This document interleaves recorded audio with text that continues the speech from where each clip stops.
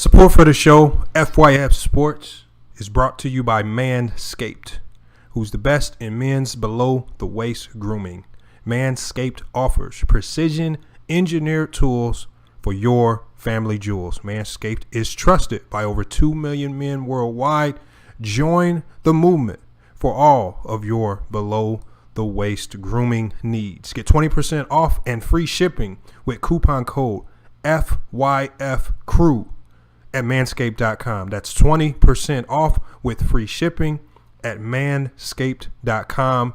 Use the code FYFCREW. Your balls will thank you. All I hear is yap, yap, yap, yap. Ain't talking about nothing, right? Watch this. We gon' bring that pressure. Just a little FYI, FYF, 20K sub 6 months, what's next? They been hating at first, now they calling us the best. Hit up YouTube, tell them cut the check. Just a FYI, FYF, 20K sub 6 months, what's next? Woo, fuck your feelings, we all know who the real is. I be getting to it, ain't wasting no time. Walking straight in, we ain't waiting in line. Fuck your feelings, you don't care about mine. You a YouTube gangster, don't be yelling out slime. Or you talking LB, talking Ticket TV. Ain't nobody watching them, all the viewers be sleep. 5 years in, all your subs is your friends. Ticket TV, watch your cars again. Just a little FYI, FYF, 20K sub 6 months, what's next? They been hating at first, now they calling us the best. Hit up YouTube, tell them cut the check. Just a FYI, FYF, 20K sub 6 months, what's next? Hey, it's FYF Sports, man. It's Lamont. We are back with another very special podcast video. I mean, today we got a big one in store for you guys, man. You guys really gonna appreciate this. Definitely a big salute to FYF for making this happen today. Before we get started with today's video, make sure you guys like, comment, and subscribe. Hit the notification bell if you haven't done so already. Again, the grind. We're gonna continue to grind.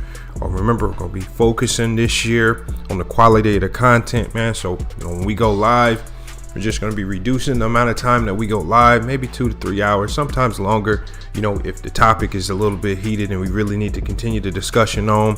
And with the podcast videos, we're going to be, more selective and wide ranging with the topics that we cover, just kind of expanding to more and more sports throughout the world. But hey, again, today, man, we got to talk about the Brooklyn Nets.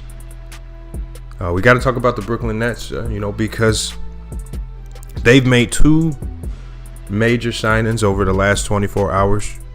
When we thought that trading for James Harden was crazy and asinine, they take it a step further and then they bring in Blake Griffin. When we thought that they were, extremely dominant with the addition of Blake Griffin, we see the surprising move in LaMarcus Aldridge transitioning, after he gets bought out from San Antonio, in a surprising move. When we saw that he couldn't pass or did not want to deal with the fitness qualifications or the fitness test that the Miami Heat had, he refutes the Miami Heat and then he signs with the Brooklyn Nets, a little less stringent with regards to the fitness, a little looser on the defensive side of the ball.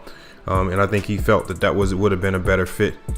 And then now today,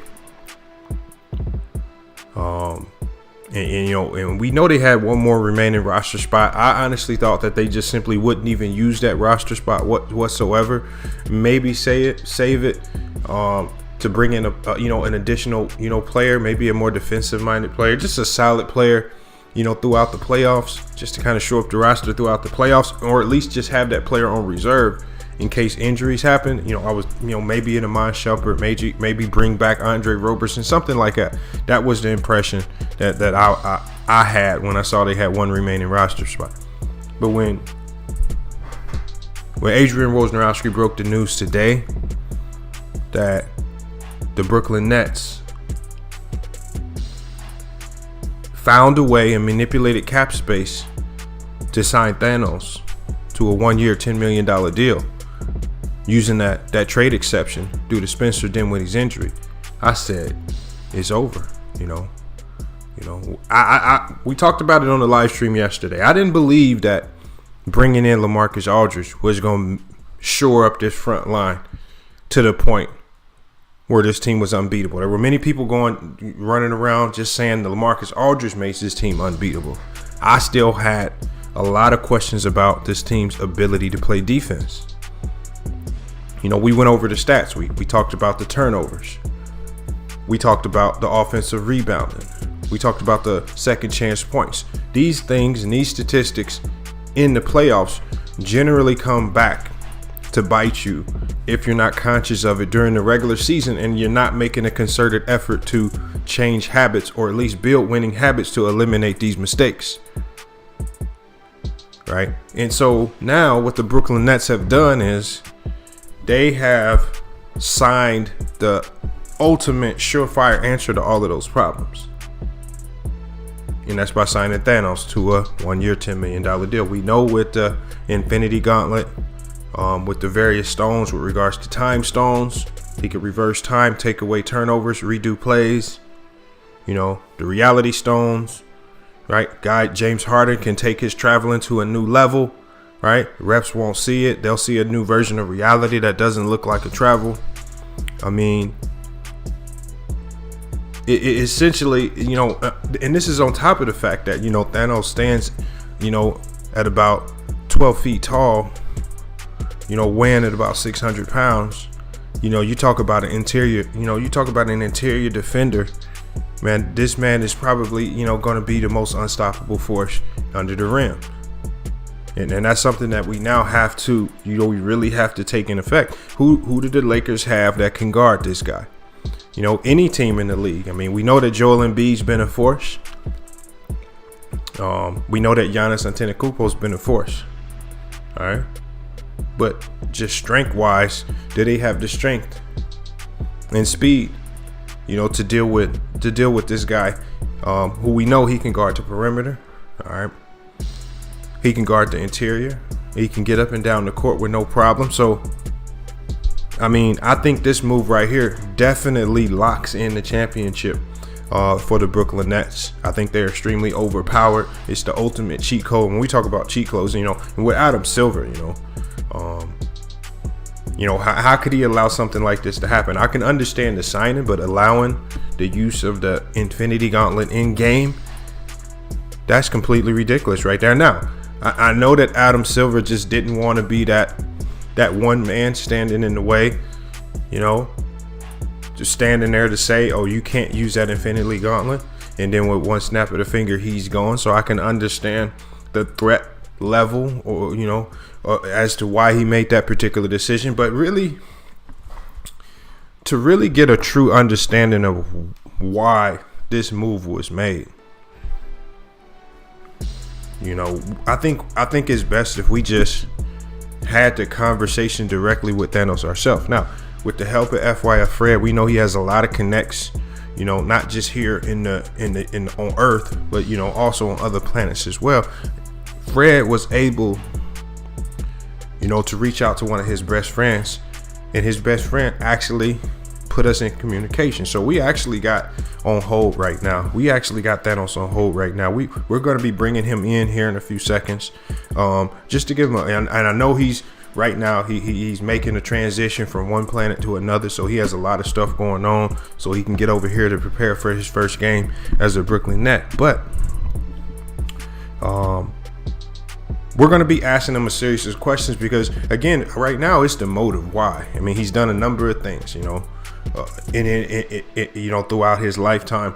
Why now does he want to transition into NBA basketball? What does he want to prove? What are some of his goals? What's his agenda? Like, what does he expect to get out of this? You know, obviously he's the ultimate answer to LeBron James. But what ultimately can he get out of this particular move to the Brooklyn Nets? You know, a team formulated. You know, when we look at the Brooklyn Nets, before we get to an interview, and I see that we got him in the backstage, but when we look at the Brooklyn Nets, they started the year off with Jared Allen, Spencer Dinwiddie, and Karis LeVert, and we looked at that as the most deep, you know, the deepest team in the NBA. A lot of talent with Kevin Durant and Kyrie Irving. Spencer Dinwiddie goes down with injury. All right, we see that Kyrie Irving can't run the point. So they make the trade. They make a trade to bring in James Harden. Now, that's at the sacrifice of some of their better defenders. We saw Taurean Prince get sacrificed, Jared Allen. So, again, their best defenders from the perimeter to the interior are now traded away. We saw them, and we have still seen them struggle defensively. They stand right now as the 25th worst defense in the league, and it doesn't look like it's improving drastically on any major scale. But even so, when they brought in Blake Griffin, when they brought in LaMarcus Aldridge, we all felt, at least most fans, most common fans felt that was enough to win the championship. This team is far too great to lose. And then now they make the ultimate move of bringing in Thanos, man. When we all know Thanos from the Marvel movies. I mean, this man has been highly destructive, destroying planets, destroying humanities across the universe. And again, we're not gonna, we don't really want to talk on that too much. Again, we'll let you guys know how to look that information up if you need to review it for yourself. But we're going ahead and bring him in now, man. Salute to Thanos, man. We got him here today. Thank you for joining FYF Sports, man. We just wanted to bring you in real quick and just ask you a few questions about your recent signing to the Brooklyn Nets. My first question to you would be, what made you make this transition to the Brooklyn Nets team? And the team, again, this is a team that by many, even with LaMarcus Aldridge, was extremely formidable. The number one team in the East. And if you look at the power rankings in the NBA, they're number one in the power rankings. Why the Brooklyn Nets?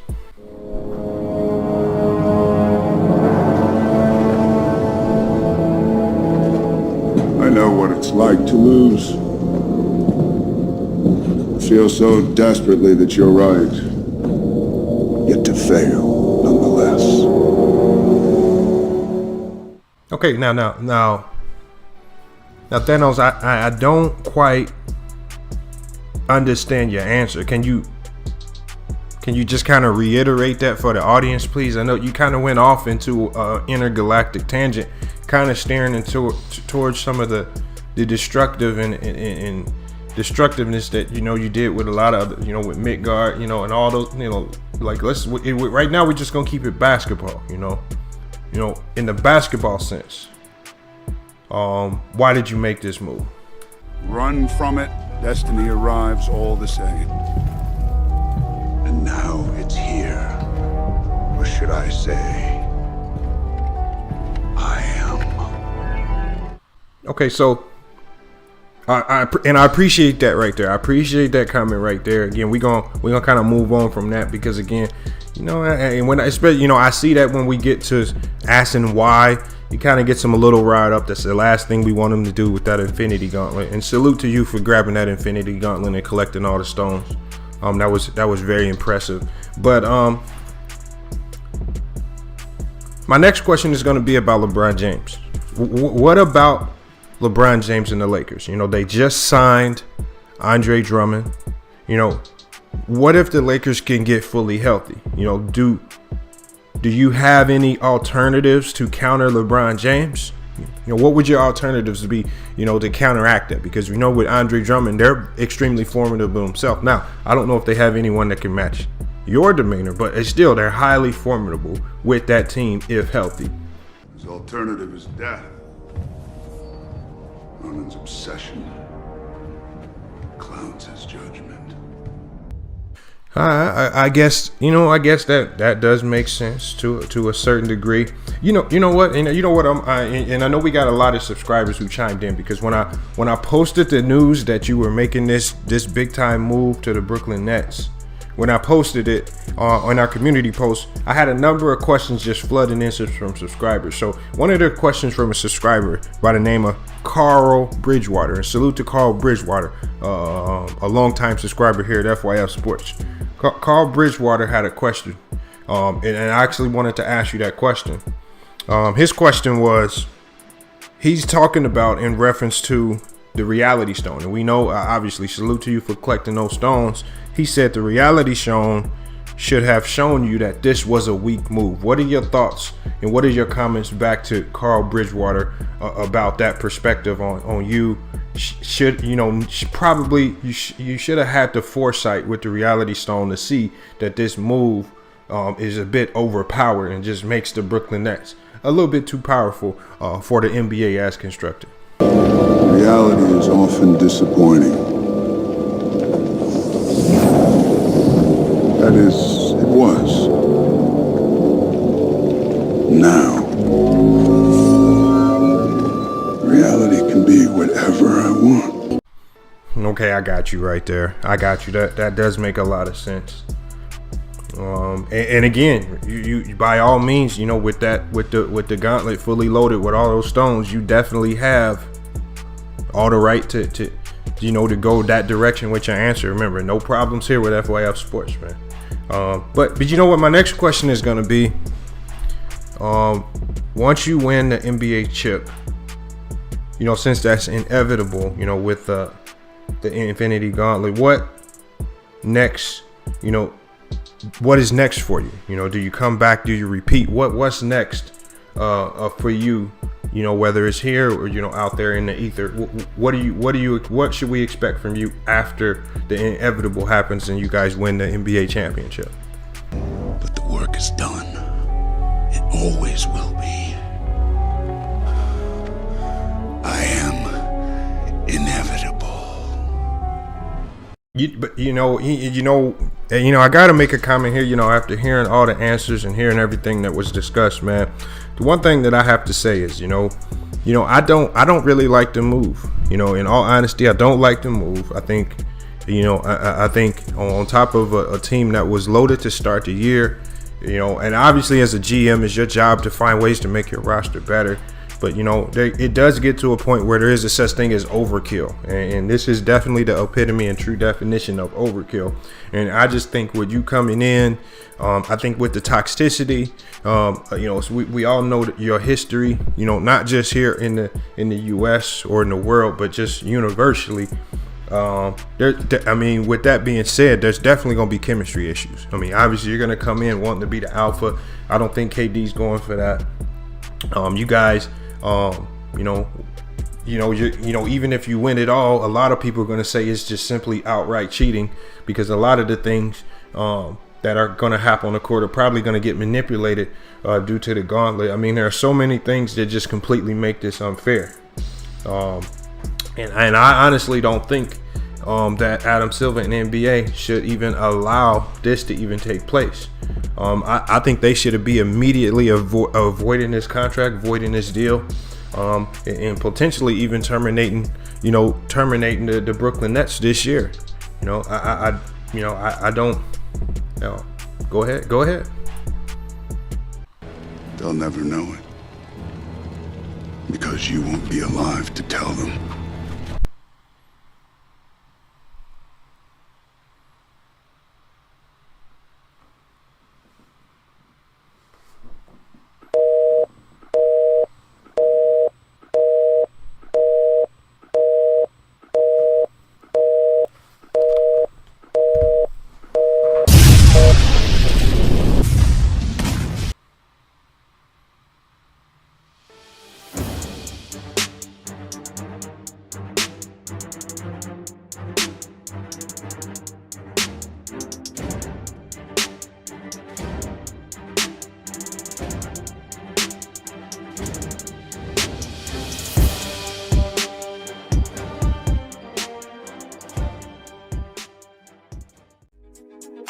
All I hear is yap, yap, yap, yap. Ain't talking about nothing, right? Watch this. We gon' bring that pressure. Just a little FYI, FYF 20K sub 6 months, what's next? They been hating at first, now they calling us the best. Hit up YouTube, tell them cut the check. Just a FYI, FYF 20K sub 6 months, what's next? Woo! Fuck your feelings, we all know who the real is. I be getting to it, ain't waiting wasting no time. Walking straight in, we ain't waiting in line. Fuck your feelings, you don't care about mine. You a YouTube gangster, don't be yelling out slime. Or you talking LB, talking Ticket TV. Ain't nobody watching them, all the viewers be sleep. 5 years in, all your subs is your friends. Ticket TV, watch your cars again. Just a little FYI, FYF. 20K subs, 6 months, what's next? They been hating at first, now they calling us the best. Hit up YouTube, tell them cut the check. Just a FYI, FYF. 20K subs, 6 months, what's next? Woo! Fuck your feelings. We all know who the really all know. Shop don't close, working 24, trying to make the channel grow. Look at them, pointing fingers, hating on the low. You can't compete with our podcast show. Couldn't make it in the league, so we got on TV. Crying by LeBron like a little baby. You must be crazy, trying to ever play me. Or you super tough until it's time to say cheese. Just a little FYI, FYF. 20K subs, 6 months, what's next? They been hating at first, now they calling us the best. Hit up YouTube, tell them cut the check. Just a FYI, FYF. 20K subs, 6 months, what's next? Woo! Fuck your feelings. We all know who the real is.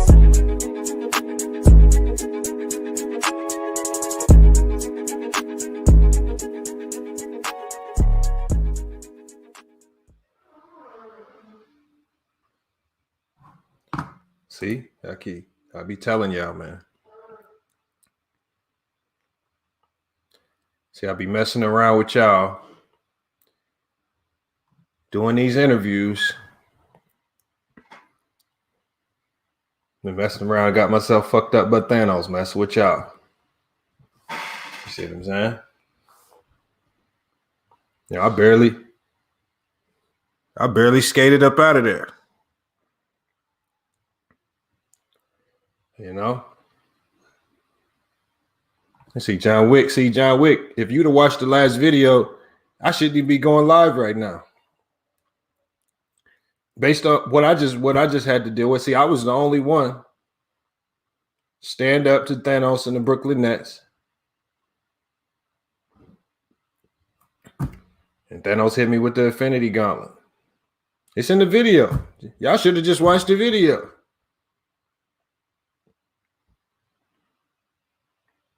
It's crazy. All because they want to stack their team. Remember, y'all know yesterday, I was cool with the LaMarcus Aldridge move. I don't think that moves the needle much. I was cool with that. But the signing of Thanos, and you know, how all of a sudden the NBA changed up its CBA, they can allocate another $10 million towards him. And why is he only asking for $10 million? Hey, B Skrill, you need to watch it. And you know what? Hold on, y'all. I'll pull it up. For all the people that missed it, I'm just going to go to the end of the video. Look at Package Hesh guy asking me, did it hurt? What you think? Package Hesh guy, what you think? I mean, I can get him back on the phone and we can send you one of those. You know?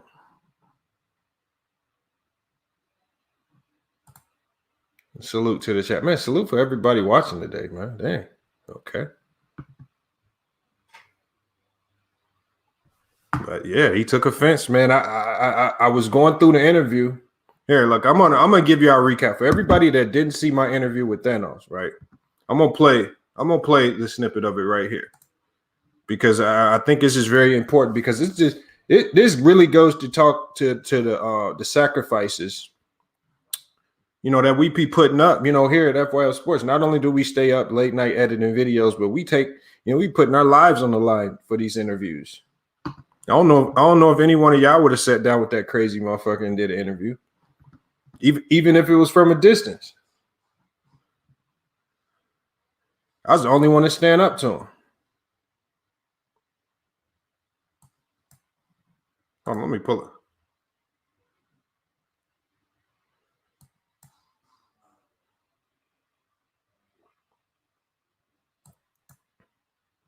Hold on 1 second, y'all. I'm gonna pull it up, man.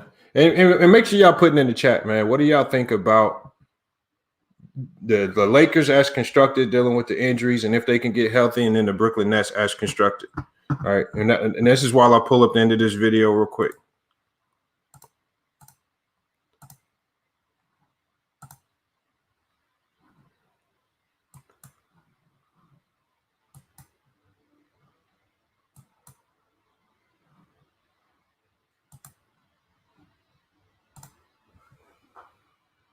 He says, who was used to set up still? I can't understand some of y'all questions, man. All right, here it is right here, y'all. So look, this is all that happened. And I honestly don't think I said anything that flagrant to him. He just took offense to it, you know. And after I play this video, I'm going to open the live chat up. I'm going to bring y'all in because we only got about an hour to 2 hours to really discuss and chop this up. All right, but I'm just trying to catch everybody up who missed the video that just dropped. Hey, SB. Hey, SB, I got up and walked up out of that thing, though. You know, ain't too many people would have got up. You know, but that's what it's about right there.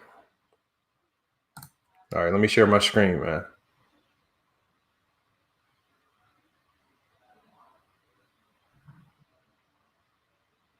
Hey, June World, I'm about to explain to you right now. I'm about to explain to y'all right now why I got burnt to the crisp. You know, if I could have avoided it, I would have avoided it.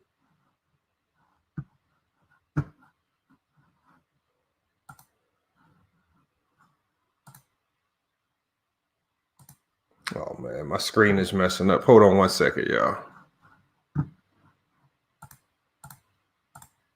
Oh, my.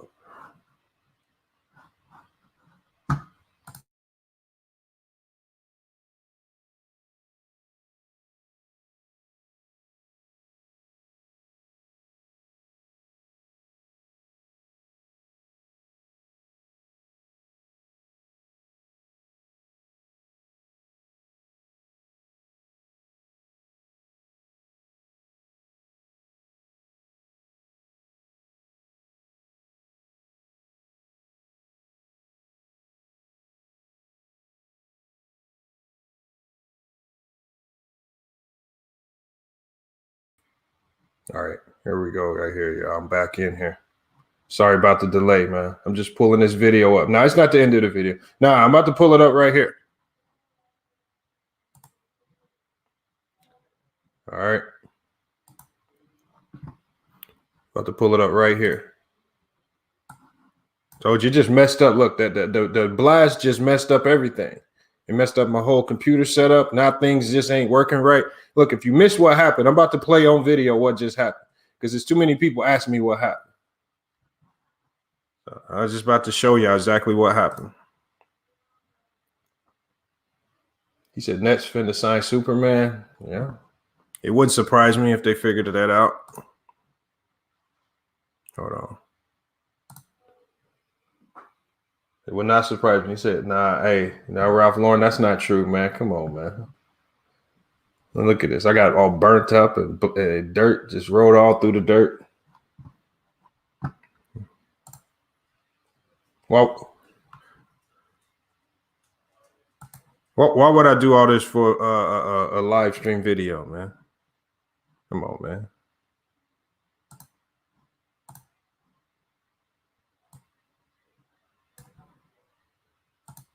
All right, here we go right here. I'm about to pull the video up. Hopefully the computer don't freeze up again. All right, here we go. All right, so here's the video right here, y'all. Here's the video. This is my interview. This was earlier today. I'm about to play this. This was earlier today. This is at the end of the interview, right? And let me move this banner. Or again, I was asking them some of the tough questions that nobody else are asking. You know, basically, when I got to the last question, my last question, I basically said, look, man. I said, look, man, what y'all doing is just not right. I said the NBA needs to void your contract and potentially void the Brooklyn Nets for the whole season. All right, now watch. As I say this, watch what happens, man. It's ridiculous. I don't think KD's going for that.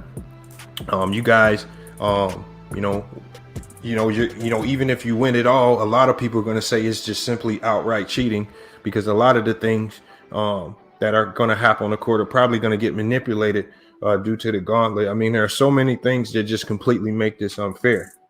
And I honestly don't think that Adam Silver and NBA should even allow this to even take place. I think they should be immediately avoiding this contract, voiding this deal, and potentially even terminating the Brooklyn Nets this year. I don't. Go ahead. They'll never know it because you won't be alive to tell them.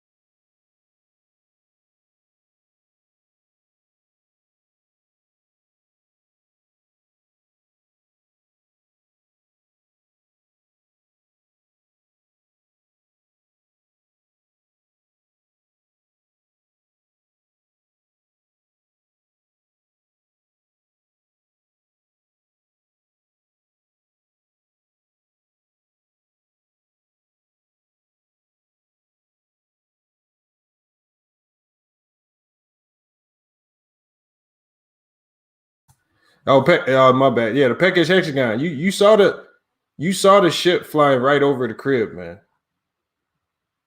He said, how did he hit me from a distance? He flew over here and zapped me. Hold on, let's get this link in here, man. I'm not even gonna keep talking about it.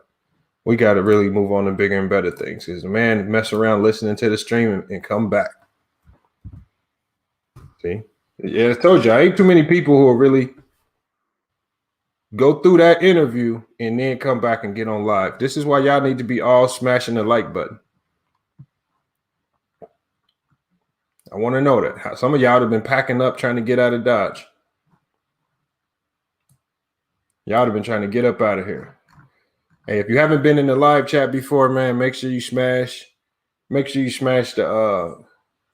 smash that link. Come on, jump in the live panel, man. He says, I'm not a LeBron or a Laker hater, but Drummond will not make up for Kyrie. What? Oh my God. I don't know. What is he talking about? Oh, Tricks. Look, I like where you're going with your thought, but I need you to elaborate on it. So just hit the link and come into the live panel. Look, hold on. I'm hitting the link now. Hit the link to join the live panel. All right. And if you're just coming in, all right, hold on, let me put the link in here. And if you're just coming in and you want to know why I got burnt to a crisp, all right, I'm going to put the link to that video in the chat. All right, that way I don't have to keep showing the video.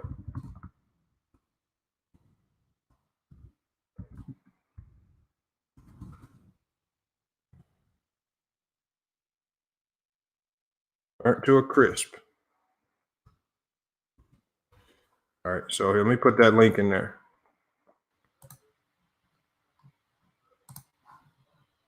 All right, I'm about to start letting people in from the backstage, man. So we got to really talk about this. Now you see what type of time they on. Let's look. Oh my God, bro! Hey man, you good, man? You all look like fried bologna, man. You straight, man. You straight, That's bro? unacceptable, man. Hold up, man.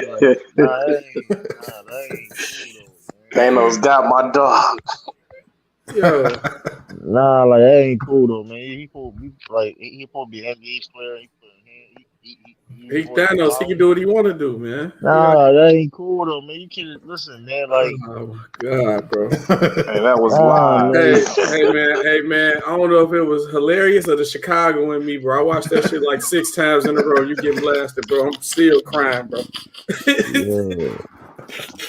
When the little stuffed animal said, Thanos, I lost it. Oh That my was god, Fred bro. almost died, man. Fred said, "Get the goat burgers." You good, Fred? Fred didn't get touched. Oh Fred my didn't get God. touched, man.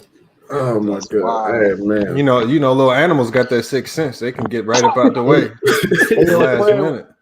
Fred, you say anything to him? Didn't Fred say let a it word. happen. Didn't say a word. Bro, you a chump.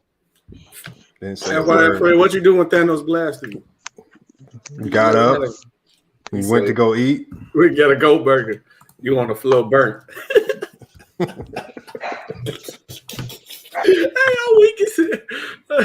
Go Hey, What cheese? bro, hey, you don't understand, bro. I was crying real tears, bro. I was crying, bro. Hey, yo. Oh, like, Hey, when the phone hung up, hey, Lamont face, bro, he was like, I can't, bro. Hey, bro, you don't understand, bro. I was crying real tears, bro. Yo, it was like 1,000 people in there.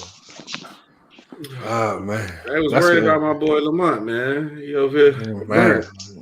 Hey man, y'all need to smash that like button, man. Smash that like button, because again, there ain't too many people who go live after going through that. Yeah, looking like you on the scene of G.I. Joe or MASH, man. Man. Oh man, Thanos messed up the white tee. Man. People running on bets. I had a jacket on. I don't know what happened to the jacket. Yeah, he the GCU is the Crispy University jacket now. Oh man. All that gone. That's all gone. Man. All this over basketball. Oh, hey, man. Look, man, if you ain't got Iron Man, which ain't no hope, man. He don't stop it, man. You better get through it, chop his head off. This man supposed to been out the game. Oh man, it says Clippers getting destroyed by the Nuggets. What? Yeah. I don't understand your question. Clippers getting destroyed. I don't think they'll get destroyed by either of those teams. You need to trigger with an 8. You gotta come out, man. Hold on, your mic sound muffled, True.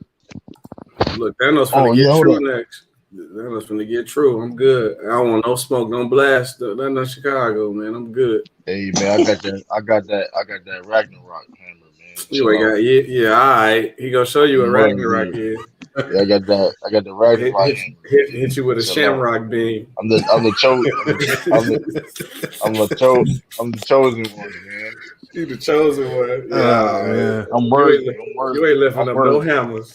I'm worthy, so I ain't worried about it, man. Yeah, that's the last. True. That's what the last. Look at Lamont. Lamont thought he was worthy too. Look Max, at him, man. Look at this, man. True. Hey, stop it, man. Hey, yo. Stop it, True. Stop it, True. Lamont got into his girl's makeup. Look at Joe Biden. Always got to say some extra stuff. Right. Wow. Hold on, Joe. Did you see the video? You saw what happened. Video, man. You did it's proof. You did your thing, man. That was a great proof. video. I can't control that. I just go out there and do. That was a live homicide, man. That was a manslaughter. What Thanos said. I don't think Lamont want to know what Thanos said. FYF Fred was the best part. That nigga's like, what the fuck? Yeah, I'm not messing with him no more. Get the Go Burgers. Oh man. Yo, what's up, everybody in the panel? Hold on, look at Caden. Caden says the Blazers' offense is scary now. No, it's not. They didn't make nothing different. Blazers are my favorite team. That offense ain't scary. They got the Flash now? What they got the Flash now or something? Yeah, I don't know. Did they sign Thanos? What you mean? I mean, I don't know what you're talking about. They got Thor. That's man. Listen, is Paul Bear good, Dream? Bro, he's dropping good numbers on good percentages. Now you gotta think about it. Then okay, then here's your answer. Like, come on, man. Like you got if they the same basic kind of player, they don't move the needle whatsoever. Like Gary Trent Jr. was on the last year. He's another 6'3" guard. They moved Gary Trent because they had to pay Gary Trent next year. A star scream. Yeah, I mean, I didn't jump out of a burning building, but it felt like it. It felt like it. Yep. You know, that's what happens. Yeah, I mean, that's what happens when you. Well, yeah, this is why, man. If you're building your channel, you always do them. You got to be able to take them risky interviews, man. You got to be able to ask the tough questions. You know, Hey, ask him my tough mic good? questions.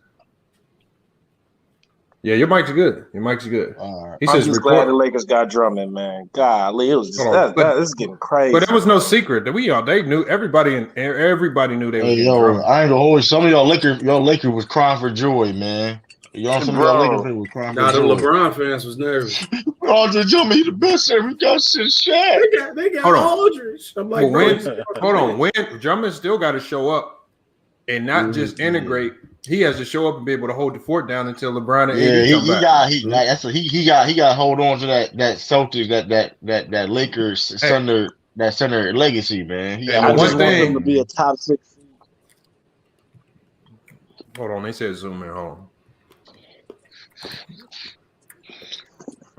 Yo, that man bought the last pack of charcoal in the store. Hey, okay. What's the charcoal for, man? I'm about to barbecue. Messed up your franchise boy tee, man. Your white tee.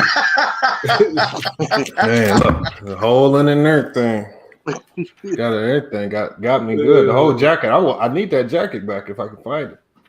I don't think you should leave that jacket alone, man. That's Thanos jacket, man. I'm disappointed in you, Fred. I thought Fred, you said you said all, man. Listen, Fred got up out of there. Fred gonna type in the chat in a second. Well, you were typing on Twitter though, Fred, but when that actually came right to you though, you know what I mean? I thought you was gonna do something, bust a move.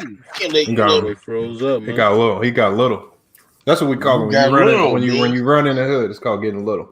Oh, he got little. You know how when you run away, you get smaller and smaller. Like it's called getting little. All right. Hey, yo, weak as hell, man. Oh, hold on. What? Everybody keeps asking me what happened. Hold on. Miyamoto Mushashi says, "What's the news? What happened?" Well, up y'all say Lamont survived. Hell yeah, survived. Just barely. I crawled up out of that crater. Got back. I will survive. You know. But that's the things you got to endure, man, to give y'all the best interviews. Oh no, now Drummond is over. Drummond isn't overrated. Man. Drummond ain't overrated. The problem with Drummond is he hasn't shown me that he can, by himself, keep a team afloat in a playoff race. So right now he has to immediately step in and be that guy to keep the Lakers afloat until LeBron and AD come back. You can't. When you're the best rebounder in the game for multiple years, you cannot be overrated. Hold on. So Sugar Ray Robinson said, "What happened?" Sugar Ray Robinson. Hold on. I'm gonna do it one more time for everybody that missed it because there's 300 of y'all in it. It looks like a lot of people missed what happened there. Look, it's the last time I'm doing it. Look, this is what happened. All right, it's very simple. I stood up. I didn't like the fact I was doing an interview with Thanos. I posted on my last video, but I'm gonna play it for y'all. I didn't like the stuff that he was saying, and so I basically told him, and I let him know. I gave him my thoughts, and obviously, he's not the kind to take lightly to stuff like that. Hold on one second. That's the last time I'm showing it, and I'm gonna put the link in the chat if you want to watch the full video. All right. Hold on, and make sure you're smashing that link if you want to come in the live panel because we got a lot of stuff to talk about. Hey, you need to put that clip on IG, man. There's just that clip of that, or put it on TikTok too, man. All right, hold on. Here we go, y'all. So here it is right here. Look, y'all. Okay, here's the video. Look, I'm gonna play it. This is the last time I'm gonna play it for the night. If you want to see it, make sure you just go check out the video right before this one.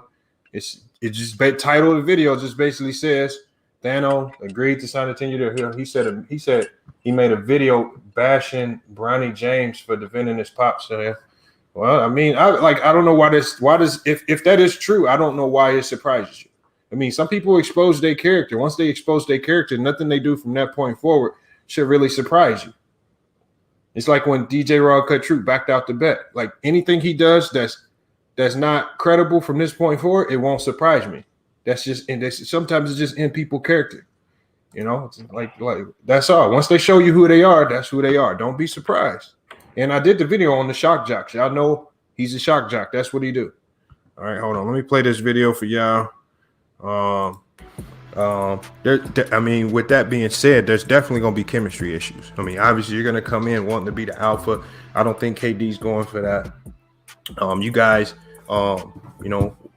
even if you win it all, a lot of people are going to say it's just simply outright cheating because a lot of the things that are going to happen on the court are probably going to get manipulated due to the gauntlet. I mean, there are so many things that just completely make this unfair.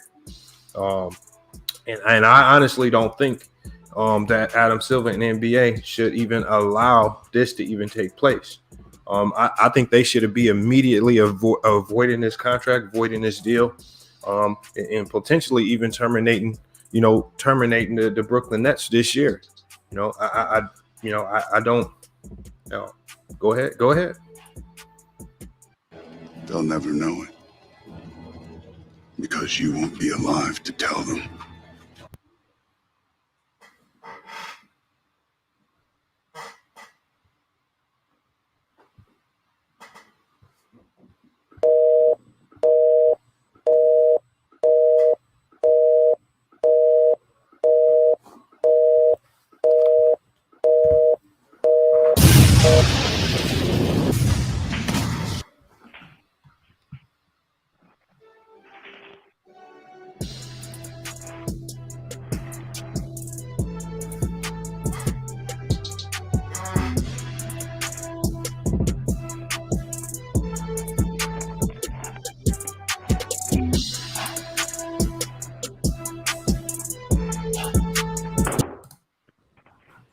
Simple as that, man.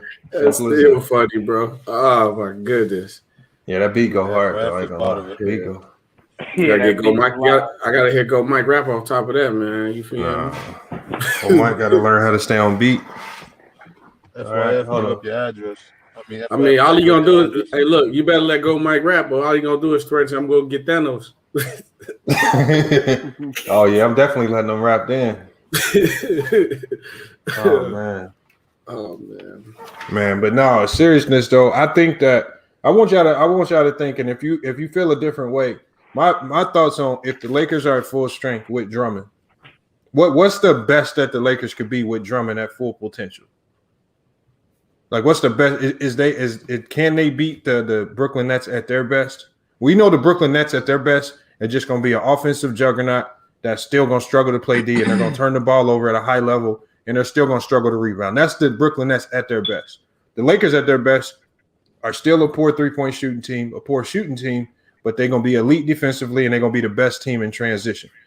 And my thoughts, and y'all can give your thoughts on this as well, is the one thing that offsets and gives the Lakers the advantage is turnovers. The Brooklyn Nets are one of the worst teams at turning over the ball in the NBA. That generally turns into transition points, which is something that the Lakers thrive with. And I think ultimately the Lakers will be able to be the better rebounding team, and they'll capitalize on enough turnovers to be able to win out in the 7-game series. What are y'all thoughts on who the best team could be if they actually match up in the finals? I think the Lakers at full strength is definitely better than will be Brooklyn at full strength. It's a mismatch, like when it comes to their flaws.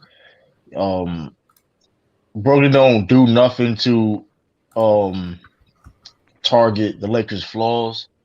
How the Lakers can target their flaws, you know what I mean? So it's just a bad matchup. With me, I totally disagree. Go ahead. Go ahead. You go ahead. Nah, I feel like the Brooklyn Nets can rebound. They ended up, picking up Blake, helped us rebound and help out. Action. They got like 5 bigs, so they'll rotate all those guys. Hold on, let them finish. Yeah, they got about like 5 bigs that they're gonna rotate in and out, so everybody stays fresh. I think they showed up. They rebounded a little bit this week with those 2 acquisitions, and at full strength, I think the Lakers could push them to 6 games, full strength. That's about it. Though. No. My thing is, and again, I'm not trying to discredit your point, but too much. What I'm saying is, you said the Nets can rebound. Okay, here's the problem with saying that. We can say that the Nets can rebound, but the numbers show that they can't rebound. The numbers show that They give up some of the most second chance points in the league. That's offensive rebounds. That's critical. And they turn the ball over the most in the league. Even when they've been Blake and Aldridge. Hold on, no, they're still like the thing is we keep saying before Blake and Aldridge. The thing is, even with these changes from the start of the year to now, they're still the same team. Like everybody keeps saying, "Oh, now that they have Harden, it's going to change." When they got Harden, nothing changed. They're still one of the worst defensive teams. Thin inside. They had Jeff Green. They're still thin inside. They're still thin inside. They got some more bulk. They're still bulk. But the thing is, like let's act like was Blake Griffin just this year, this season, was he rebounding the ball in Detroit? No, he wasn't giving effort. Okay, so that's not going to help you rebounding wise. LaMarcus Aldridge, was he rebounding the ball well in San Antonio? Aldridge was checked out. Okay, so how does bringing those two in help you either defensively or on the rebounds? I see Blake Griffin diving for floors on Brooklyn, diving for balls on the floor. I didn't say diving for loose balls. I'm talking about rebounding. Yeah, so rebounding is an effort thing, right? No, rebound is a skill. It's a skill. Oh, it's a skill. So box out is effort, Lamont. Yeah. So no, boxing out is a skill. It's more than effort, because if it's just effort, then it's just if it's just because first you got to have a nose for the ball. Second, having a nose for the ball, the bounces. So first having because there's a reason why a player like Josh Hart can go out and get you 10 rebounds almost a game. Yeah, as a guard, how to read the rebound. as a guard coming off the bench, because it's a skill. Reading rebound is not reading rebound, not just. But let's not go down that route of just diminishing how hard it is to rebound consistently. Don't do that. Rebound is a skill. Rebound, everything takes. So I don't know why y'all be using that effort word. Like everything takes effort. If I'm still prepared taking a jumper on a transition three, that's effort. I'm running to my fastest game down long. That's effort. Some guys what do you mean? Why you don't use effort like it's like lazy argument? Defensive effort all the time, bro. What I talk about defensively are things like chasing over on a screen. First of all, you have to have defensive IQ, because you have to know when to do it and how to communicate it. But then also to actually act it out, it takes effort. So it takes two things. You got to have an IQ and you got to have an effort. So it's it's not just thinking it's not like we can put you out there and you can chase over NBA screens and do it. No, you can't probably. But an NBA player should be able to know when to do it and how to do it. So what I'm talking about is rebounding. Blake has struggled with it, not just this year, over the last couple of years. LaMarcus Aldridge is not the same rebounder that he was when he in Portland. He can barely get off the ground. He can barely get up and down the court now. So what I'm saying is the signings look good on paper, but they still haven't addressed some of their biggest flaws. How do they fix their turnovers? When you're a team that turns the ball over a lot, how do you just change that on the fly? Do you just say, James Harden, stop turning the ball over? Or do you tell them to stop playing this style of play? Like, what do we do to fix that? Because what they do bad is what LA can capitalize on to win games. Yeah. Lakers have a problem with turnovers as well, though. They're not last in the league. That's a problem. They're not last, but they have a problem with turnovers as well. They're third to last. They're third to last. Just saying, I don't see how those things. I think they mesh well. Like, that's why I wanted you to give your take again, because I'm looking at the numbers, looking at what each team does well. Remember, it's a matchups game. What the Lakers do well and what Brooklyn does well. If you match them up, what cancels each other's out and what gives a team an advantage? Let me give you a rebuttal. So where Brooklyn has the advantage is that when their stars go to the bench, you can still leave stars in, and they're not going to lose any offense. When the Lakers stars go to the bench, it falls off terribly. They're like a negative. That's not necessarily true, though.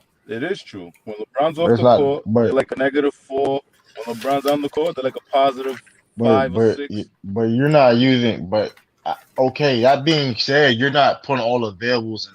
You can't just sit there and paint it how you want to paint it. Yeah, that's true. But say the whole thing. The Nets are a bad defensive team, so okay, yeah, you have LeBron James not they're out, middle but of the it's pack. gonna be. Lamont called out the numbers. Well, They're not middle of the pack. They're 25th in the league. Middle of the pack. They're not middle of the pack. And all of the categories. And we went down. What is their defensive ranking? 20, hold 10, on, 14. hold on. Let's not change what their overall defensive ranking is. They're 25th in the league.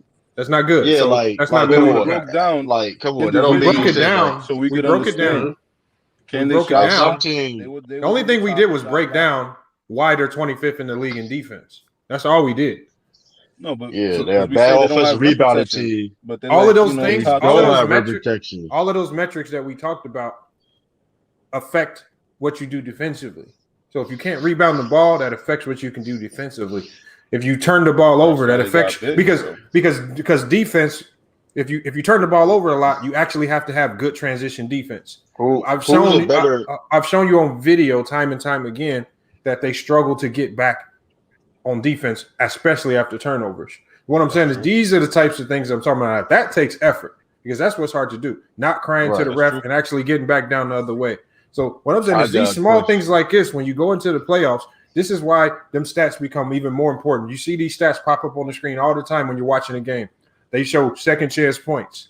Why do they show that? Because it's an extremely important stat category to look at. The Brooklyn Nets give up a lot of second chance points. They turn the ball over a lot. And so when you look at that, the two primary categories that you need to be good at in the playoffs, they struggle with. I want to know where do you see them changing it? Because they haven't shown any signs that they're going to change that. I think the turnovers will go down when KD and Kyrie come back because those are two premier ball handlers that they know they don't turn the ball. They're not high turnover guys. Right now, James Harden is doing all the ball handling. Dude, so they were doing high turnover when KD was in the lineup, dog. You can't come on, like you can't just like look at the numbers. They were 20. Okay, Angel, you trying to tell me like 6 games? True. Altogether. You talking about the whole Nets? The whole Nets is ranked. The nucleus that they have now. No. You can't just try to manipulate how you want to manipulate it. Look at you can't listen. If you want to talk, if you want to have your opinion, but don't sit there and try to erase the facts.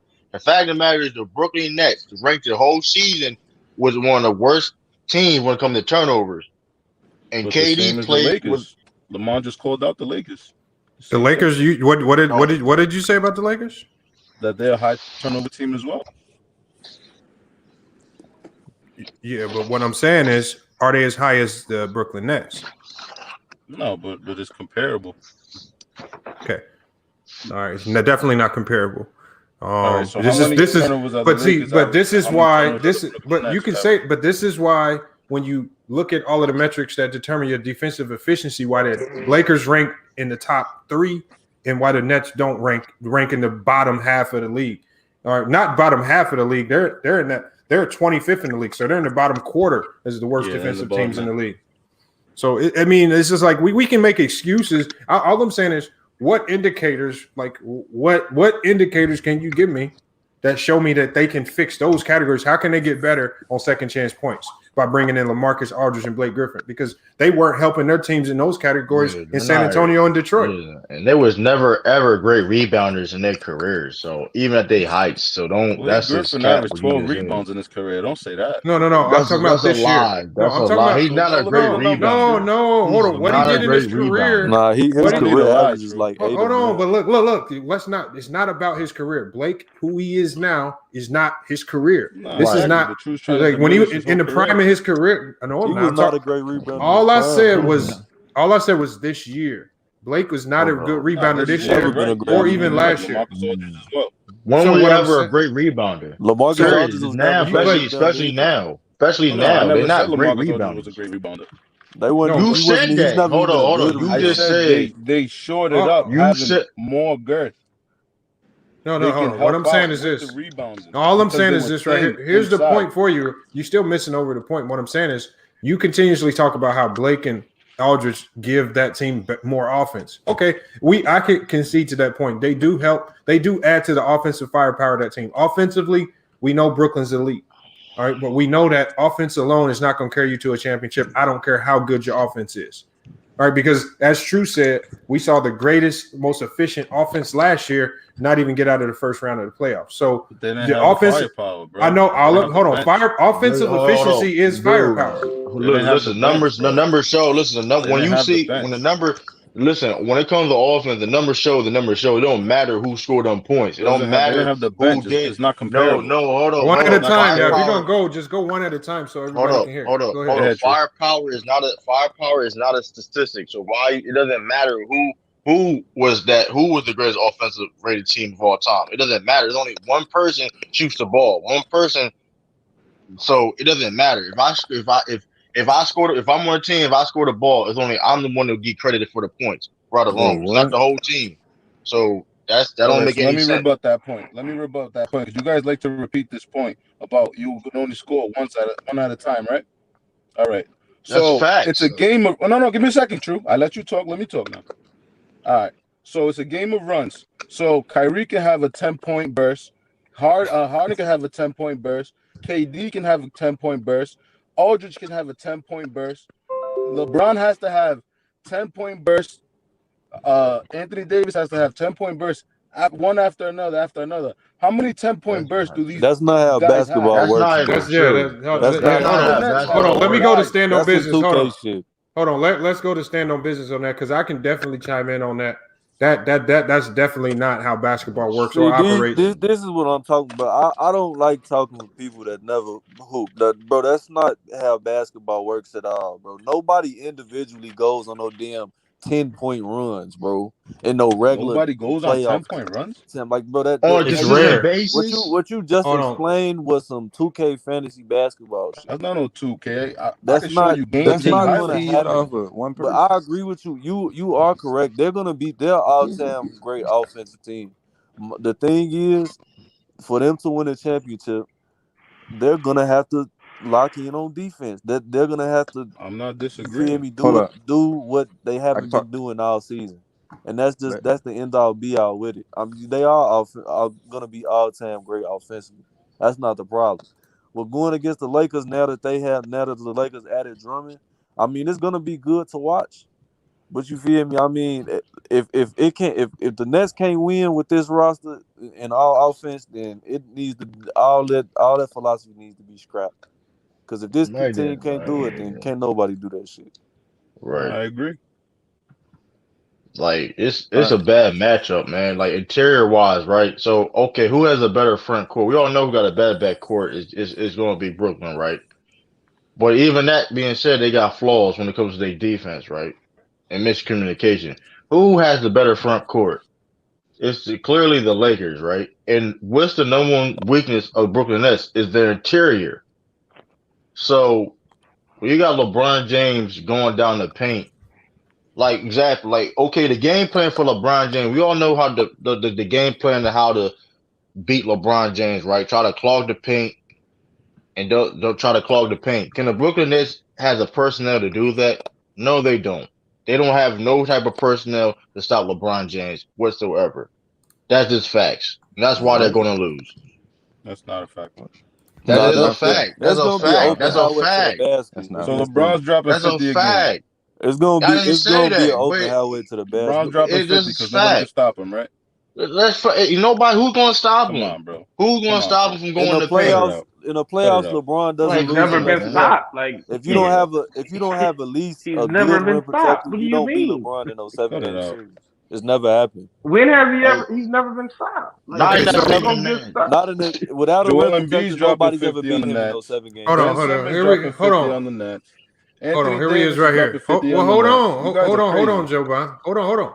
Well, opponent points in the paint for the Brooklyn Nets. They give up 52 points in the paint. So that's you're right. The most elite teams that can, and this is an overall average of every team in the league. This is not even accounting for the teams that are elite, like the Sixers fatigue is not off. You guys think it's 2K. What? Fatigue is not off. What are you talking about? Because you guys think these guys are just gonna dominate and not get tired. Dude, I'm with it. I give you the scenario. Like, we give you cold-hearted facts. But what I'm saying is, situation. first, I mean, obviously we know the best players in the playoffs play in 38 to 40 minutes. So expect these guys to play the majority of the game. What I'm saying is, all I'm saying is they give up over 50 points in the paint per game.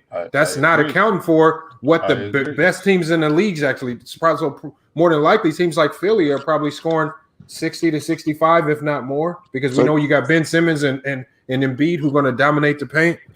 They give up the most second chance points in the league at 15. All right, that's a major difference. Second chance points are you're giving another team. Yeah, if you look at the game, if you look at the game when they lost to the Cavaliers both times, they lost that game not because the Cavs were just that much better. The Cavs had so many more shots on goal. They just had more opportunities to score. It's not necessarily bullying them. They shot the ball like 20 more times. They shot the ball like 20 more times than they did. So when you give a team, when you give a bad team that many more attempts, second chance attempts, it gives them an opportunity to always stay in and win the game. What I'm saying is, how can they fix those flaws? And Andre Drummond is one of the greatest offensive rebounders in the game. So it's like not just rebounding, also averaging almost 5. So offensive rebounds a game. So that even makes it even worse. Yeah, that's what I mean when you say matchups. That Drummond is gonna really dominate that weakness that they have with regards to rebounding. And he can score under the basket. So it's like that's another thing. That's two things he does, right? That's gonna draw attention to the defense, right? And then what's gonna happen is he's gonna draw so much attention that other people from the outside gonna get opportunities. And that's gonna be a cluster that's gonna be a disaster. Drummond? He shoot 40%. Drummond's gonna shoot. Gonna draw attention. He shoot 40% in post-ups. Well, you know that Drummond, it's not about that.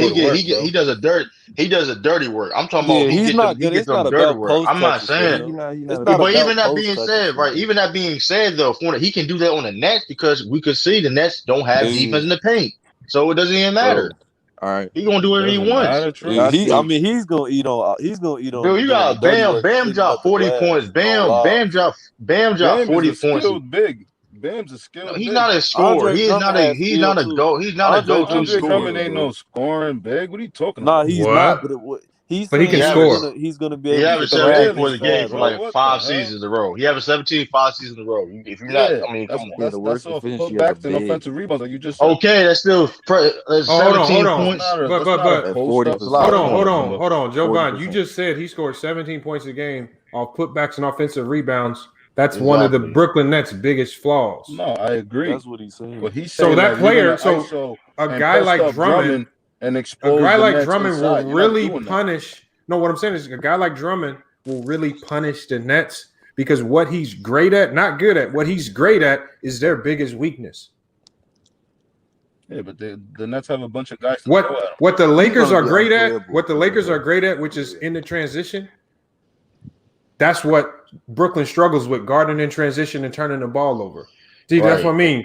Tell me, what does Brooklyn do that offsets something that the Lakers do bad? Or can you even mention anything that the Lakers do bad? Right. And use stats to back it up. Shoot 3. Yeah, right. Let Joe Bond. Let Joe Bond answer. How can the Brooklyn tack the Lakers flaws? How can it like? Well, like I said, you pack the paint and make them shoot. They're bad 3-point shooters. No. You can't say you just pack the paint. That's not realistic, bro. Because they don't have the personnel to do that. They're one of the worst 3-point shooting teams in the league. But they don't have rim protection. You can pack the paint all you want. If the motherfucker that's guarding you is 6'8", you gonna eat. And KD is the best two-way defender on the team. Bro, stop. What? Well, hold on. We saw teams try to pack the paint on them last year. We saw that. It didn't work out too well. Yeah, the one thing you know about this Laker team is that they are streaky shooters. I'm not going to say it's a bad shooting team because when they catch fire, they're going to blow you out the gym. Yeah, we saw that in the playoffs multiple times. They was breaking last year until KCP started getting hot. When they start falling, it's going to be a different story. That's in the bubble. Right. It doesn't matter. They all playing. Have real takes, man. Like if you don't sit, you just sit here and try and deflect everything factual. Like cut it out, yo. Like listen, True the King. The rim. No, I'm talking about dude. The M. I ain't talking about you. I got you. Like, no, I got you. Like, yeah, the rim's still the same size. Yeah, but I mean MLE said it best. He said the Lakers won the chip without a 3-ball. They couldn't shoot threes last year. Come on, man. Like, but they won the chip. They won the chip with what? They won the chip with great rebounding, great defending, and the best team in transition. Y'all keep saying, right? Y'all keep. They don't have nothing. They were double team. They don't have no. Hold on, let Joe Bond go. Then we go back to you, True. Go ahead, Joe. The Lakers last year were double teaming Damian Lillard at half court.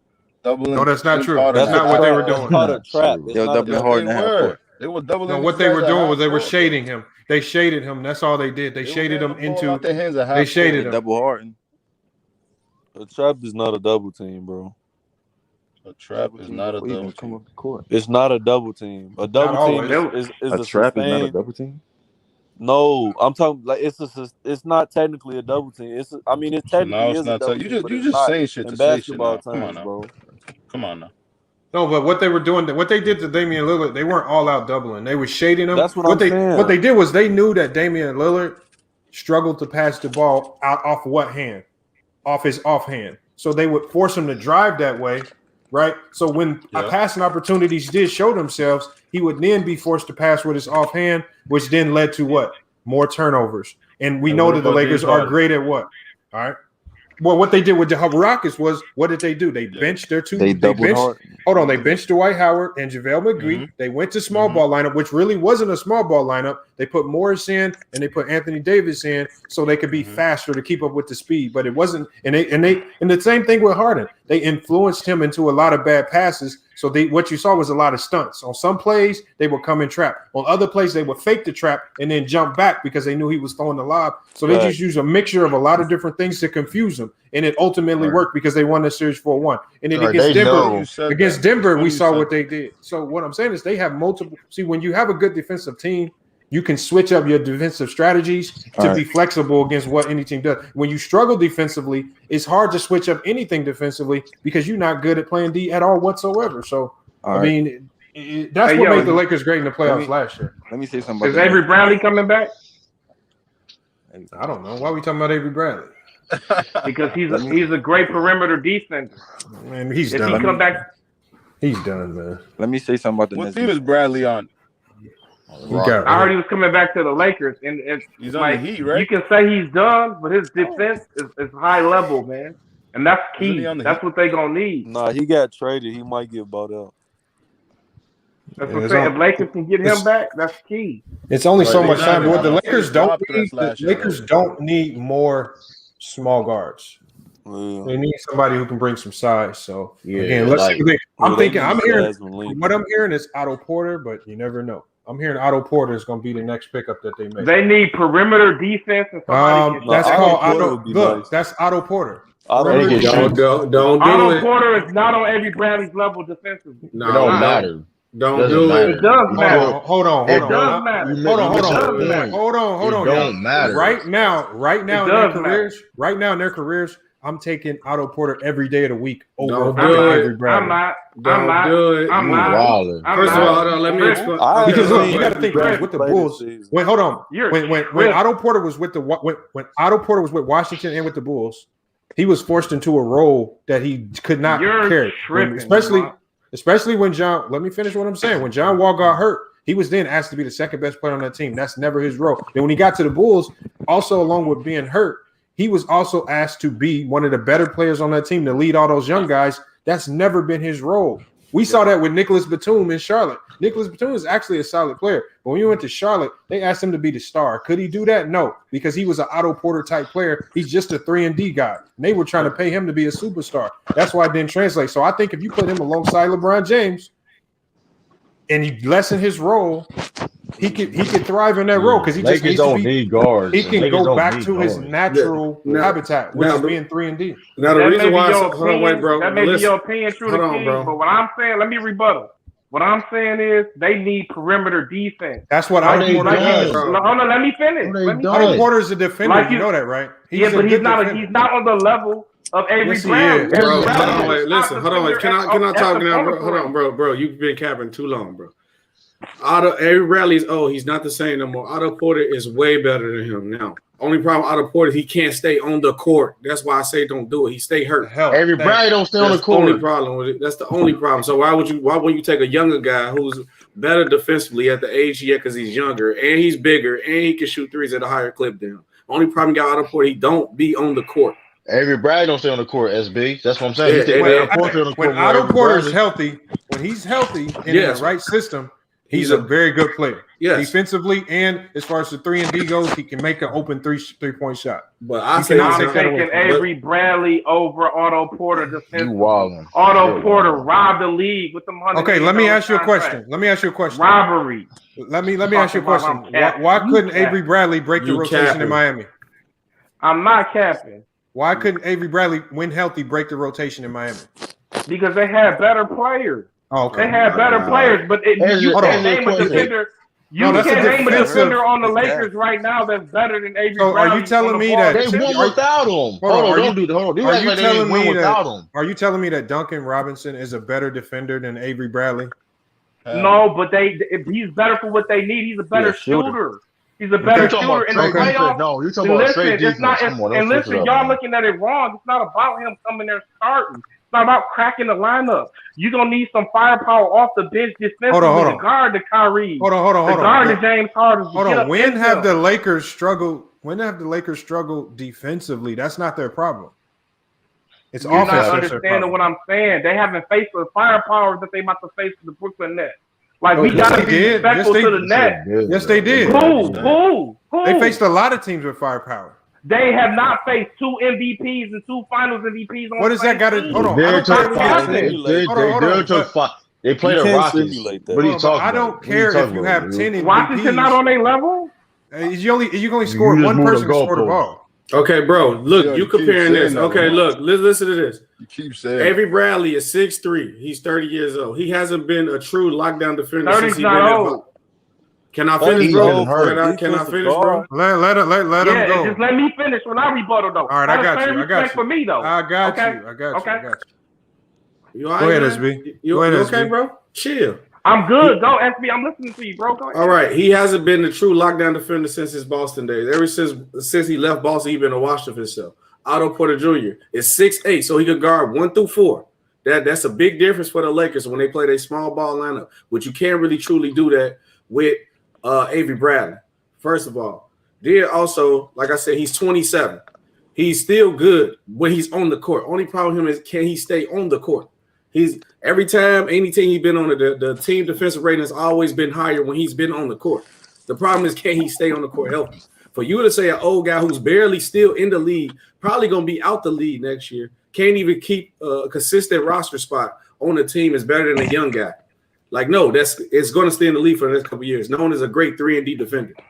It's not close, bro. Yeah, it's not. So y'all know why Avery Bradley didn't go to the bubble, right? It had nothing to do with whether he could stay in the league. Nobody talking about that. Let him finish. Let him finish. But you the king, like stop all the animosity, bro. I'm talking, like be respectful. Let me make my point. Go ahead. I got you. You good. All I'm saying is, bro, the reason it's not about health with him.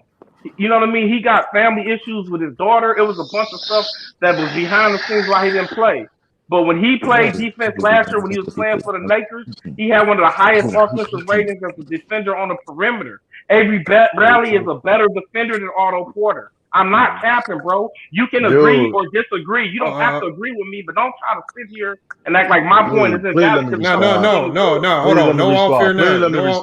No all fear none. I'm gonna let you respond, True. Hold on. My quick question to you would be, if you're talking about 3-4 years ago, yes, I'll give you that. I'm talking about right now, as is. Are you telling me that Avery Bradley is a better defender than Otto Porter right now? Yes, on the perimeter, yes. He gonna slide his feet better, bro. I believe that. Dude, he got worse that's this fine. year. Hold on. Let me say this. First of all, that everything you said was on a whole bunch of that was just cap because everybody knew reason why he wasn't at the bubble. That's not even. We all knew that, right? So don't make it cap though. That doesn't make it cap. You gotta let him finish. No, it's cap because you let him finish. You just crying when somebody cuts you off. Let him finish. It's cap because you trying to control a narrative, and it's not on fit. It don't fit your argument. We all know why he didn't make it in the bubble. That man, Avery Bradley, been injury prone since he's been in the league. So what are you talking about? Don't even sit there and he's gotten worse this year than he was last year. Last year was he balling? Yes, I agree. He was balling. Nobody going to deny that. But when you get older, he's 30 years old, been injury prone. He's not the same Avery Bradley no more, brother. Like you can't cap on that. And it's like, okay, if you barely can get a roster spot on Miami, where they wanted you there, they signed you, they wanted you there, they thought you would have a decent role, and they just, you know what I mean? They traded you, whatever, and you look like you probably gonna get bought out. Why the Lakers need that? The Lakers already got 100 guards, and you keep talking about, oh, this and that last year, this kid's big B. They won without him. So what are you talking about? They won without Avery Bradley. That's facts. That's great. That's great that they won without him. I wanted the Lakers to win. I want the Lakers to win this year. But just because you win without somebody don't mean that they can't help your roster. I hear you over there, SB, talking about stop crying and all that. I'm not crying, bro. We having a conversation. This is a debate. I have a right to speak just like everybody else. I believe that 30 years old is not old in the NBA. Although Otto Porter might be younger, I would take Avery Bradley over him defending on the perimeter. Hold on. My thing is this. Hold on. My thing is this. Okay, you say take Avery. Now we're talking about the realistic situation that's going on this year. You say take Avery. You say take Avery Bradley. Avery Bradley hasn't played a game in like the last 20 or 30 games. He's only played 9 games this season. Do you think he's in NBA condition, ready to go with, as opposed to Otto Porter, who has recovered from his injury, and he played the last 10 games before he was waived or before the trade deadline. He was actually on the court physically playing. Who Avery Bradley again, and not only did Avery Bradley not play, even when he was available to play, he got DNP'd 1, 2, 3, 4, 5, 6. He got DNP'd about 12 times this season. Even when he was available to play, he couldn't even get off the bench because those are the DNPs. So he was inactive most of the season, and when he was active, he got DNP'd a lot. And my thing is, he's on a defensive oriented team with the Miami Heat, and his defense wasn't even good enough to get him into rotation. Why is that? My thing is, what are you basing him still being elite defensively on? I'm basing it on. Can I rebuttal? It's nothing this year. The last time I seen him play, he was still elite defensively. When was the last time you saw him play? It was last year. When was the last time you saw him play? That's what I'm saying, bro. The last time I seen him on the court, which was before he didn't go to the bubble, he was still elite. That has not been that long ago. And what they gonna need him to do? It's over a year ago, bro. That's not that long ago. A year, bro. Not that long. Hold on, wait. And then another thing, you should have just said like he was solid defensively, elite defensively. That's a strong word, bro. No, he was elite. He was not. I should have said what I said. Fear none. But here's your problem. Here's your problem. He hasn't been that this year though. So that's the problem. What defensive category he led the league in? Here's my thing. I can tell you what a difference a year can make. That's what I'm saying. Last year, Lou Williams was averaging 20 a game. This year, he's under 10. A year can make a huge difference when you get. I mean, he looks like he fell off a cliff. Like he ain't the same. That's how it happens. And bro, when you year can make a big difference. Like so, and it's been over a year. So the last time you saw him was back. It had to be before February of 2020. That's over a year ago. Seen him on the court. Hey, bro, and when you say somebody elite, he got to be at least top 10 in some category, top 5 in a category. He was one of the best perimeter defense. He had the best defensive perimeter efficiency. He was one of the best, bro. No, he's always been a top. He's always been a top upper echelon on ball defender. He's always been there. He's always been an upper echelon on ball defender. Wing defenders, bro. They don't need. And then how can you say somebody a better defender when one other dude bigger and he could guard 1 through 4? Avery Bradley can't. That does not necessarily mean you bigger. I mean you better. I'm talking about what they need the from Lakers stopping need, guys on the he is better. perimeter. The Lakers Fair need enough, What the but fair Lakers enough. You're need, missing a that means point. he's better, We can name a bro. lot But of fair trophies enough, that you're missing a point. End of the day, you're talking about last year. You're not talking about anything recently. You're not. Now I understand you were saying, "Oh, he was balling in Miami." Case To the may be, King. that'd be What have different. you seen from You not- Otto Porter? What have you seen from Otto He been Porter? better than everybody this year. What are you talking about? That's what I'm going What have off you of. what have you seen him do this I can year? tell you. Where does he play right now? on For the the floor. Bulls, right? Hold on, wait, bro. I can I'm tell you on what I that seen. Bulls. I can tell you what I seen. I seen him on the court, unlike Avery That's Bradley. what I'm saying. Yeah, he's on I the seen him on the court. You can't Avery even. Bradley plays hard. So when you see him do not play, that should be concerning. Yeah, bro. You can't Like, come just on, you can't man. base. Like, that's That's what I concerning. was If he when you first even made that statement. I'm like, what are you basing this off of? You feel me? Shorty ain't even played. based off of last year, you can't do that when he playing this year. I mean, man. look, Come on, man. the last time we saw Andre Roberson, he was an elite defender. What happened when he came back? Couldn't get on the court.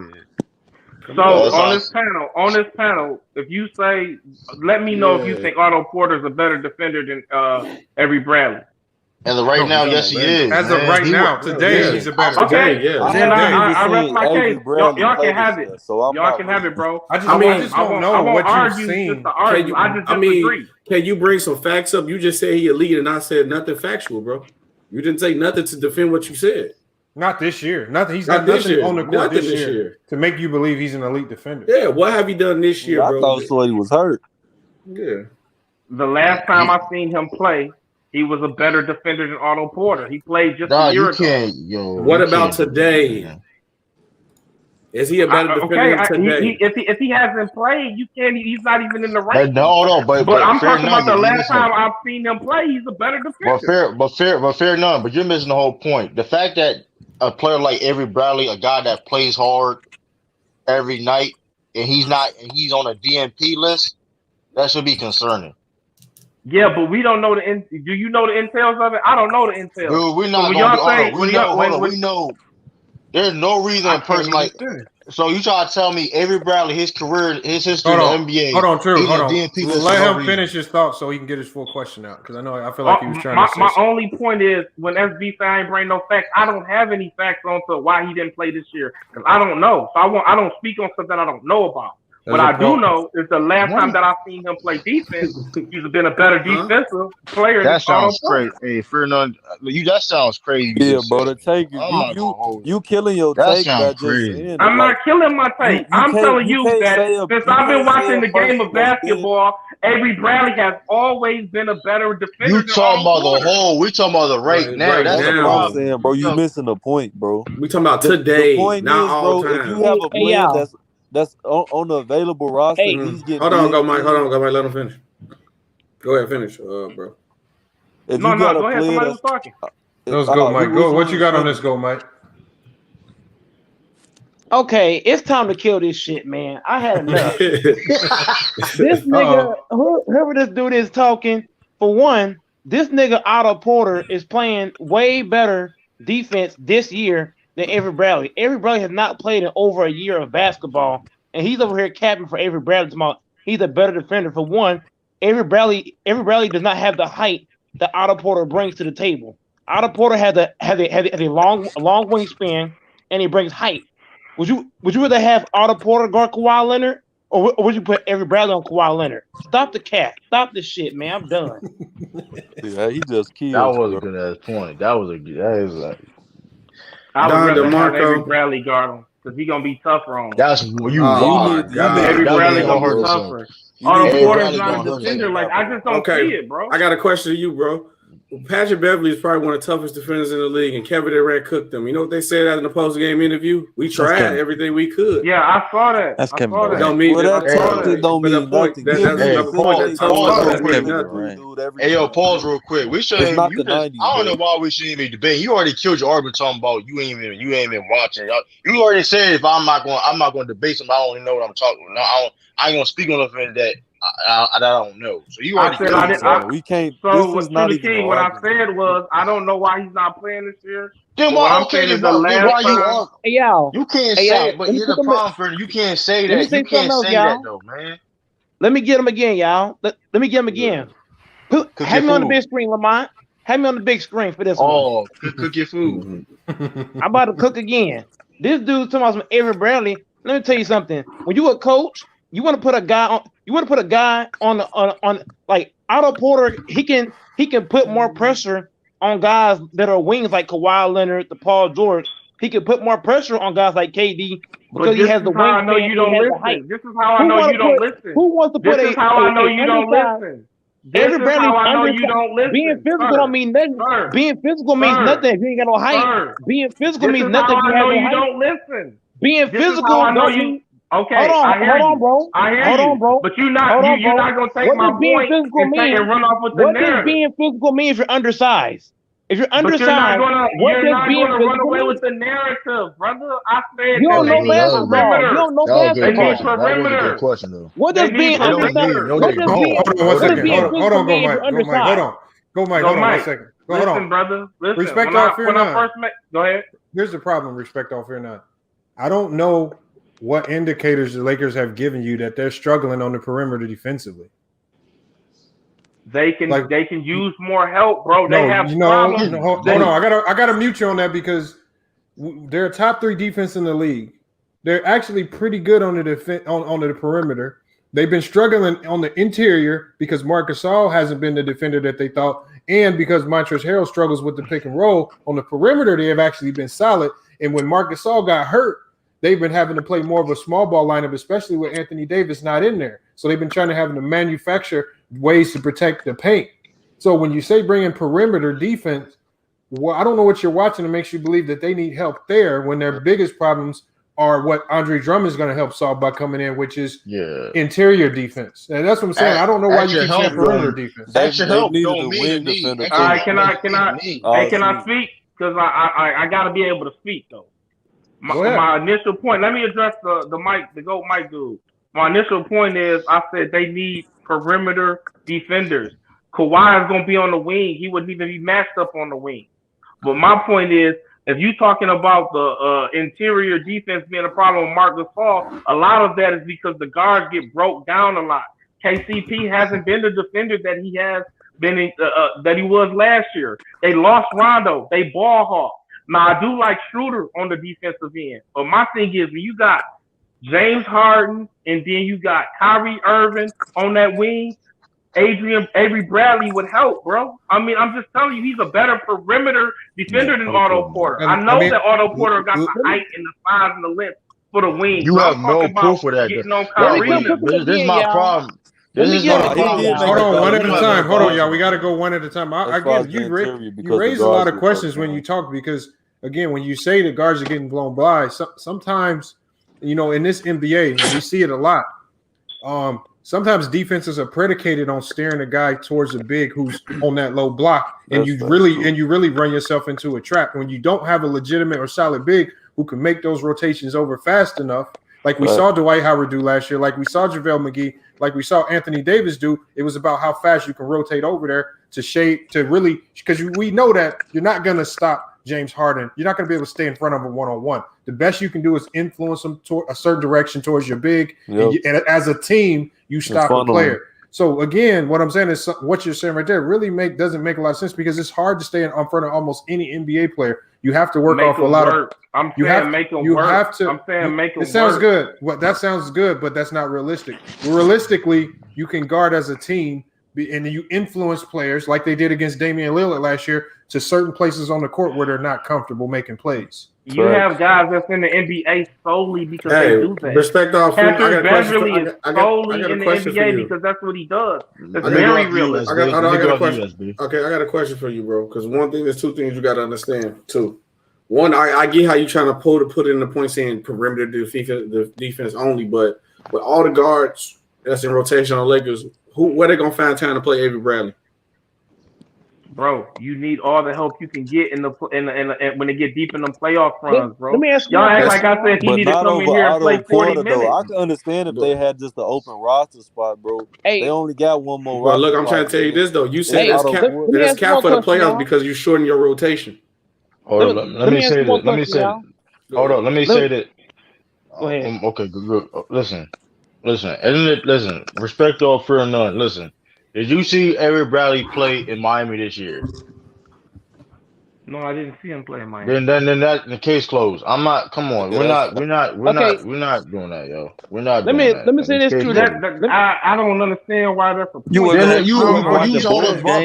But you put all this respect on this man's name, and you say you ain't played and seen not one game. You don't have respect for Avery Bradley? I'm really curious. Say that. I'm not saying you did. I'm asking you though. But you saying all this stuff about Avery Bradley, you ain't watched not one game he played in Miami. That's crazy. I'm asking you though. Do you have respect for his game?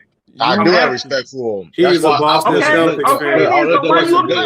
Hold on, because it should be concerning because you're trying to deny the fact. It should be concerning that he's on a DNP and he's being DNP. I don't know why he's DNP. That's very important. That's pertinent information. We don't know why he's DNP. We don't know if he's hurt. But there's a problem. Can you tell me why he's DNP? Because hold on.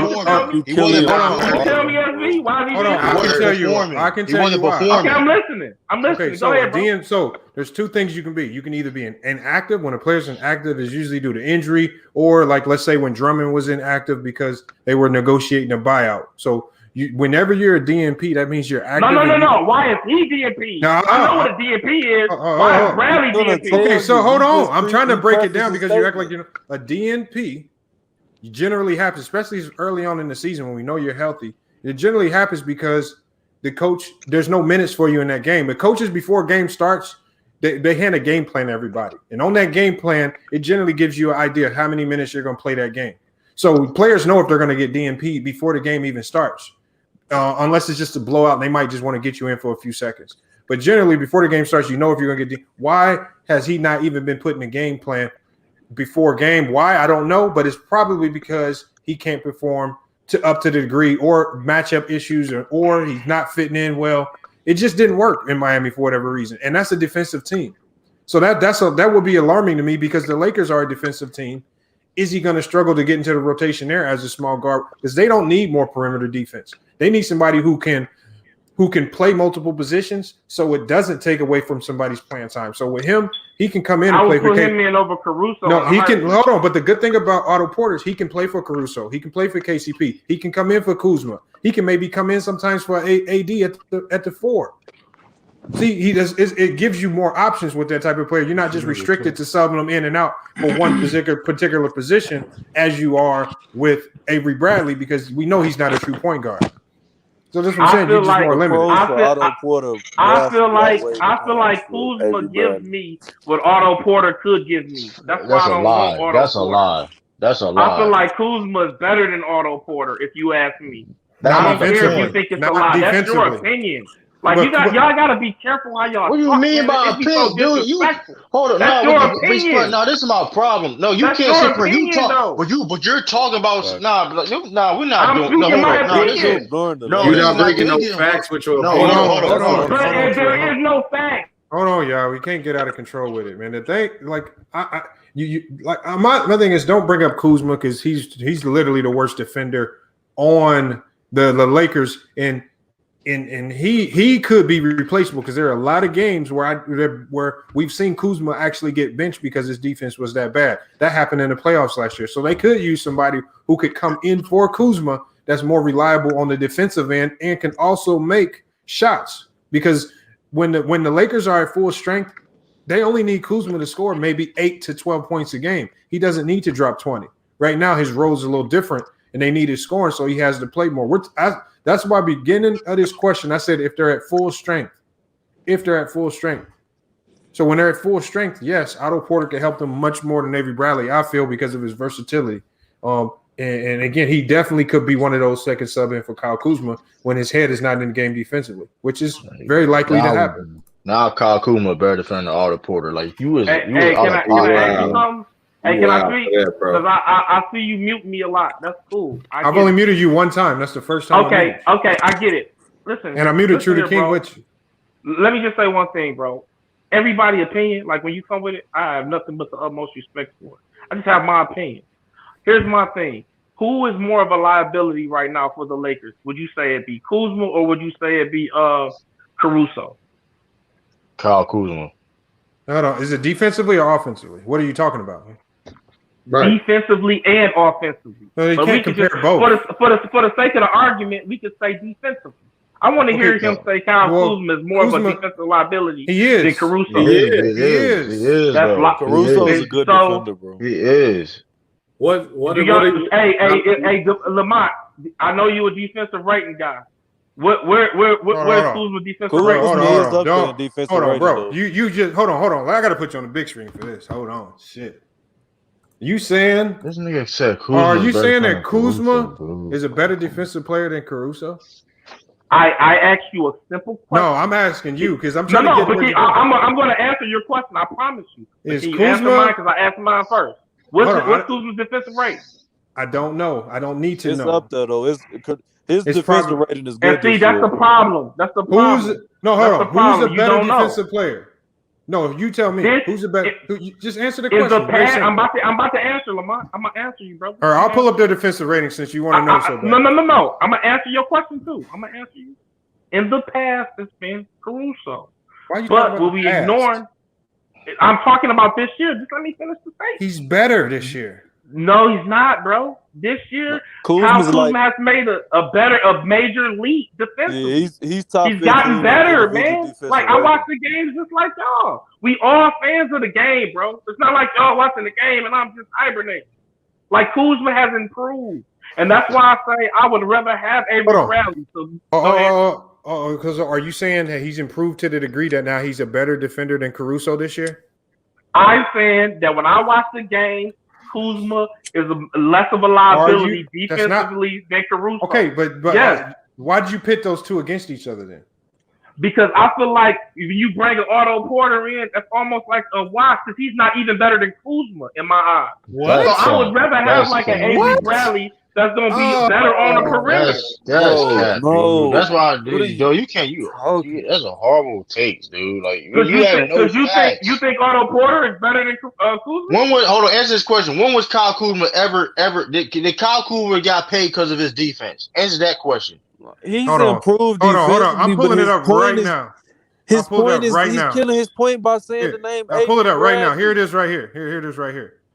Alex Caruso's defensive rating this year, right now this season, is a 104. That's better defensively than any season Kyle Kuzma's had.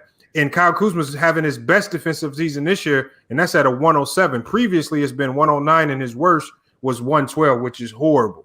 So do me a favor and pull up who got the most defensive win share.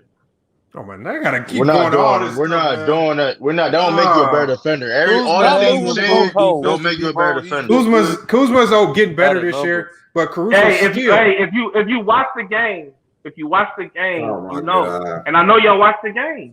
Bro, like it's okay to disagree because this is a debate. Bro, you literally just it don't hurt me. Look, hold on. Avery Bradley, but you just asked me to pull up defensive rating, and Alex Caruso's defensive rating is still better. And even with Kuzma's improved defense, it's still not as good as Caruso's defense. Bro, Kuzma has more defensive win shares. Okay, so you said that. Okay, let's go to defensive win shares now. Since you said that, I'm gonna remember that too, Fernand. I'm gonna remember that too. What you said, okay. What you talking about? The win shares or what? Because people like to pick and choose when you use that in certain arguments. But let's find out. Let's find out if that's even true. But even given this argument, though, even if what he's saying is valid, the pros don't outweigh the cons to bring in Avery Bradley over Otto Porter. You haven't given one pro to bring in Avery Bradley. He's a better perimeter defender. No, he's not. No, he's not. Avery Bradley is a better perimeter defender. I'm gonna tell you why. Hold on. I'm gonna tell you why because I watched a few Miami games this year when Avery Bradley was playing and he's not performing. Y'all said he didn't play. I thought he was DNP. He played 10 games. He didn't start getting DNP. He played when the season. He played early when the season started. Okay. He played. I didn't know. Hold on. So hold on. But you supposed to be a Lakers fan, right? And you want. He'll do this for my team, but you ain't even know what he's doing. That's what I'm saying, bro. Argument, dude. What are you talking about, man? You haven't even seen him. He ain't no Laker fan talking like that. Yeah, and then I've been watching the guy. I've been watching the guy's whole career. What are you talking about? You have He the worst You defender have on the it, Lakers right now. And look, bro, this is nothing you got to understand. He's not on the You Lakers. can't do that, What bro. are you talking about? Kyle can't Kuzma say- is the hold worst on. defender on the Lakers It's right what have now. you done for me Pause, lately, though, bro. Mike. You Pause, can't, though, you Mike. can't Hold up. sign players based on what they did 3 and 4 years ago.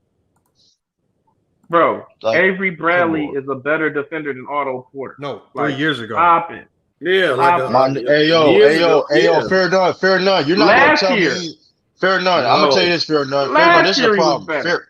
Fair none. You're not gonna tell me. First, I know for you, you're not gonna tell me anything about Avery Bradley because I know Avery Bradley. I'm a fan of Avery Bradley. So everything you saying right now is bunch of it's cat, dude. You're not going. So we're not gonna sit for you. You don't even watch Avery Bradley. You even just admitted that. You don't even watch him no more. So don't even. I mean, when he was on Lakers, he this and that. He was on the Lakers. And then the But point then is he's this. not on there. I love y'all, man, because y'all really think I'm just a Lakers fan. Y'all. No, bro, look, listen. You just admitted. Hold on, y'all gotta go one at a time, please. One at a time, y'all. That's what you gotta understand, bro. Like you said, everybody has an opinion, but this is a debate show. If you go to a debate with not facts proving your argument, you're gonna look crazy, like how you doing now. You can't say I don't look crazy though. You He's do. a better Yes, defender you do, than bro. The Otto take you Porter. making Y'all is haven't crazy, shown bro. me anything that says Otto Porter a better defender. All I'm y'all about told to. me is Otto Porter. The can't say man Otto Porter. hasn't played a game. Who hasn't? Otto Porter got Or a he's played 112. 10 yeah, Otto games, Porter bro. defensive stats is better, bro. Dude, I looked at the Otto Porter game has and his 112. performance is Bro, not the same. bro, his argument is null and void. The man has played 10 games For a reason, because and he's had not multiple performing. DMPs. Let's do a head-to-head debate, man. Head-to-head debate, man. Lamont, No, We don't need to do that, bro, man. there's no debate with this argument right here, bro. It's not a Lamont, debate. did you say a 112 is a horrible defensive rating? 112. The higher your defensive rating is, the worse it is. You It want a is. lower Yeah, you defensive want a rating. lower. Otto Porter bro. has 112 defensive rating What, this season? Yeah, this season. he barely That's not fucking good. played. This season. And the Bulls right, were one of that's the worst not very defensive good. teams. Yeah, it's Hold not on, big He's deal. on Orlando. He's on Orlando now. He only played one Bro, game. Otto If he did Porter play, has yeah, never he been a tonight. better defender than Avery Bradley. Like, stop it, man. we just said this year, Oh, bro. but hold on. I don't. Every I just don't. Bradley, hold on. It I'm not still killing. This goes- year, last year, he's not. But it still goes I'm- back to the concept that you're saying that the Lakers are number 3 defense in the league, need more perimeter defense when that's not their biggest problem. They're Lamont, that you're would be. missing my point. Let me finish. I'm Let me talking about finish. with the road Let to me come. finish. Let me finish. That would be Okay, go another ahead. backwards lateral move. Remember, I got on the Nets yesterday for bringing in offensive players when they needed defense. Why would they bring in defensive players when they need somebody who can stretch the floor and be more productive offensively?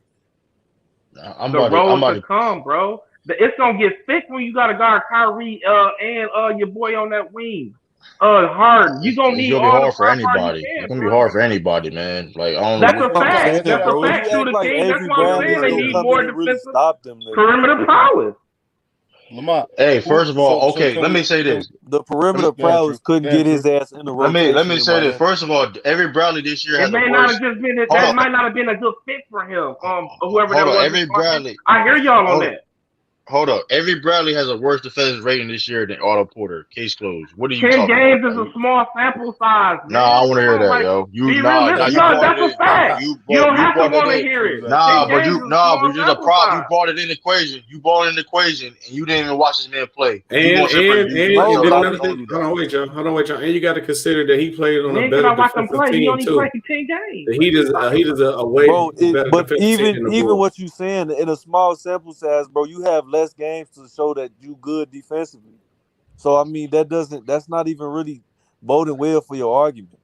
That actually votes great for my argument. No, he has it less time doesn't. to do it in. The more games you play, the more you can impact your numbers. Like, what are y'all talking about? Like Bradley has always been a better defender That's not than this necessarily dude. true. Bro. Like, this is not even really. We shouldn't even That's not spend this much time necessarily on true, this. bro. What you just said Like, is we not shouldn't have not necessarily spent true, this much time on this, Nah, bro. you're right. Like, Bradley on ball can definitely make guards work harder to score than Otto Not no Porter. more. Like, Not no just more. because you Not don't no like more. the person sending the, like, come on, brother. Like, bro. think about Nobody's it. talking about the person. Hold on. But He you're has talking not about. showed But at the end of the day, you're still consistent talking work. about Avery Bradley. You're talking about an Avery Bradley who was performing at that level over a year ago, as opposed to one that barely getting on the court now for whatever reason, whether it's health, whether it's COVID, whether he don't fit the game plan, as opposed to Otto Porter, who we've seen when he's healthy, teams are going to play him. Yeah, we just Avery talking about Bradley today, bro. Avery Bradley was strong in the rotation when he was with the Lakers. Right. No, Right. hold on. But at the why I don't want you to keep revisiting history. That's why we keep saying about this year. What have you done for me lately? Because the Lakers don't need old players. The Lakers don't need players who were great last year. They need players who are playing good this year. One of the things I respect about you, Lamont, is you go with the numbers and you always have a lot of facts. Can you give me any factual stuff that tells me that Bradley has been injured or any information? Like, can you give me anything like that? Do you have any inside information? All right, let's just put why has Avery Bradley missed games? I know he was injured. I want to degree. know that. I'm gonna say he's not playing. What else you really need to know? Well, because that matters, FB. That matters. Like I said, we know he didn't go to the bubble last year because of his daughter's health issues. This COVID thing, whether we want to acknowledge it a lot, that's impacted a lot, man. Hold on. Here it is right here. Here it is right here. He missed all those games this year with a right calf strain. Okay, well then maybe that's the reason. I didn't know, bro, and I can admit when I didn't know something. But so that's more of a reason not to mess with him. Because that right calf strain for somebody that's over 30, I'm not messing with I'll give you that. But a healthy Avery Bradley, I'm taking him. But we're not talking about if healthy. We're talking about if right now, as is, who can step in and fill in that role. If you're not healthy, if you've been missing games, if you begin DNP, you shouldn't even be in the conversation. When was the last time that Otto Porter played, SB? I'm asking. A couple days ago. Yeah, a couple days ago. He back. He just played a couple days. Yeah. He played the last game before the He got traded. Go with him. Yes, it's all predicated on health. I'm saying by the time the playoffs come, if Bradley is healthy, I'm going with Bradley. But he ain't been healthy all year. He ain't been healthy all year. Hold up. Now my kid, because if you know anything about Avery Bradley, you know for a damn sure he ain't been healthy his whole career. That man he's always hurt. He always injury prone. That man tore everything in his body, shoulder, calf, rib. Like that man, like we ain't doing that, man. Like he's not going to have to play huge minutes. They said he played tonight. They said Otto Porter played tonight against the. Did he play tonight against the Lakers? Yeah, he played. Oh, let me see what he did. He probably had a good game. Yeah, he had a good game against us. Yeah, he did. No, he didn't. Damn. He had 5 points. No, he didn't. 5 points don't mean he played good defense though. 25 minutes. He played good defense though, Lamont. You gotta give him that. He played good defense. Right, let me pull up because I didn't even know he played tonight. Man, me either. And I watched the game. That says a lot. That tells you, y'all. That means you watching highlights. I didn't play 24 minutes. Hold on. Hold on. You can't let that slide. Hold on. Did you hear that? He played 24 minutes. He played 24 minutes. Hold on. True. I physically did not watch the game, but if I was watching the game with my 2 eyes, I would have knew that Otto Porter was in the game. You said you just watched that whole game and you didn't notice Otto Porter in the game at one time. Yeah, well, I don't know what you watching out there. And you ain't putting nothing you said. Yeah, you ain't watching the game then. You watching the highlights. Bro, hey, homeboy talking. I forgot more basketball than you ever knew. Don't do that. You're right. I can tell, bro. Listen. I get it. You know what I mean? Like, if somebody say something that you disagree with, we all mess up. I get it. I'm like, chill with the silliness. Chill. Man, hold on. You just you didn't know Otto Porter played, bro. He had 5 points. The man didn't do that. Hold on. You just said they don't need him for points. You said they need him for defense. Why you counting? He didn't do nothing. He didn't play enough defense. They lost. Only reason why you knew that because SB said that. So don't do that. Only reason why you knew that because SB said 5 points. Kuzma had 21 and 11. He just left my team and he ain't do nothing, so I ain't gonna have no sympathy or respect for him. Kuzma had 21 and 11. I'm always gonna say he played trash. He didn't do nothing. Hold on. You said he didn't do nothing, right? He was a plus Kuzma had 21 and 11 defensively. Hold on, but let's not do that. Hold on. What I'm saying is, you just remember I said the Lakers need to bring him in for offense. And you said they need to bring him in for defense. You were talking about defense, so I don't know why you're counting points because I was the one that said something about offense. He did nothing offensively or defensively. You just said had 21 and 11. You just said they don't need offense, they need defense. So why are you counting Otto Porter's points? Because I'm disputing y'all. Hey, Lamont. Hey, Lamont, man, guess who just signed to the Brooklyn Nets now? Who? Manny Pacquiao, man. Look, man. Manny. Pacquiao. They knocking out the competition, man. Hey, hold on. Let me put this in context, right? Hold on. Otto Porter. Hold on, bro. Yeah, hold on. Otto Porter was a +4. Kyle Kuzma was a +10. So that's not big of a difference, man. Like you would like, come on. Hold on. To have a positive plus minus and a loss, you had to been doing something good on the court. So man, they actually lost the game. Guys, man, I get it. Hold on, no, he's not a guy. I'm just saying. I'm just saying when teams are looking at players, if you can still manage to play 25 minutes in a loss and still have a positive plus minus, that's good because almost everybody else on Orlando had a negative plus minus. He had 5 points, 4 rebounds, 1 assist, 1 steal. Let me make something clear. You don't get $100 million contract being a scrub. I'm not saying that guy is sorry, dude. Who Kyle Kuzma? I'm just saying. I'm saying I'm sorry. And I feel you, SB. You got a lot to be upset with because he didn't give you nothing. I feel your pain. But here's my thing, and I heard you to the team when you asked me who's Kyle Kuzma. I feel Kyle Kuzma's a better player. There's a lot of people on this panel agree with me. They may not say it. And I feel that Bradley, when healthy, is a better perimeter defender. No, that's he's not. Kyle Kuzma shot. No, Kyle Kuzma shot 5 of 15 from the field, man. That ain't too short. This argument's null and void. I don't even know what motherfuckers. Hey, homeboy, it can be null and void to you. Because you disagree. It's not. Respect. I don't think you got to understand. But when it comes to debates, bro, if you say something, you got to bring facts to the table. Everybody gonna question you. What you say? No. I'm not taking it personal. I'm willing to be questioned. We've been having a debate back and forth all the time. What I'm saying to you, let me talk to you. But the whole point is this, though. When you say things like this and don't bring your facts to back it up, everybody gonna question you. Then you can't go fall back and say, well, my opinion is my opinion. Then I'm gonna everybody has an opinion. Everybody got an opinion. What facts did not bring though? At what point in their careers has Otto Porter been a better perimeter defender than Avery Bradley? Right now. We said today. That's the whole point you missed. Not, man. He's just healthy right now. Healthy don't mean better. Hilarious. I can be a motherfucker. I can be hilarious. I can be whatever you want me to be. Right now, KD is not healthy, right or wrong. Does that make Carmelo better than him right now? Who's a better defender? Who's a better defender right now, Andre Roberson or Otto Porter? I haven't seen Andre Roberson in a while. I don't know. Hold on. I thought you said I would say based on their career, I'm done to compare. Move next subject. Next subject. Put him on the big screen, Lamont. Put him on the big screen. Put him on the big screen, Lamont. Put him on the big screen, Lamont. Hey, put him on the big screen. Cook himself. Crazy, yo. Hey, I would take Roberson on the big screen. overall. I would take Roberson. Hey, you gotta chill out, yo. You gotta chill out. No. You trying to correct you?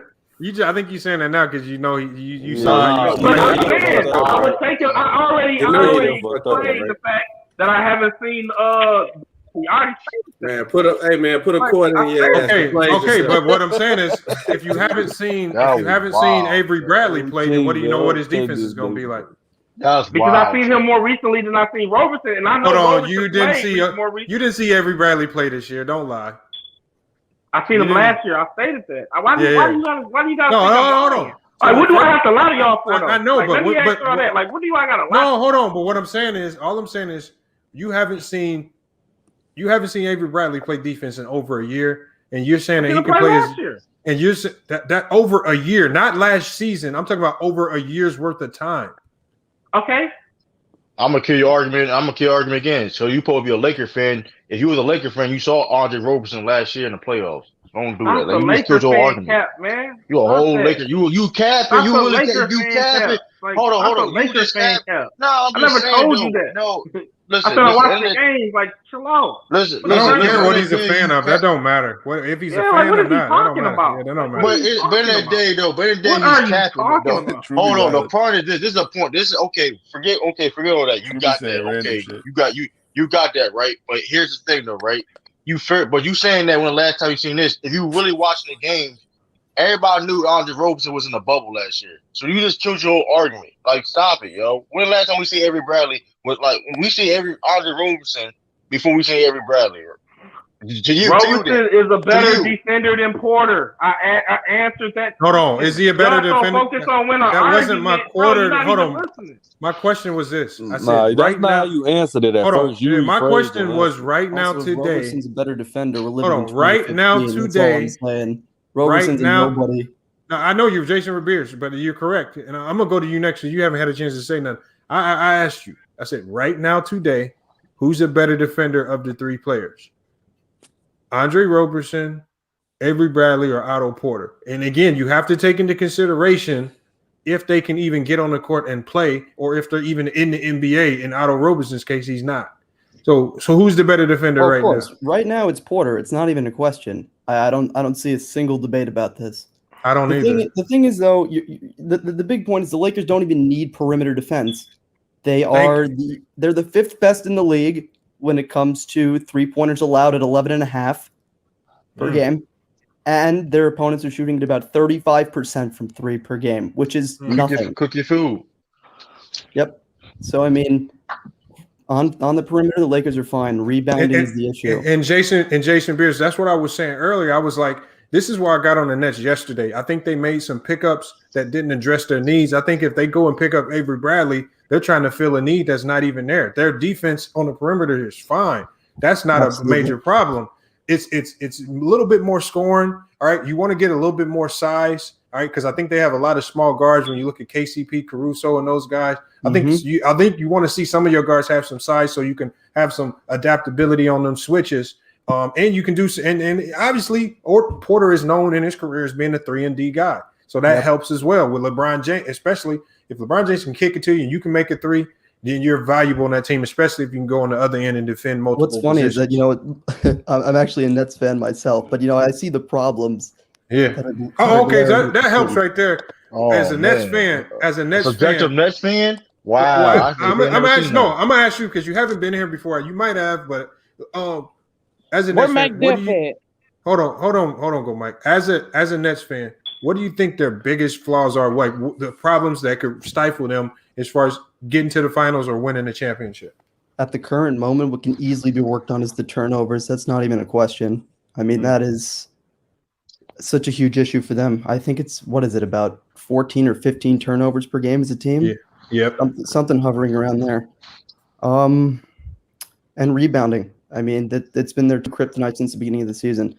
The rebounding's gotten better. I mean, they've out-rebounded the last 3 or 4 teams that they've played. But, I mean, they've been scrub teams. So, I mean, who really, they show they can't do anything without either of the big three. I mean, they got destroyed by 30 against the Jazz 2 games ago. Turnovers and rebounding are the big things this team needs to work on. The big thing is, though, you need to see how Aldridge is going to do with this team. He hasn't gotten there yet. He hasn't played a single game. He hasn't meshed with this team. KD will be ready by playoff time. We all know that. So that's not even a question. Turnovers and rebounding is the big thing, though, for sure. Offense is there. Defense is getting a little better, but it's not great. And when the game slows down in the playoffs, do you agree that them things are even more impactful as far as winning and losing goes? Oh, absolutely. But I mean, the turnovers can be easily cleaned up. I mean, that is something that you can work on in practices and stuff like that. The rebounding is going to be the big thing, though. And getting a guy like Drummond for the Lakers is huge. I think the Nets are going to get outglassed if it goes to a 7-game series, probably in about 5 of the 7 games. I don't see the Nets competing on the glass at all. Because if AD comes back, it's going to be even worse. Because he's just going to bully whoever's playing the 4 for the Nets, whether it be Griffin or they put Aldridge at the 4 and Jordan at the 5 or Claxton, whoever. The Nets just don't really have the talent on the boards yet to really get it done, to be honest. And I honestly don't see them playing 2 bigs at the same time. I don't see them playing Aldridge and Jordan or Aldridge and Griffin. I think it's either going to be one of those 3 in the games at all times, and they're going to go because they play a 4-out style offense with the horn set. I'll be amazed to see if they put 2 of those bigs in at the same time. And I think maybe that could help the rebound if they actually do that. But I don't know if they'll do it. I don't know. We'll have to see how they play. The Nets are built off finesse, man. This doesn't bode well for them. Like you said, everything they've addressed, bro. It's like they showing up places that don't need showing up. So it's like they still had the same problems that they had. They did good by signing Aldridge as far as just having size, but I mean, historically in his career, he's never did what they need, which is rebound and rim protect. I'm just going off what I've seen from. I'm just going off what I've seen from Aldridge the last 2 years. Oh yeah, of course, and I mean he's looked terrible. That's even a worse. You feel me? And he got off on the Lakers. And why did Aldridge get off on the Lakers? Because they don't have anybody on the interior who can guard a guy like that right now. Because Marcus Gasol's been struggling, and we know Montrezl Harrell just sometimes get clueless in the pick and roll. And you know, Aldridge, he's a very smart post player. Like if you put him. He's going to work on He's going to put in work against Montrezl Harrell on the low post. So Andre Drummond will change that. Andre Drummond is one of the better rim protectors in the league, one of the better rebounders. He got to kill Andre Drummond. The problem with Aldridge. Let me say one thing. Aldridge is not even going to get post touches, bro. Aldridge, and that's why I'm about to ask Lamont. Like, how do you think they'll?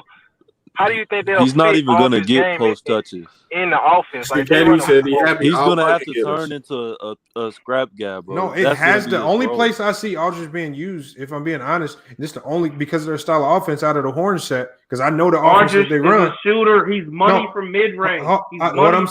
Look, all I'm saying is the only usage that I can see Aldridge getting out of that offense is out of the pick and pop.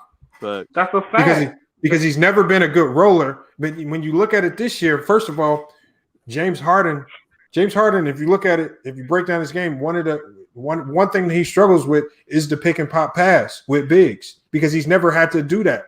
With all of his bigs have been lob guys like Capella, all right, and Tyson Chandler, and now he had Jared Allen, he had DeAndre Jordan. He's never Has he ever had a shooter with the level of I'm saying on those passes, where he's kicking it out to, those are generally where a lot of his turnovers occur. Those are usually live ball turnovers.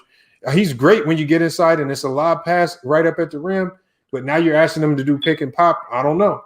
Well, he does have Jeff Green for that. Yeah, that too. But it changes your reads too, because now when you when you have that big in there and James Harden is driving at that big, you put that defender on an in-between situation. When you roll, these defenders no longer have to choose. They can just key in on James Harden. And if it's a pick and pop, we know one thing that the Lakers can do is extremely great at closing out on shooters. So Aldridge, who hasn't been himself over the last couple of years, you're asking him to make those tough shots. I think the Lakers will live with him. He's not missing though. He's been money his whole life from 20 and 20. But even like that's not even their problem though. That's what I'm saying. Like even whose problem? It's gonna be the net. It's gonna be hard for them to even manufacture him pick and pop touches, bro. They don't need offense. That's not their problem. That's what I'm saying. Like even if what you're saying is true, that's not their problem. Their problem is going to be, like we said, defense and rebound. We understand that's the most important thing. That's established. That's established. But we understand what they need. But what I'm saying is that they have offensively. That's like they don't even need dude to pick and pop. They don't need him for that. But the fact that they have him is a luxury. It's not the fact that they don't need him. It's still a luxury. He's still there, and if he gets them shots, 7 out of 10, they're going in. That's what I'm saying. You gotta understand the position the numbers ain't backing up no 7 out of 10, bro. So you wide open from the field. I'm talking about wide open. He's making that. But fear none. But I'm gonna tell you why it's not a luxury, because add Lamar Aldridge to the lineup, you're cutting down your best defenders' minutes. But here's another thing. Best defenders. Here's my thing. When you talk about LaMarcus, you cutting Jeff Green and Bruce Brown and Claxton them minutes. You cutting them minutes. Or you giving them a blow. No, with a guy that can knock out open shots.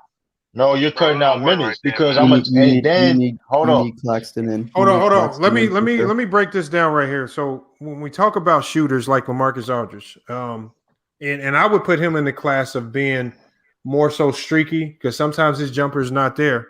A lot of these guys, LaMarcus Aldridge on every team he's been on is been a volume type of scorer. He needs those touches from the post. And remember, he had to.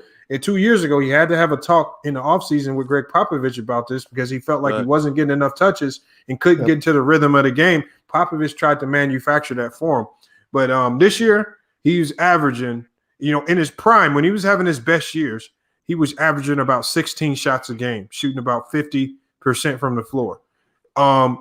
This year and last year, he's had fewer shots on goal. This year, he's averaging, with the Spurs, he was averaging 11 shots a game, and his percentages went down because he was shooting less. Obviously, if you're a streak shooter and you're not getting as many touches, if you're not in the game as much because you have to come out because of defense, your percentages are going to drop. So what I'm saying is those numbers are going to go down even further with the Nets. He's going to get less touches, and when they see that he's going to be struggling on defense, his playing time may go down. So how can you rely on those jumpers to consistently go in when he's a streak shooter and needs more touches? Because everybody's a threat on the floor. And when everybody's a threat on the floor, you're going to get open look. I'm the last person to root for these dudes. I want the Lakers to win. That's not what I asked. That's not what I asked, though. Let me finish. I just answered your question. He's going to be open more. He's not getting double teamed.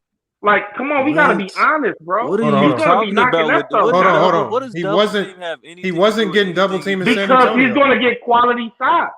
He's going to get quality shots. He's not going to have the best defender on him either. Double teaming his ass in San Antonio. What are you? He's not going to have the best defender on him either. I seen him drop 30 on the Lakers this year. Bro, what is on AD? Oh, hold on. You said they were sending. I saw him drop 30 on AD. I'm not just talking. You just talking. I seen him drop 30 on AD. Respect AD none. How is one of many the best shots? defenders Hold in the league. on. How many shots you think Lamont Aldridge going to average on the Nets? He's probably not going to get a lot of shots for the King. That's not my argument. Then what are you talking about? Then what are you he's going to talking get about? quality shots. He's going to get quality shots. How many quality shots? If he's coming off your bench, because there's so many people on their team that's a threat. Then what are you talking about then? Oh, hold on. That's not what I'm saying. You're going off threat. What I'm saying is this. The numbers show, remember, I'm going off the numbers. The numbers show when he shoots less, his percentages go down. He's not those open shots don't go down as much because he's shown in the past. Remember, I'm a Portland fan, so I watched him when he played in Portland. I watched him when he got hot in Portland. He would light you up. He'd be hot all night, but then he'll come out the next game. If he don't hit his first 4 or 5 shots, then it's a wrap. He's struggling all night. He's a streak shooter. It's not consistent. So what I'm saying is when he's getting fewer shots and his percentages already drop off fewer shots. What if he comes out with the Nets in a playoff game and he misses his first 3 shots? He probably won't get any shots on goal, maybe to the 3rd or 4th quarter. Can you still rely on him to hit those same shots? Because coaches and scouts are going to be looking at these same analytics and they're going to say, okay, in this situation right here, let's force the pass to LaMarcus. If anybody on the court is going to beat us with a shot, we're going to allow him to beat us. We don't want KD to shoot it. We don't want Harden to shoot it. We don't want, we don't want Kyrie to take it to the rim on us. Let's force that pop-out action to LaMarcus Aldridge. We just contest all out, and we'll live with it, make or miss. That's how they that's how they strategize at the NBA level. That I can see teams doing that when he gets on the court. I just watched you do a video where Thanos blew you up because they got him. There's a reason you did that video. No, that's I understand the point. Let me finish. Hold on. You're ridiculous. You're really ridiculous. I was mad because they signed. I was mad because they signed Thanos, not because they signed LaMarcus Aldridge. You are a puzzle. What is you talking about? My live, can you hear me? Can I speak? I always gotta be. I'm starting to think it's personal with you, truly. No, everything I say gotta be. It's not personal. It's not personal. What is this guy talking about? Like, what are you talking about? It's not personal, bro. Like, what do you mean? What do you mean? What am I talking about? Hey, has this guy not been an all-star before? Has he not been an all-star? Can we answer that? 500 years ago. 500 years ago, he was all-star. Like, but the talent is there, bro. You not understanding. What talent? He was on the bench. First option. Listen, they're not asking him to be a first, second, third, or even 4th option. Yes, he is. He is actually the 4th option. He's the 4th option. Yeah, he's definitely like a 5th or 6th option on that team. No, he has to be the 4th option. Which one is it? Which one is it? I think the 4th because I think you say the 4th too. Because I'm gonna tell you what. I'm gonna tell you why. I could be wrong. I'm gonna tell you why. Go ahead, True. Go ahead. Because they just said he's gonna play majority of the 5. He had to negotiate. Like, listen, like he talked to a bunch of teams, right? And clearly, okay, he didn't want to put no type of work in for any other teams, right? So if he's gonna play the 5 spot, right? If he's gonna start, he's gonna be at least a 4, maybe 5th option, I could say. But he's gonna be between there. He gonna take. Okay, so we got that established. We got that established, right? So we got that established. Has he ever been this low of an option in his life? Yes, San Antonio. Yes, with San Antonio. San Antonio. San Antonio? Who was over him over San Antonio? DeMar DeRozan. You had the point guard who was over him as an option. Lonnie Walker. No, Lonnie Walker wasn't over. Cap. Hold on. See No, look. Look. Cap. Hold on. I think we still getting off topic. Again, I'm gonna try to ask. Yeah, whenever I got a point, we getting off topic. No, hold on. No. You got the flow. You got the flow. No, all I'm saying is I'm just trying to get to because remember what I went to. Hey, dude, be hating. Look, I know you don't have a point. I do have a point. You don't agree with me. That's fine. Let Jason Beers go. I see Jason Beers trying to get something in. Go ahead, Jason. I would say even Deontay Johnson, who was a rookie, was more of an option than Aldridge on San Antonio. I mean, Keontae Johnson. Yeah, yes, he was. He just said his name. Keldon Johnson. Yeah, Keldon Johnson. Keldon Johnson. Thank you. Hold on, Keldon Johnson was more of an option though. That is fact. He's averaging like 14. No, what I'm saying is, all I'm saying is with Aldridge, the fewer shots he gets, the lower his percentages are. It's not as consistent. So even when you look at his games in San Antonio, against New Orleans, he shot 2 of 7 from the field, 4 points on the night, all right, and 2 turnovers, all right. But the game, a couple games right before that, when he played the Lakers, he got 18 shots on goal. He dropped 28, was extremely efficient on the court. All right, but then the game right after the Lakers, they played the Clippers. And remember, I told you he's a streaky shooter. He goes 6 of 16, 14 points in 25 minutes. But his numbers fluctuate based on how he's used. And when he has lower usage, his percentages drop. And that's all. And you see that all throughout his numbers. Against Dallas, 11 to 18. He comes out the next game, 2 of 8, only 4 points. Hold on. Let me finish what I'm saying. I'm giving you an example. I can give you a multiple stretch where you can see games against Dallas where he got 18 shots and he shot a higher percentage because he had shots to get going. He comes out the next game, only 8 shots, only 4 points on the night. He comes out the next night, plays Portland. He goes 10 to 17, drops 22. But then the next night against Houston, he comes back to himself. He shoots 2 of 7 from the field, 4 points again. So what you see is every time he scores low points and is inefficient from the field is because he's getting far less shots on goal. In Brooklyn, we've already come to the conclusion he's only going to be able to get, I say 6 to 8 shots on goal unless they really try to force the ball to him. And I just don't see that happening. There's not enough shots to go up. The ball to him is stupid. In a game of basketball, the less shots you get, most players' percentages are going to go down. So it's not just him. It's with anybody. When you shoot the ball more, I said most. That's not true. What the fuck is he talking about? Just to be disagreeable. What I'm saying is, bro, you can't say that without numbers. That's not facts. I'm giving you numbers on LaMarcus Aldridge's numbers. His numbers are when he shoots less, he's far less productive. When you shoot more as a player, when you shoot more, you have more opportunities to improve your percentage. That's not true. The less shots you take, the more efficient you be, bro. That what you just said is not Look at KD. KD. When you play the game, brother, you're gonna get less of a rhythm because you shooting less. That's the point Lamont making. He said he's not getting a lot of shots. That doesn't apply. You said efficiency, bro. Let me tell you, okay. But that doesn't apply to every if you 0 for 1, you only getting 1 shot. So you got less. You missed the point. Hold on. But here's the ether to that, because if you get 1 shot, there's 0% if you go 0 for 1. But if you make 1 more shot, you're 1 of 2 from the field. That's 50%. Yeah, that's great. I get that. But you said he's gonna.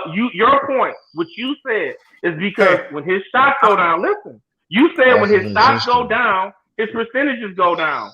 Most players, when they get less shots, their percentages are down. You don't know that. You just saying that. Hold on. I had the thing. Here's the fact right here. There are some players in the NBA, and this Aldridge, this is where he's at in his career.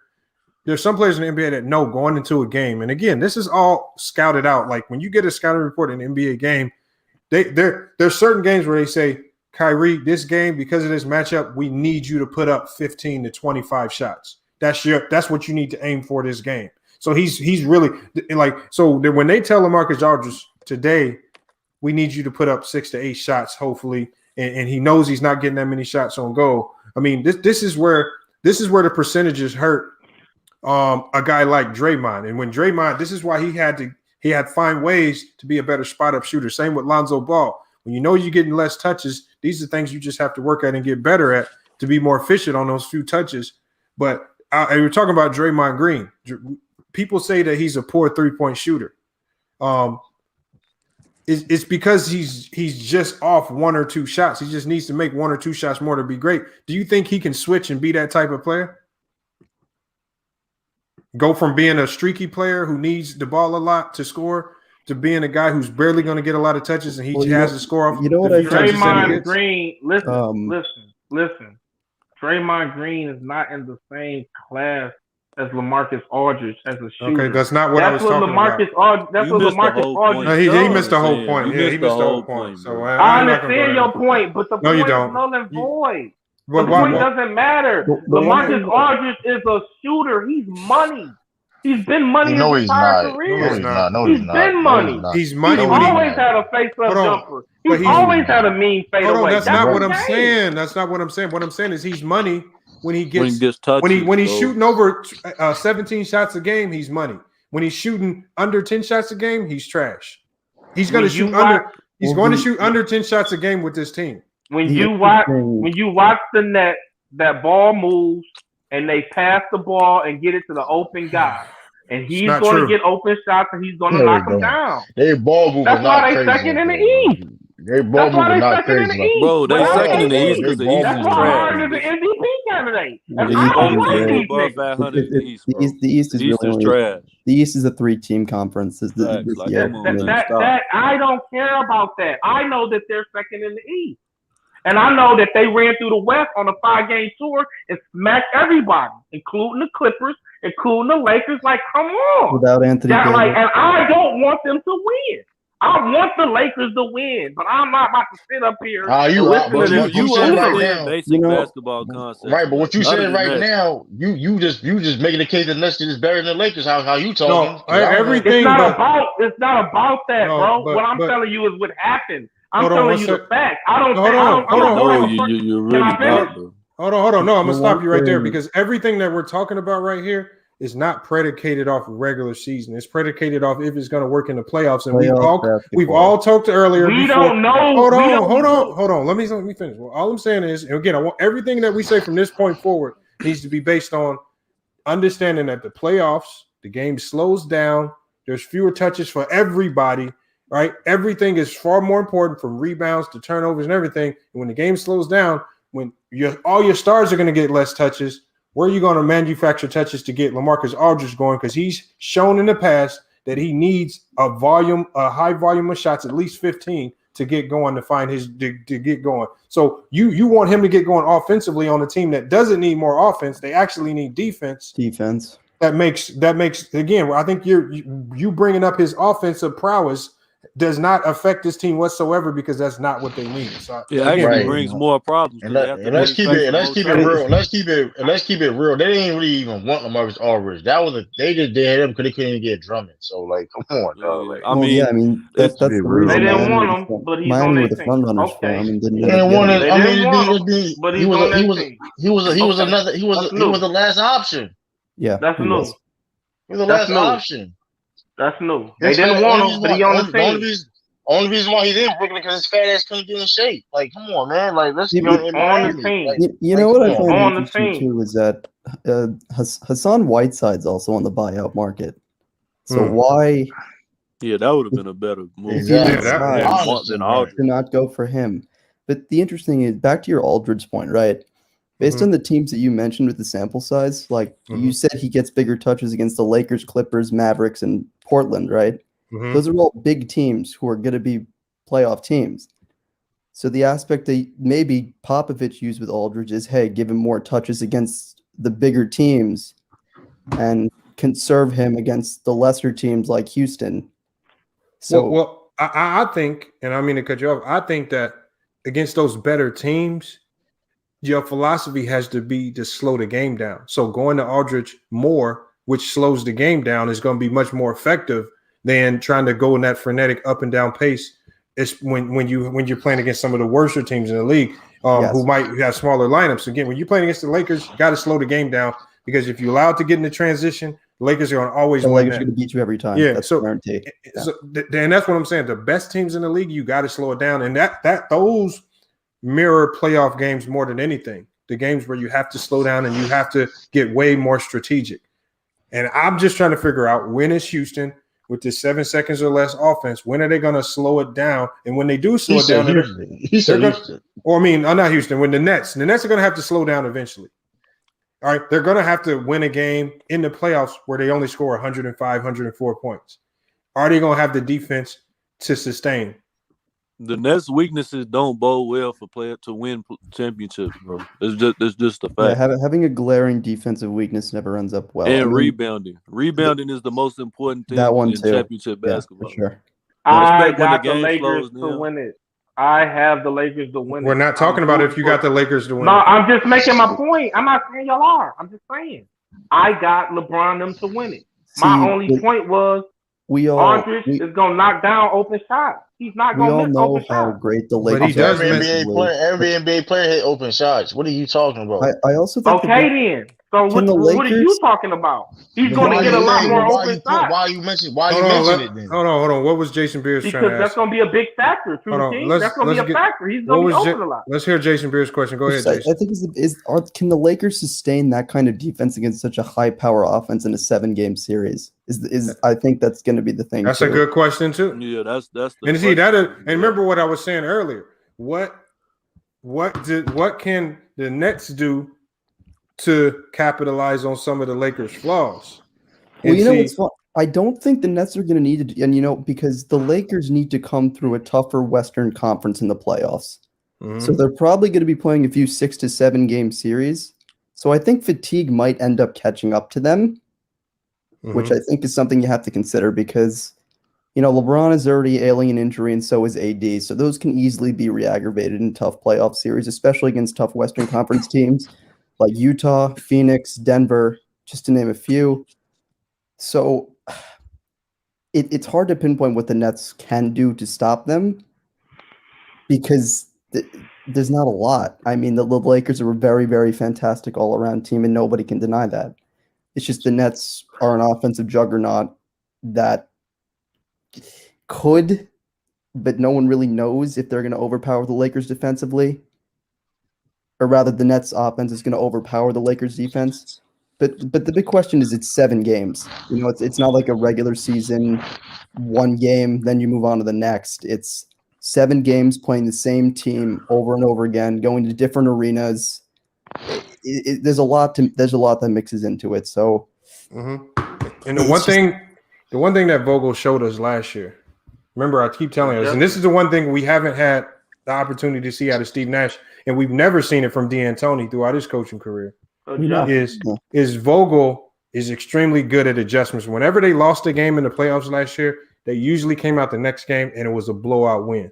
He was like that in Indiana too with the Pacers. Yeah, and so the adjustments, and when they lost the game against Portland, they came out and smacked Portland the next game and won the series 4-1. Did the same thing against Houston. They lost the game, came out and destroyed them. Same thing against Denver. And then we especially saw that in Game 6 against Miami, where they lost that game, where they gave it up. He made a change. He put Caruso in the starting lineup, and everybody was like, "Oh, why is he doing that?" He saw something that he can exploit, and he when he exploits something in the playoffs, he exploits it to the 9th degree. I'm talking about he goes crazy with it, and it usually leads to blowout wins. And what I'm saying is, my biggest fear is D'Antoni. Is he going to be able to change his coaching style up and actually go out and make adjustments? Because we didn't see that with Phoenix. We didn't see that with Houston. Is he going to be able to help Nash do that with the Nets now, even though he has a stellar team? That's a big, because personally, even in Houston, I've never been a D'Antoni fan. I mean, ever since he left, that team has objectively gotten worse, but that's just because Houston is an absolute mess right now. Probably will be for the next few years. Yeah, I believe I don't know if D'Antoni can get that done. Vogel's just been so good at this for so many years that, now that he has even more defensive options on LA than he did in Indiana, I think it makes it even tougher for sure. But I think the aspect of fatigue and playing in 6 to 7 game Western Conference series is going to be tough. Mm-hmm. Hey, you hit it on the head when you said health. The health is going to be the key factor for the Lakers, man. They can stay healthy, they can win it all. But the Nets aren't the healthiest team either. The Nets have their health struggles for sure. It's not just. But you still got Rondo now teaming up with the Clippers, and I'm just saying that Clippers team look real good. I want my Lakers to come through. I want Bron to get his fifth, but they gotta be healthy. We've seen the Clippers MO in the playoffs though. They can't get it done ever. So and remember, it's crazy because we talked about that yesterday, and you brought it up with the Lakers, but yesterday we talked about with the Nets. I said the Nets need to make sure that the first couple of rounds of the playoffs, they need to either be sweeping teams or they need to be beating them 4-1, because if they allow teams like the Pacers or the Celtics to lure them in the 7-game series, they might win those series. They find themselves playing 7 games here, 6 games there, 7 games here, and then they get to the NBA Finals. With Kyrie's playoff history, he's prone to injuries. With KD's injury history, he's prone to getting injured. James Harden is the only one that's proven himself to be Iron Man out of the group. We know DeAndre Jordan can get prone. We know Joe Harris can get injured. Like they have. We know that Blake and LaMarcus are prone to injury with their age and their history. So what I'm saying is what I said with the Nets yesterday is they don't have no room to mess around early in the playoffs.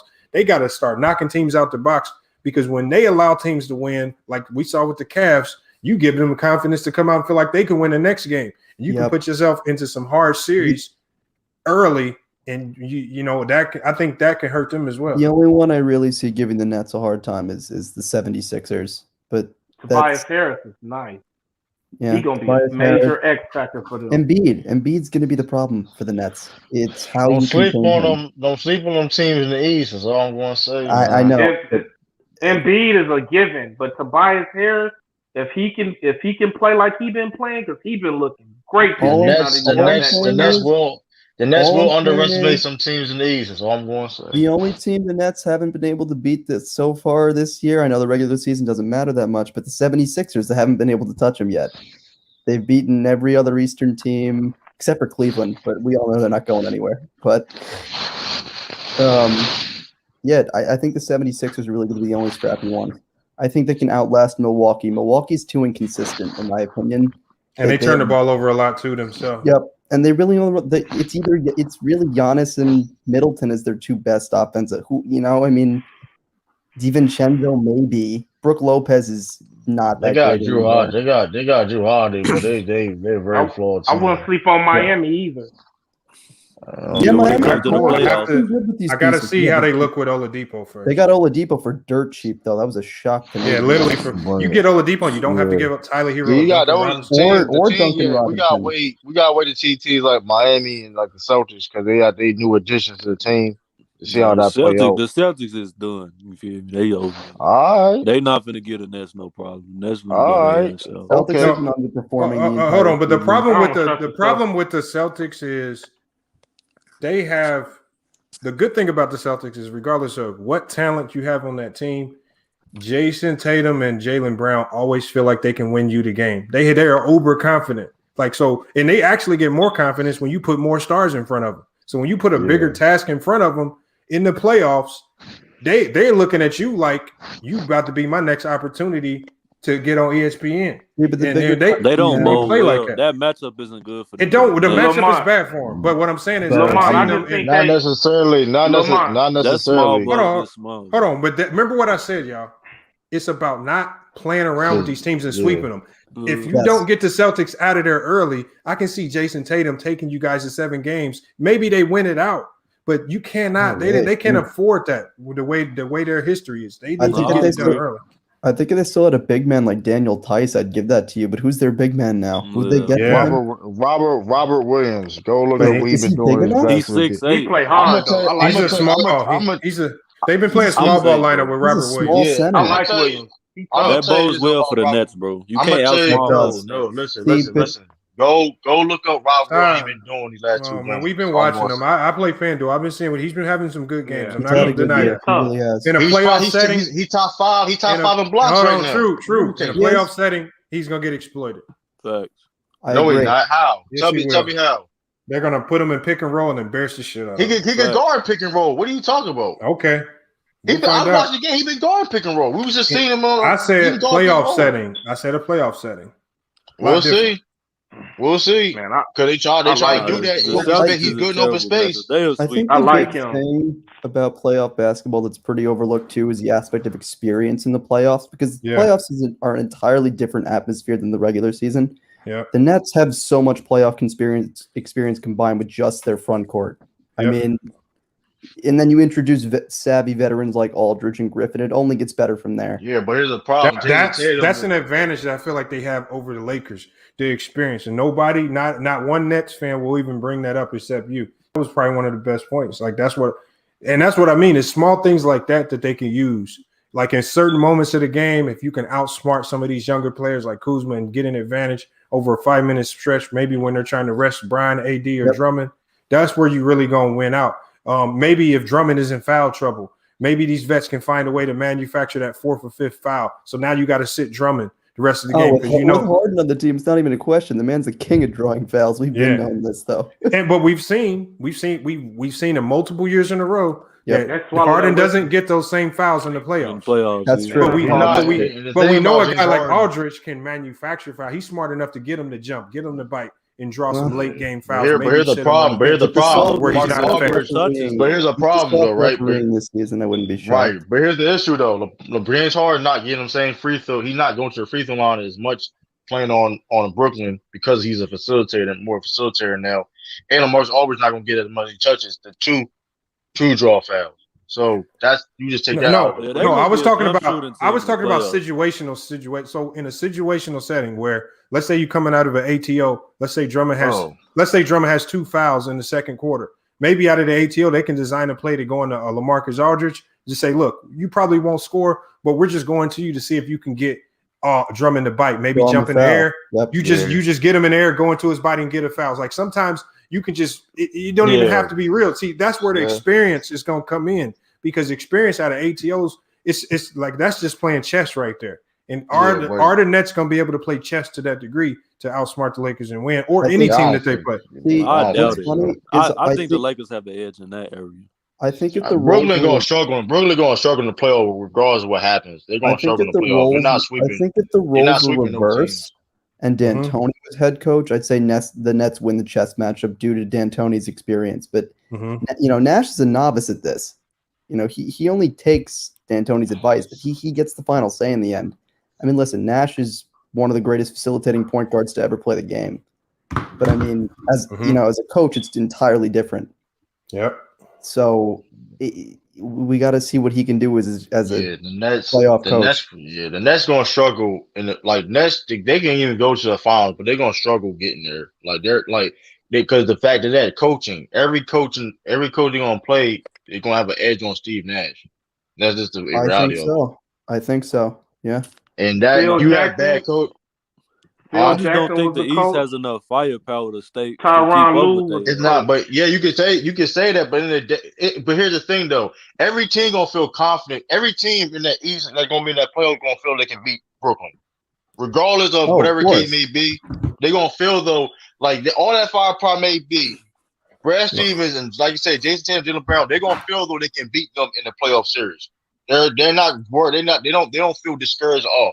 They don't care. They got LeBron Aldridge and Blake Griffin. No one's going to walk into a playoff series and just give up. But that's the problem. But that's the problem with Brooklyn, though. You know what I mean? I'm not saying, of course, you gotta be confident, but they honestly feel though they can beat Brooklyn in the here's the thing, and I think True's making a good point. I think True's making a good point where I think the teams with relying on Houston, with those teams that relied on offensive firepower, they weren't as scary as some of the better defensive teams that we've seen where if you got to go up against the Lakers, knowing that you're going up against a defensive juggernaut that's going to make you uncomfortable on the offensive end. I think teams going into a series where look, they're going to let me get mine, so I'm feeling much better. And at the NBA level, sometimes when you get guys like when Jason Tatum, when he gets cooking, you're not stopping him. And then on top of the fact that they're already a solid defensive team, that just gives you more problems. So I think the Lakers, they never go in a game. Like sometimes you don't even know, is LeBron going to be the high scorer? Is Kuzma going to get hot and drop 20? Is AD going to drop 30 this game? Maybe somebody off the bench. Maybe Schroeder can get hot now. Like it's all over the place offensively. You were great defensive. Those are teams that like people have a little bit of doubts on. I think the defensive teams are more feared than the offensive team. You know what? Talking about bigger defensive teams, you know who's like a secret scary threat going into the play? I never thought I'd ever say this in my life. Probably the Hawks. The New York Knicks. That's what I said yesterday. Yep. They are. That's exactly what I said yesterday. They're one of everybody laughed at me. They're one of the best defensive teams in the NBA. They have played the Nets really difficult twice. They can give them a solid run for their money, and the Knicks proved they can win a game. I like quickly too.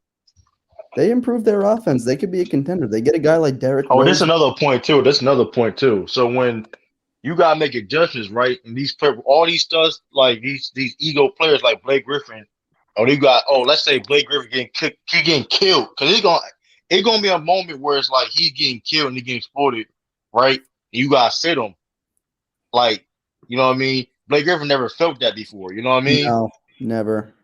Mitchell Robinson just fractured his foot today. He did. That hurts him defensively. Yeah, that's one. That's going to be the Knicks. But they still got the will, but he got to stay healthy though. That's the thing with the Knicks though is that when their only main offensive weapons really Julius Randle at the moment, right? So shooting. Yeah, that can key in on. That's the problem. That's why they were desperately trying to get a point guard. They need offense. They need offense. That's why that's not going to bode well for them. I don't see them as no legitimate threat. No. And I never said a threat. What I'm saying is, you don't want to be the Nets finding yourself in a game 6 against the Knicks. Again, you may win game 6, but you didn't spend 2 extra games trying to get it. Like the Knicks, like I don't want to, and that's where you got it. That's where you got to say, are we going to be able to lock in for multiple games in a row consistently? But again, though, Tom Thibodeau. And that Knicks locker room, dark horse, and yet Tom Thibodeau is probably the greatest thing to happen to that team in the last 10 years. I may say 20. I thought it was a bad hiring too.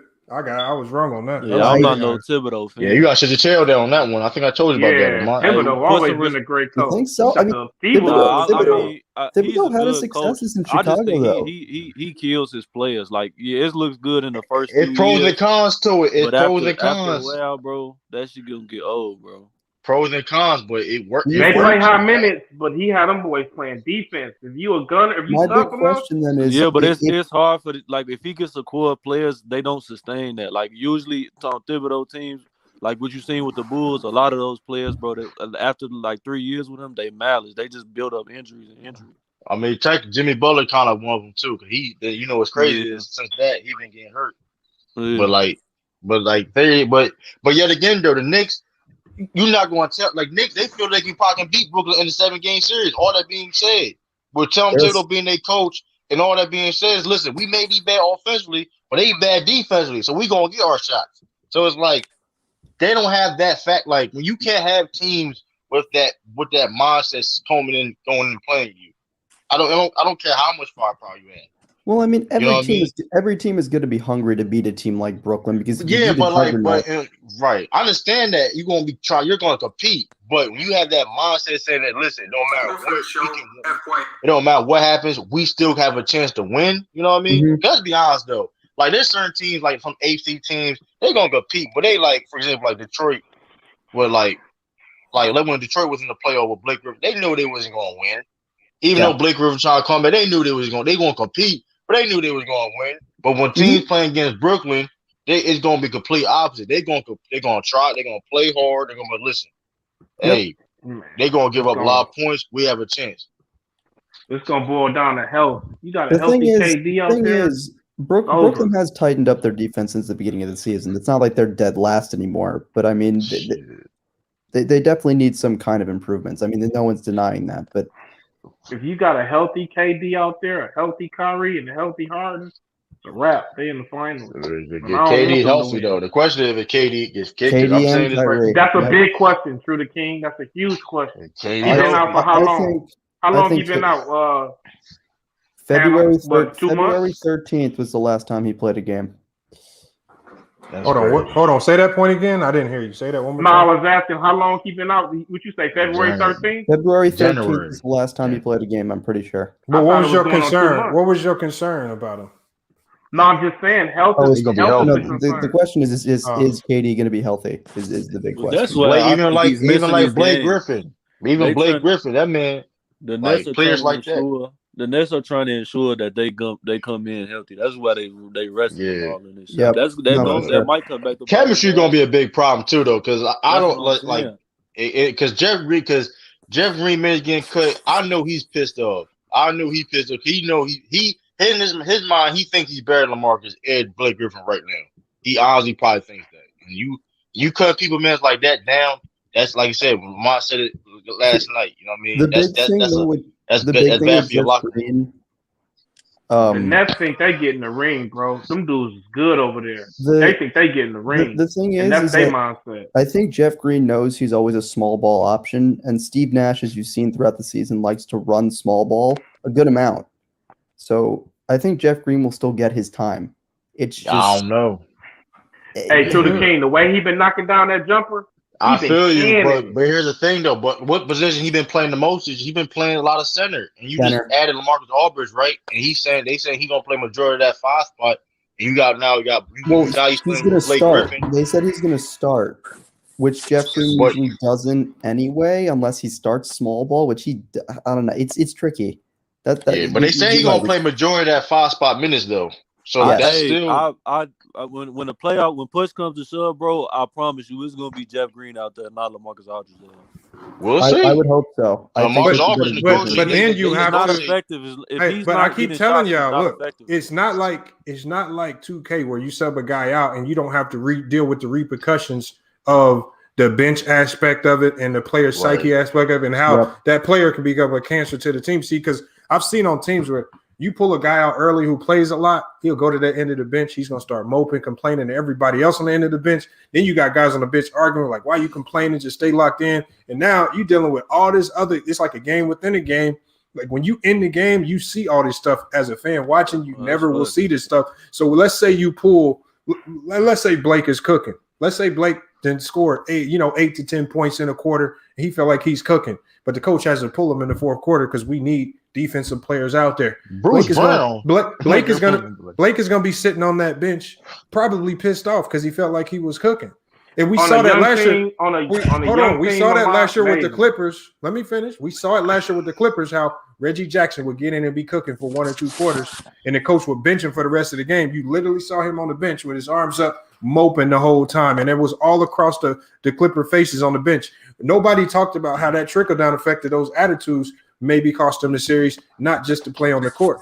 The players' body language will tell you a lot. And what Brooklyn Nets player has a history? That's all. I mean, like that's a part of it. We also saw Dwight, who coming in did not have a reputation of being unselfish. That man was fighting. Let me finish. Go ahead. Let me finish. Yeah. He got benched during that Rocket series and still had enthusiasm the next series. So it can change. These guys, because the next series, he was rooting for his team. That's different, though. What I'm saying is, and I already talked about this in one of my videos when I compared the body languages. I said this is a difference between the culture with the Lakers and the Clippers, because when Dwight and DeVille both knew they wasn't going to play a minute in that Houston series, they were up on the bench being the biggest cheerleaders as they won. All right. When their number was called and they can get on the court that next series against Denver, they both showed up and played. See, what I'm saying is we haven't seen, like we saw how Dwight reacted. I don't recall a time ever seeing LaMarcus Aldridge being the biggest cheerleader on the bench. Hold on. We didn't see him doing that in San Antonio when he was getting benched. But can I ask you this? Has he ever been on a team San Antonio? Listen, I ain't even finished the question. Has he ever been on the team where he has this much promise to win a ring? Never. Which one? The reason that's important, man, is because when dudes feel like that ring is in their grasp, they change their behavior. When they have respect for the dudes that they potentially coming out for, they change their behavior. Again, I'm rooting for the Lakers. I hope that you 1,000% right. I hope that he go over there and have a terrible attitude. Or what my point is, when they have an opportunity to win that ring, hold on. Yeah, but he was on the Spurs with Kawhi Leonard. He was on Spurs with Kawhi Leonard. Hold on, didn't the Clippers last year, weren't they the odds-all favorite to win it all? Yes. I'm not talking about the Clippers. No, but the whole point of it, you just said when they know they can win a championship, they act different. The Clippers were the odds-all favorite to win the championship, and those guys definitely weren't acting right from when the playoffs started, right out the gate. Choked their way out. They were a lot of people's favorite, but that's a they were that's everybody's a great favorite. But everybody's favorite. But the Lakers, that still doesn't refute my point. The White and them still were confident in the fact that they had a great chance. Like right now, the Nets are most people's favorite, but that still doesn't mean that the people on the Clippers don't feel like they got a great chance. Not that they got some of that toxicity out of there. I know what you're saying. The Clippers, that's a great point that you said. Yeah, they had negative attitude. That's why they got some of them guys out of there. But my point is still valid that Dwight Howard and what's my guy name? The big fella, man. Come on, y'all got me. McGee. Yeah, but he's been doing that. But JaVale McGee did that, but JaVale McGee was but to the King, Dwight Howard, who was on his last, literally his last leg. Hold on, let me say this point though. But fair enough, but you gotta put this in respect. Dwight Howard was fighting to get in the league. He didn't have a guaranteed contract at first, so you gotta understand that he was on a thin line, which Dwight Howard had he realized. Listen, I have to he had to realize being okay. If I have to be this, well, I'm not going to be in the league no more. He had to make that decision. You know who wasn't on a thin contract or on their last leg through the King? Who? And who changed their behavior as well? Kyle Kuzma. Kyle Kuzma was sending quotes that his trainer was putting out. He was reposting quotes that was taking shots at LeBron, everything. That whole team, this is my point. And anything can be rebutted, bro. It's not that I'm saying y'all wrong. But here's my point. When a team feels like they have when a team feel like they have an opportunity to win it, when players feel like, hey man, I'm getting towards the end of my career, they'll start doing things a little differently. I'm just telling you. Like the whole thing with Kyrie, habits, bro. And you gotta look at the clock. That's a bad example. I'm gonna tell you why it's a bad example. Let's stand on business finish and then you can go. You gotta look at the clout of the players they got. When you in the league, bro, I hear what you're saying, but rarely do you see an old dog doing new tricks in the league like that, especially when you used to coaches like that. Because LaMarcus Aldridge, he got a history of doing all that pouty shit when he's not getting touches. His defense struggles. He don't go after rebounds if he don't get his touches. So based on history alone, all the clout of players they got on their team, they don't have real besides KD and Kyrie. They don't have real long run for playoff experience, and they always have some type of background as far as team dysfunction within their career. So it's like Jeff Green was in the finals. Stand on business. Jeff Green went to the finals with LeBron. 2018. He got experience. But that was toxic. That was a toxic locker room, though. You missing his point. That's what I'm saying. All the people. That's a good point. On business, but like they don't have a reputation. The clout of that, the fabric of that team is not resilient. That's what I'm saying. So when you know what though, and stand on business. You know how me, you, True the King, everybody on this panel know that. They know that, and that's the type of stuff that galvanizes teams. They know that people like us that talk about these games, that gives them all the more fuel to want to prove everybody wrong. I'm just telling you, man, these guys, bro, they are playing different. Harden and Kyrie, you would have never been able to convince me that was going to work out at the beginning of the season when they got that trade. But when Kyrie said, you know what, man, that's your ball, James, do your thing. And how they root for each other. And when you watch the games, even when KD not playing, there's a different vibe with this team. Again, I want them to lose. It's easy to do that when you know what the difference is, but I'm saying when I feel like we're talking about playoff basketball. When adversity comes, they're front running right now. You got two finals, and he said playoff basketball. I gotta stop this right now. I think they got two finals MVPs on their team, and then they got two regular season MVPs on their team. And Harden went deep in the playoffs. Hey, yo, pause real quick, because that's facts right there. But don't make it seem like two people on that team got two. If one person got NBA Finals MVP, don't do that. Don't do that. Wait a minute. Only one player got NBA Finals MVP on that team. Don't do that. You try to be slick. You try to two They got two people. They got two people with MVPs on their team, and they got two guys that went to the finals. If I misspoke, excuse me, True the King. I'm saying they got two people with championship experience on that team, and they got two guys with regular season MVPs, and another one that went deep into the playoffs. Hold on, but respect off here now. The problem is you're talking about the top guys. I'm telling you, the people that affect the culture of the team the most is the bottom guys. And I had a coach tell me this before. I disagree. I'm not. Hold on, and I wish I could bring him in because he's the one that told me this, and it took me a while to understand it. He says the guys at the end of your bench control the culture of your team. He says because if those guys at the end of the bench ain't happy, it's gonna have a trickle down effect and affect your entire locker room. He says when you had this team, especially this is when I had my best team at GCU. He says you need to make sure those 3-4 guys on the end of the bench that might not be getting as much playing time, you need to make sure they feel just as invested, as involved as all your starters. And I was lacking in that area because I was wondering, man, we had the number 4 ranked team in the country. We go out against ASU, we get shellacked by like 50. Yeah. I'm like, what the heck? I'm like, and he was like, he had to tell me, he was like, your coach's fucked up with this team. He said, guys is coming to practice late, this, that, and the other. He's like, you letting these guys at the end of the bench sit there and mope and bring down the rest of the team when y'all huddle up. They still sitting down.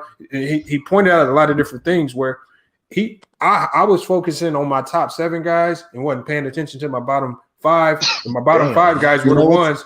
My bottom 5 guys were the ones that were tearing the team down. We ended up getting to the championship game. We ended up losing, but we turned it around when I made an emphasis on focusing on those last guys. It didn't mean getting them in the game more. It just meant, bringing them in practice more, maybe getting them certain minutes in certain situational sense, just finding ways to boost their morale. That's a fantastic, that's great. I like that you brought this point up, and I'm going to bring up something else that I think goes along with this is flash to the Nets Jazz game two games ago. They had nobody. They were able to put in all their bench players. They're able to give them a shot. They're able to see what they could do. They put up a healthy 88 points against a decent Jazz team. They got blown out by 30, but who cares? These guys get their shot. They get their minutes. They get the chance to prove themselves. I think that's the big thing too, is that, they know with all 3 stars out, it's like, okay, my role now improves for this one game. So I think even before that, I think most of these players also kind of know their role, especially with the star power on the team that they have now. But the big thing is, I think, especially with James Harden, and I feel like he's playing the best basketball of his career at the moment, I think it's because that he's happy where he is. I think it's because him knowing he was just a 6th option in OKC and the way they just threw him out the door for nothing. And then the fact that he had to carry a Houston Rockets team who never gave him anything back in return for several years. He's now on a team where he feels comfortable with other role players around him. And Brooklyn seems like a decent environment. I haven't heard a lot of problems within the organization. But even the Nets role players coming off the bench, guys like Tyler Johnson, TLC. Joe Harris usually is even though he starts, but I'm just saying he's still a killer though. I need to see Brooklyn's players go through adversity and see how they respond. Because this is a problem. All them dudes, everybody on that team is they front runners. Everybody on that team got character issues. That's the problem. Everybody on that team got character issues. Nobody on that team has ever had to, even when they playoff runs. Kevin Durant, when it comes to big controversy, they tend to fix it because remember with this Harden trade, it was probably the most controversial moment of the season. How's it going to work? All 3 of these guys need the ball in their hands. There's only one basketball. Kyrie and James are known to be more selfish players than Kevin Durant is. How is it going to work? And look at what's been produced so far. No, but all 3 of them haven't been on the court. That's what I'm saying. Like I know they've only been on for 7 games. Bro, it's way easier to incorporate 2 players, especially because Kyrie's basically a 2 guy. Like the media is making it seem like it's this big sacrifice, but Kyrie. He's more suited for this role, anyways. He did it with playing with LeBron James. That's what I'm saying. So it's not. I mean, It's easy to incorporate them 2 together. My thing is not. It's not even with them.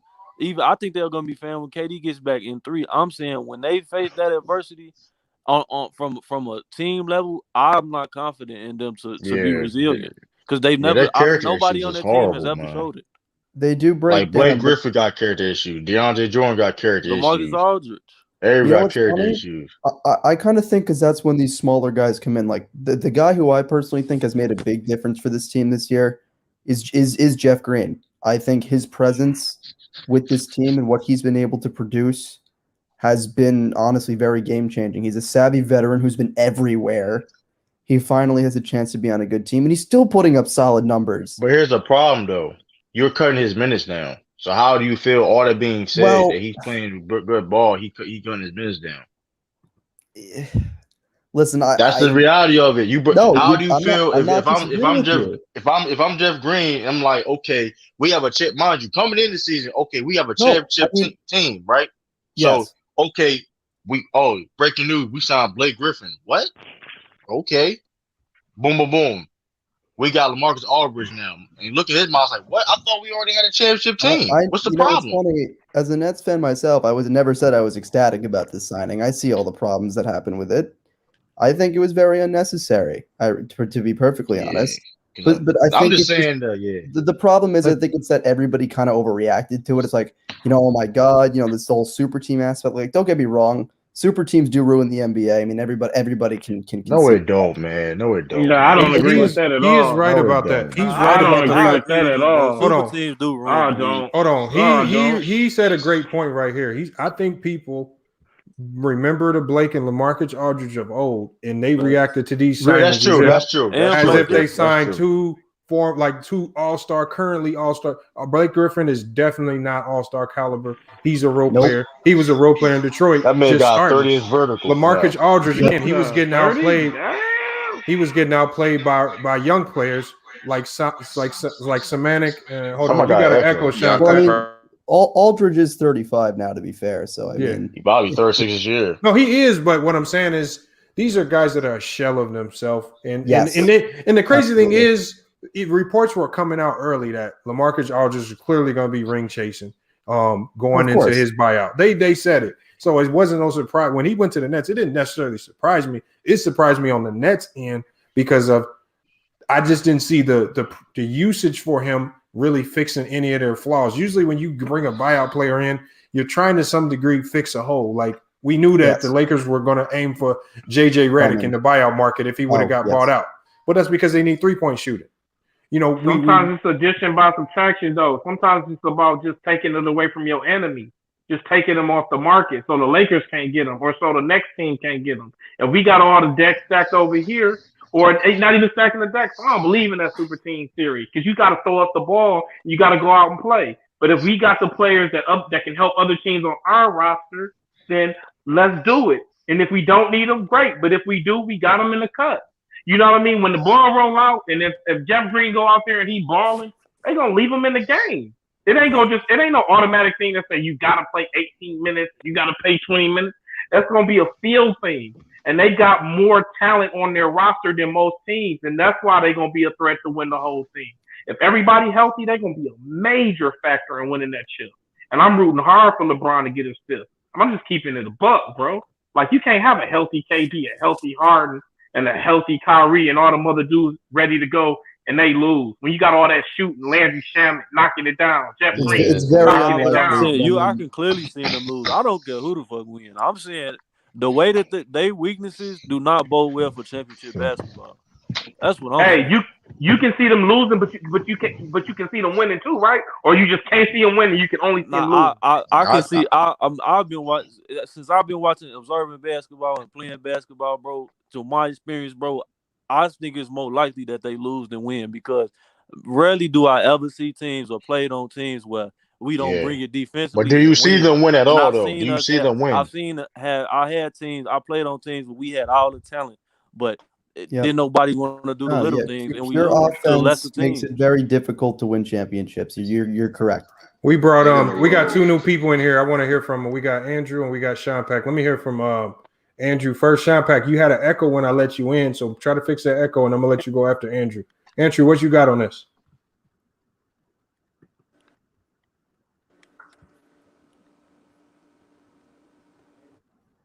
The hell, buddy, doing? Andrew, can you hear us? Crickets. Getting a little. I'll turn off my speaker rate. Okay, go. Okay, yeah. Make sure you turn off that so you don't get that echo. Going on YouTube also. Okay, yeah. Yeah, I can hear you, but can you guys hear me clearly? Yes. Yeah.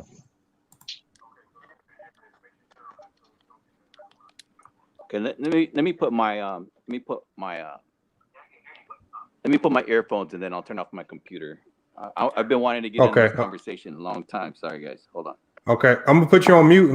When you're ready, just take yourself off mute. We're gonna get Andrew here in a second when he gets his equipment ready.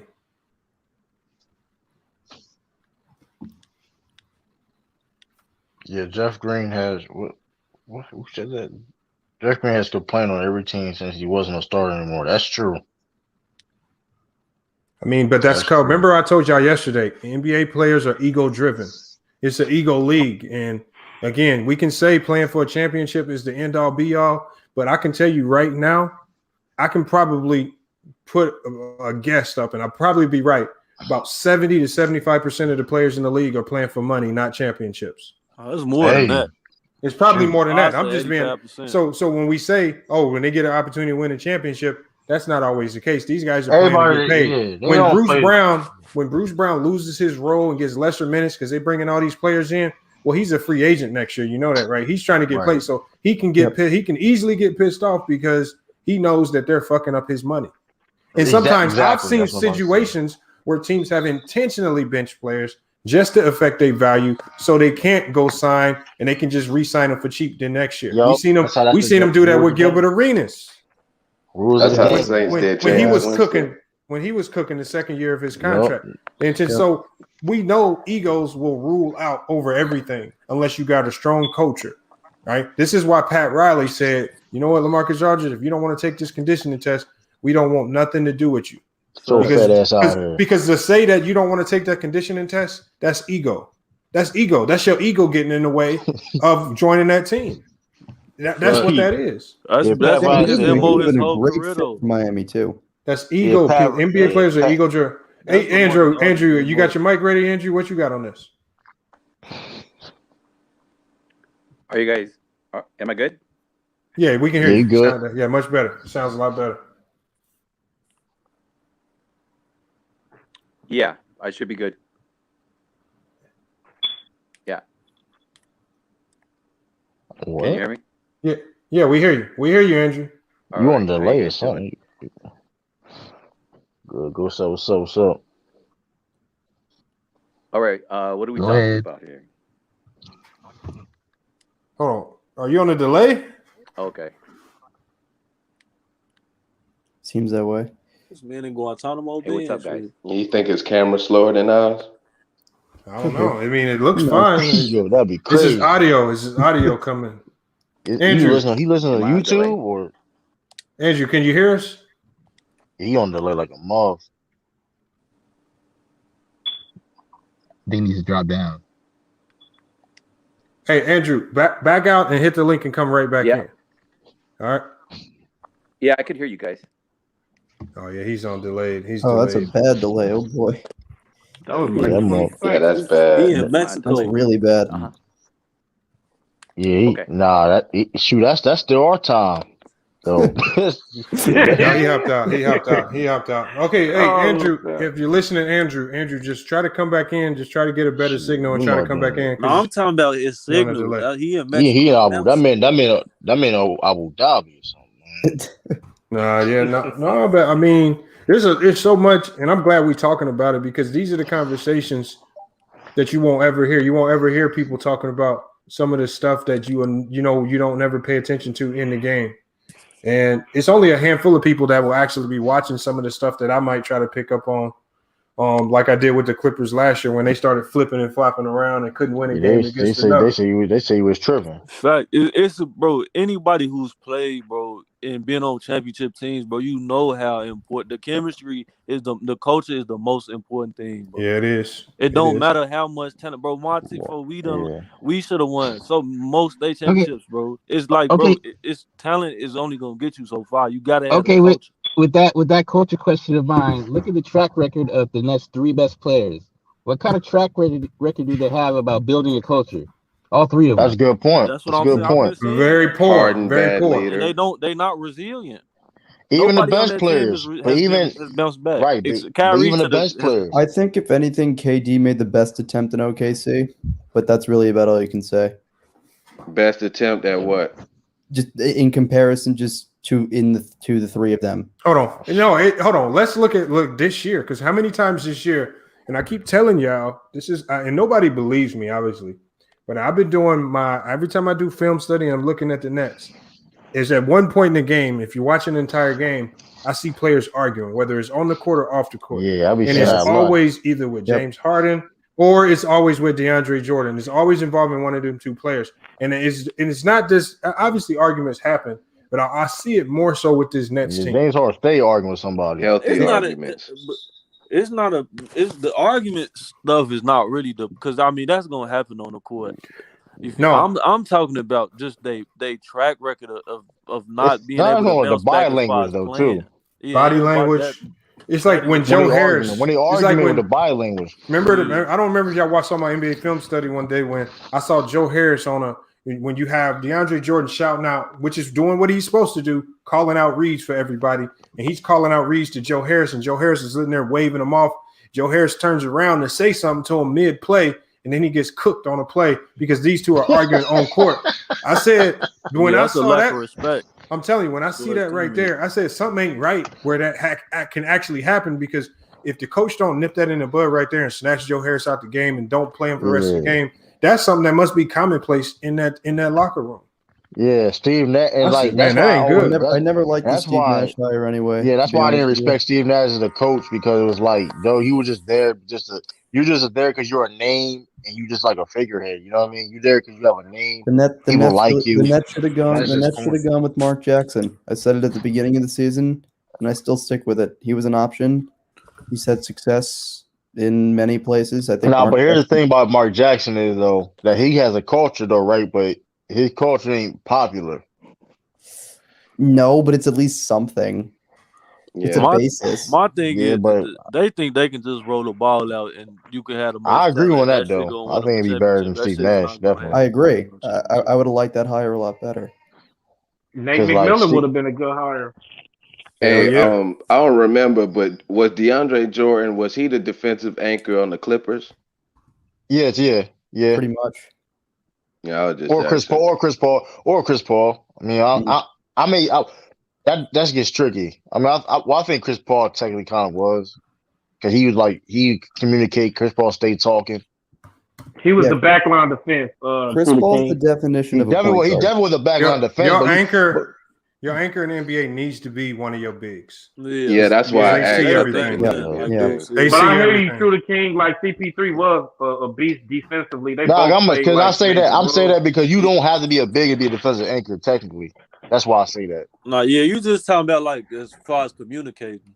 Yeah, I feel that's an anchor. You know what I mean? Because you calling things out. You seeing the court. You know what I mean? You calling things out. You know what I mean? Because Draymond Green not a center. Because Draymond Green not a center. He's not like the craziest shot blocker, but he's a defensive anchor. You know what I mean? It could be. But he's in the back. He see everything. He see everything. That's why. Yeah. Remember, the best things that when Kobe did his detail video on Draymond is about being behind the defense and communicating everything to do. Right. Remember, there was a game-winning play again. I forgot who it was against. I think it might have been against San Antonio or somebody, where he did a great job of communicating before the ball even came in bounds. Like, there's rarely do you see that on a lot of teams where they have an anchor that's smart enough and loud enough. And people wonder why Miles Leonard got that big contract with Miami.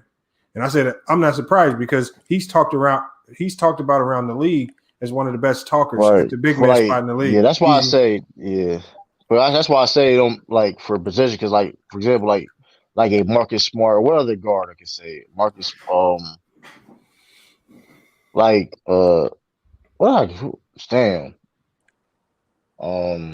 what perimeter dude like I can say like a defensive like an anchor.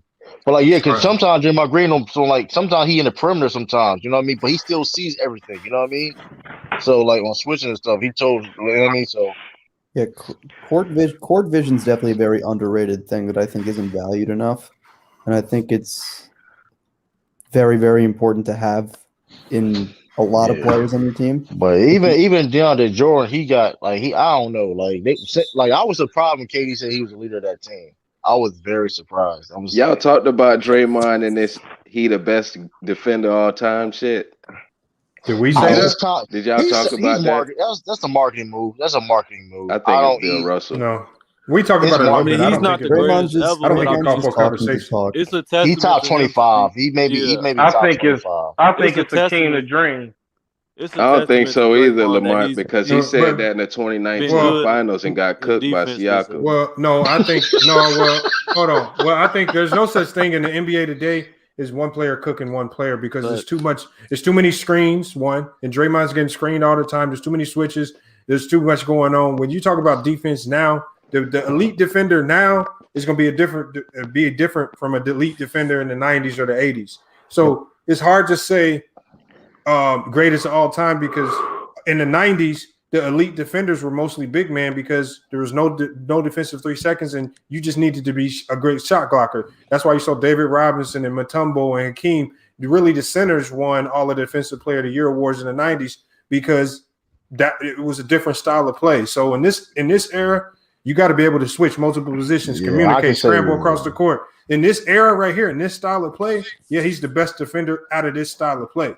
All right. Yeah. And so when you look at the Pistons show you that in the early 2000s, it just took straight up team defense. It wasn't really like you had to have 5 good defenders and you had to really come out and be high skill, high IQ defensively to be elite defensively. So it's just different eras. But that's a testament to Draymond that he's able to be elite defensively, and it's like right now in this era, extremely hard. Like it's the hardest it's ever. You gotta do more now. Like you gotta be guard. Like for example, like a Marcus Smart like he's in that Draymond Green mode where it's like you have to switch on everything.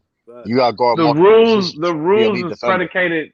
The rules is in favor of the offensive player. That's a reason why it's harder nowadays too. What rules? No. No. I think that's false too because the rules is you can't touch them. That's a lie. That's a lie. We see touching and physical play every night. Everybody know how to do that. Though. And when we talk about physical players defensively, look at we can't just disagree. I'm not disagreeing. I'm just telling you facts because when you look at a guy like Ben Simmons, he's a very physical defender. He's a very physical defender. You can't tell me that Draymond Green is a physical defender. Marcus Smart is a physical defender. Patrick Beverly is a physical defender. The best defenders of this league right now, Bam Adebayo, these are all guys that are going to get up under your skin and be physical with you. So let's not throw out the false narrative. Hold on, there's no system. Overall, all you see is the rules are better. Overall, are in favor of the offensive. Hold on, let's not remember. Defense. I'm gonna give you a chance to speak. I'll give you a chance to speak. What I'm saying is you can hand check because ref let it go all the time. That's why. All I'm saying is this. That's a myth. That's a lie when you say, they can't touch each other. They do it every single night. Yeah, Marcus Smart, you got to know how to do it. It's more physical than before. And there's so many examples of it. The only thing, here's the difference. These kids, Jason Tatum's and all these young kids are growing up. They work on offensive moves and ways to make you look crazy on the offensive end of the court for 8 and 10 hours a day. These dudes are being specialists at breaking your ass off one-on-one. Like it's unheard of. If you look at some of the stuff these trainers have these guys doing to be able to beat somebody one-on-one, it's going to be extremely tough for a defender to get the edge. They teaching these players from the age of 5 how to watch your feet, how to watch your hips. When he turns this way, you can expose him, go this way, and now you got him beat. You got him on the hip. You're going to put him at a disadvantage. Right? They teaching these offensive players how to get guys in foul trouble just by getting them shifted one way. They so much more shifty. It's just harder to stay in front of guys and defend. So again, I don't like it when you say there's no physicality because I see it all the time. Yeah, I see it all the time. You gotta know how to do it. You gotta know how to do it, though. That's the thing. I can say that. You just got to. Hand checking is not basketball. Hand checking is a built-in. No, so I'm not saying hand check. I don't consider what Marcus Smart be doing is hand checking. Marcus Smart is a good defender. Marcus Smart is a great defender. What dude is saying is valid to an extent. The rules have been slanted towards to offense. It's not out there that you can't touch anybody, but you can't. The physicality has went down a notch from look. The physicality went down. Hold on, the physicality looks like it went down because the game is more spaced out. So when you have 4 guys extended beyond the 3-point line and you see all this space and they're really putting you in one-on-one situations and you're nervous as hell, like who can guard Jason Tatum beyond the 3-point line one-on-one with everybody else is spaced out on the 3-point line and the big can't stand in the paint because of defensive 3 seconds. A lot of people. You're going to be on the island. You're going to be on the island. You're going to have jitters because you know he about to try to make a highlight play on you. And then on top of the fact, without the defensive 3 seconds, if he does beat you, you're not already standing there. You have to scramble into help position. And so scrambling into help position is usually where a lot of the fouls are generated because guys have to try to slide up under you. They have to try to beat you to the spot, or they might get there late. They'll hit you certain ways. So the game is different because of the defensive 3 seconds, but it doesn't change the phicality. The game is still just as physical. You said all facts there, but I'm saying that's with one aspect of the game, which is facts. But within other aspects of the game, the physicality has, like, even if you when watching older basketball games, even the way that they defended around screens, it was way more like they let people get away with a little bit of holding and all that now. But if you watch the games again, bro, they was literally pulling them niggas around screens and shit. You would not get away with you would foul out in the first half if you tried that shit down. But what I'm saying is, the thing is, guys have to be. You see, now in today's NBA, more skill now. First of all, I'm not saying you don't. I'm saying that playing the pick and roll. I'm just saying the physicality. You can in the 90s. It was much easier to go under screens or chase over because 9 out of 10 you didn't have an elite level shooter like a Damian Lillard, Steph Curry, and all these guys who can light your ass up from the 3-point line if you make one mistake on the pick and roll. Usually off the pick and roll in the 90s, you only had to worry about one thing: a guy going in for a layup or a guy hitting a guy off the pick and roll for a layup. You didn't see a lot of pick and pops, unless it was John Stockton and Malone. You didn't see a lot. You didn't see a lot of guys coming off the pick and roll, then probing in the lane and then hitting the guy in the corner. You didn't see that. So now you got so much more to worry about. So you can't be all hugged up on your man because now you have to guard. In today's NBA, you got to guard zones. You guys are so fast. The ball will get whipped around so fast. You better be able to rotate and help your man. You got so much more to worry about now because everybody's skill level is up. All right, can I speak or you gonna mute me again? Go ahead. You got to be factual, though, bro. I don't like it when you talk that 90s mumbo jumbo. Okay, so don't do that. Can I speak? Lamont get triggered by that. Can I speak? That 90s not physical shit. That don't fly over Can I speak? Is it not a rule? Is it not a rule that you can't hand check? Yes or no? That rule started in the 90s. That's been a rule since 30 years ago. I don't want to hear that. Yeah. Is it not a rule? Is it? Remember when Zaza Pachulia? Remember when Zaza Pachulia came under Kawhi's ankle and tore his ankle up? Yeah, it is harder to close out now too. You can't like all that, man. Giving guys easier looks. You gotta be careful. That is a foul, though. You gotta be. I understand. I mean, it's only a foul if it's a rule, though. If it's not a rule, you gotta factor it in. Hold on. What wasn't? And man, I can remember a lot of times when Reggie Miller would kick his feet out and get fouled on the 3-point line, getting the free throw line on them bullshit closeouts. My point is the norm, though. No, hold on. No, because there wasn't shooters back in. First of all, you don't have to worry. You didn't have to worry about. Answer my question. You didn't have to worry about closing out in the 90s because there wasn't as much elite shooting to close out on. No, but I'm saying the whole. It's not even in the 90s. I'm talking about recently when they just added those closeout rules. Because I mean, player safety. It was players because the thing is, look, this is why I don't like that because you can't have it both ways. Because when Zaza Pachulia did that, I'm a shooter and I looked at it multiple times and I said I don't really care about it. But it was everybody else saying, "Oh, he's a dirty player. They need to change that rule." It was the public. It was everybody that we sitting here now that complained about that forced that rule. Yeah. I, as a former player and a shooter, I looked at that and I was like, well, he did what he's supposed to do. He's a slow big man. He has to try to get up under you and take away the shot. Yeah, that's what I'm saying. He overdid it, but it was y'all that complained about that. So everybody who's complaining about that rule, you giving what I'm saying. Everybody, the fact that rule change was made, the NBA's hand was forced in that because the public called for it. And y'all got what y'all want. So I don't want to hear. Everybody just had that exact same reaction to the Solomon Hill incident with LeBron with that injury. Now, what, they gonna make a new rule now because you think it's hard? I looked at that play and said it was it was nothing wrong with it. That'd be doing too much at that point. What year was defensive 3 seconds brought in? That was Lakers teammates though. Like defensive 3 seconds was took out. 2003 or something like that. Early 2001. I'm not giving Michael Jordan played on the Wizards. When Michael Jordan played on the Wizards. I'm not giving the lack of physicality a negative connotation because, in my opinion, it should be like that because it's basketball. It's not football. And it still can get physical though. Just because you can't slash your feet, you shouldn't be able to hand check somebody just because you can't stay in front of them. Yeah. I'm saying what dude's point is valid. The rules have shifted towards offense. The NBA has admitted that. Really, to be honest, like when it just even when they do blow by you, you still got your hand on them trying to keep up with them. They don't call that.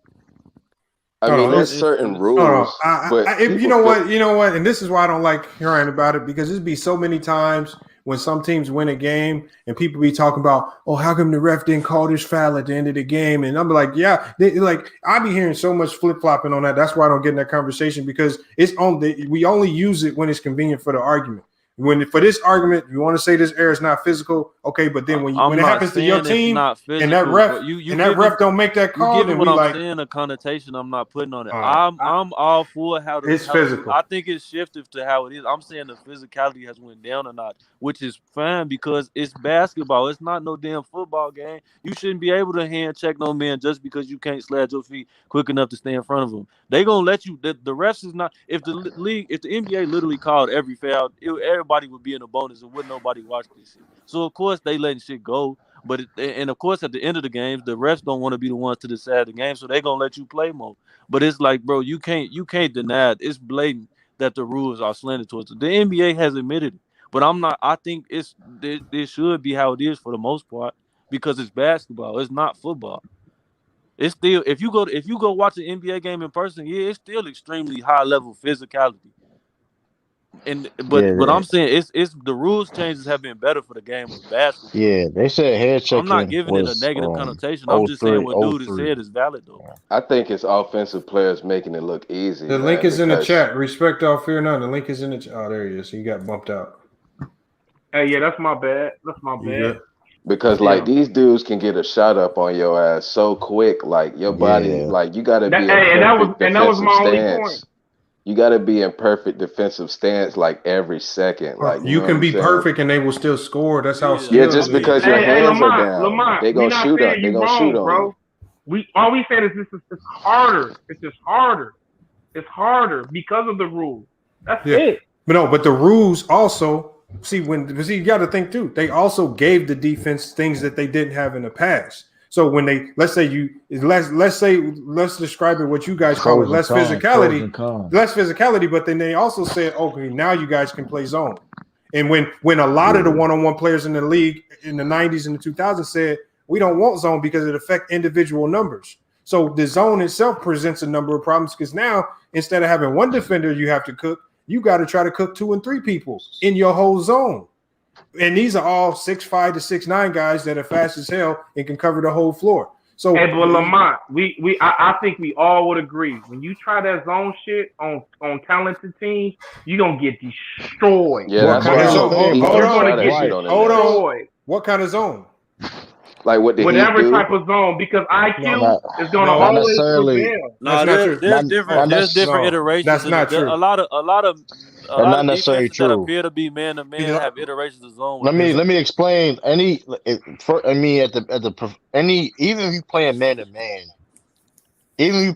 man, is great man to man defense is kind of like a zone rotation. Zone concepts within it. His own contest anyway. I mean, what made it hard back in the day? What made it hard, and even back in the day when it wasn't no zone, they try to do. They still try to do zone to an extent. You know what I mean? Sending these type of double teams and make it like a zone. You know what I mean? So it's like, even though zone was illegal, but they try to like exercise the rules to try to even make zone back then. You know what I mean? Like I watch multiple games every day, dog. There's probably like 70 different types of zones. Now, the most common zone that everybody's thinking about that doesn't work in the NBA is actually what the Miami Heat ran to coast through the Eastern Conference last year is a 2-3 zone. That is the zone that's the zone you generally want to stay away from if you're a pro team because it is remember what I said. I told everybody, I said they run that 2-3 zone against the Lakers. I said LeBron is going to pick it apart. I said he's too high IQ. And that's exactly what they did. They shot him out the zone. They start smoking their ass. So they had to go back to man. So what the most common zone played in the NBA today is one that most people don't understand is the man-to-man matchup zone. It's the most common zone today. It's a man-to-man matchup zone. It's the hardest. It's hardest to scheme against because it's so unpredictable. And it's a zone. So zones, stars don't destroy everything. It looked like these teams just switch everything to me a lot. Well, some teams do. If you try to run a matchup zone against a team that got talent, that's only going to work when you only got one scorer. It depends on your personnel. No. See, that's what I just said. Okay, so do this. Okay, no. Do this. Respect all fear none. Do this now. Now, since you said that about matchup zones, tell me what a man-to-man matchup zone is. When you zoning up and you got one guy standing on whoever you trying to stop. No, so that's a boxing one, bro. It's not a man-to-man matchup zone. That's not a man-to-man matchup zone. So the number one thing you got to have in a man-to-man matchup zone is a point. Somebody is a point. Somebody's always going to be a point. All right, and so depending on what players are on the court, if let's say Jason Tatum's bringing the ball up the court, and let's say the point guard is whoever has Jason Tatum is going to be the point of that zone, so it can switch up every time. If Marcus Smart is bringing the ball up, then obviously whoever Marcus Smart's man, he's going to be the point. And so the man-to-man matchup zone can change based on, let's say, if we're playing the Celtics one day or if we're playing the Sixers. Well, my man-to-man matchup zone needs to be more influenced toward circulating guys around denying post-entry passes to Joel Embiid. All right, that's how you can. So it just depends on who you're playing. But a man-to-man matchup zone, every single team in the NBA uses it because guys are too good one-on-one. You cannot leave guys one-on-one in today's league against stars, or you're gonna get burned. That's why you have a man-to-man matchup zone. But you need a point to run it. You need a guy who's going to be a point, and that point guy has to understand wherever the first pass go, where's my next help assignment? Either I'm dropping to the middle of the lane, right? Am I staying with my man? And it's all about how the coach wants to run it.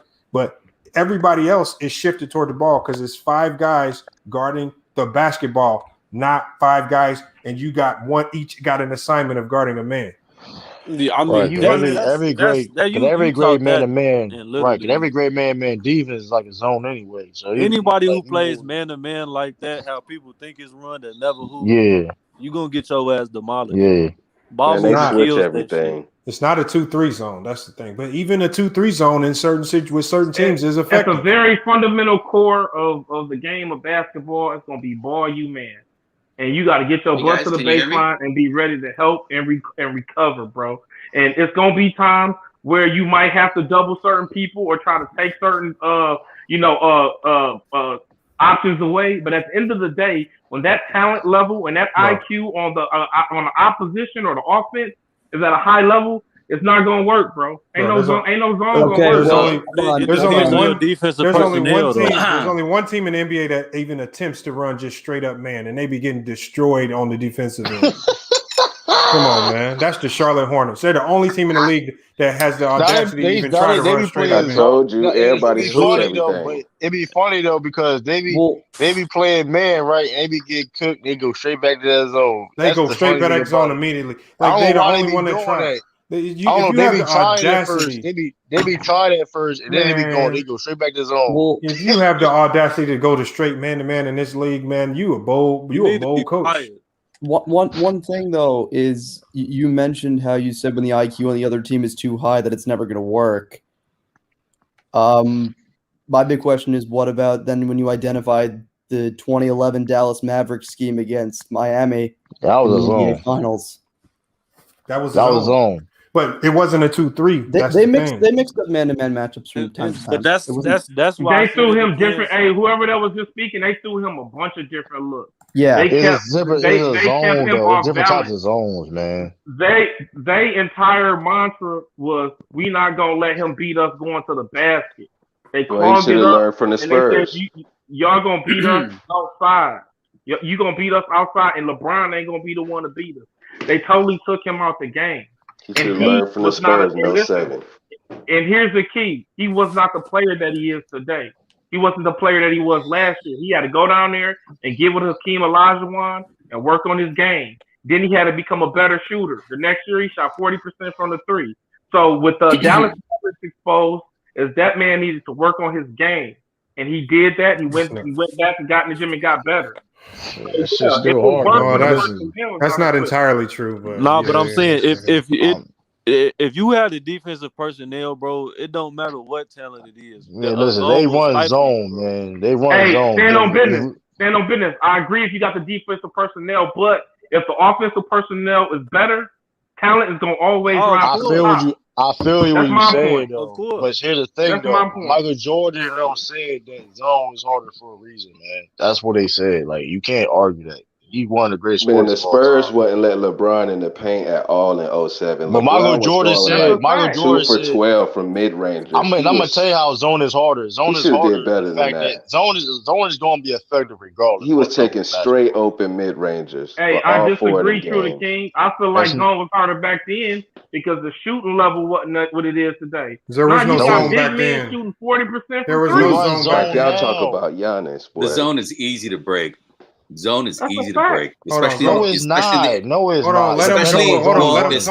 in the NBA. You have to use zone sparingly, like Miami Heat did last year. They tried that on the Lakers, and it worked for a little bit. The Miami Heat didn't use it sparingly. The Miami Heat used it all throughout the whole Eastern Conference. Yeah, bro. He's thinking of the base 2-3, but they use it at certain times. Lamont. You're right. He is right about that. He is right about that. There's certain times coming out of like transitions and stuff where you just can't get into zone. You have to go man up and match up. But that's a whole different part of the game, though. That's transition defense at that point. That's a whole, you know what I mean? But Miami Heat they were great at getting back in transition so they can set their zone up. Exactly. That's why we did see him in the zone a lot, though. My only point is you can't try zone on certain teams, man. When everybody's a threat. A zone is for when everybody's not a threat, or you got somebody on there. True. You don't it depends on what type of zone you're running, bro. Respect. Fair. Listen. Try to run man to man with these dudes and see what happens to you. They run zone on all these dudes every single time. There's a different type of zone for different cases. That's what I'm saying, bro. The Miami Heat ran a dummy defense. You like ain't guard zone by yourself like that. The Miami Heat didn't have the personnel to run a complex man-to-man matchup zone. They would got torched, especially by Anthony Davis in the post. With LeBron James, who can pass, he would have been getting assists all day to Anthony Davis. So would y'all say they run more? Would y'all say they run more zone or man to man in the league? It's fluid, bro. That's it's what fluid, I'm saying. Man. This league switch everything, man. It's try to in the offense try to find man to man. There's man to man zone. Hold on, grind. I mean, Sean Pack. Do you think they should just fight over the screens? Certain players, like look at that Dallas and Clippers series. Luka was getting whatever he wanted, getting Reggie Jackson on. Why was he getting whatever he wanted? Because they was giving it up. Kawhi Leonard and Paul George. What's the point of having two dominant defensive wings? Be more detailed because I've already exposed. Luka Doncic was getting switches when having Kawhi Leonard and Paul George on him every single time. He was able to get Reggie Jackson. Why were they switching? Why were they switching? And who was setting the screens for Luka? Like Kleber and Porzingis Okay, so hold on. So you said Kleber. So you have to switch with Kleber because Kleber's a shooter. He can make the three. He went 0 for 17 in the corner. Who cares? The thing is, a shooter can go 0 for 90. A shooter can go 0 for 90. The thing is, if he continues to shoot, he might hit the three that wins the game and go 1 for 19 on your ass. I watch some teams make you prove it before they guard you. Who? Who in the league is making elite shooters prove it? No, Cleveland ain't elite, bro. Come on now. Cleveland's a good. He's a stretch. He's a stretch. They big. playing percentages, bro. If you've proven throughout an 82 game sample size, especially if you go game 1 and game 2, 0 for 7, 0 for 8. Why are you still going after this guy? Nah, but I'm saying it's on percentages, bro. Hold on, didn't they won that series ultimately though? They ultimately won that series. That's what I'm saying. Even that's why I respect that man Luka. Hold on. The problem was really the problem was Luka coming off a screen is lethal. So because Luka can do so much with the ball, even though he's a poor 3-point shooter, because he can get inside the paint. See, the main thing is you don't want him getting in the paint because that opens up all doors. No. Pass to the corner, lobs, back doors, all this. He can get to the rim. Everybody's getting in foul trouble. So the focal point of the pick and roll is you got to worry about how we're gonna stop him from getting in the paint. Because if a switch is the only thing that's going to stop him from getting to the paint, then you need to switch. But if you're chasing him and if you're not trying to switch, he's going to get into the lane every time. And if you allow a guy like Luka Doncic to get into the paint every time he has the basketball, you're going to lose the series. He's going to get into the lane every time anyway. Like it was that's just not true. That's not true. No. Luka's not going to beat you with his speed. Luka's not going to beat you with his speed.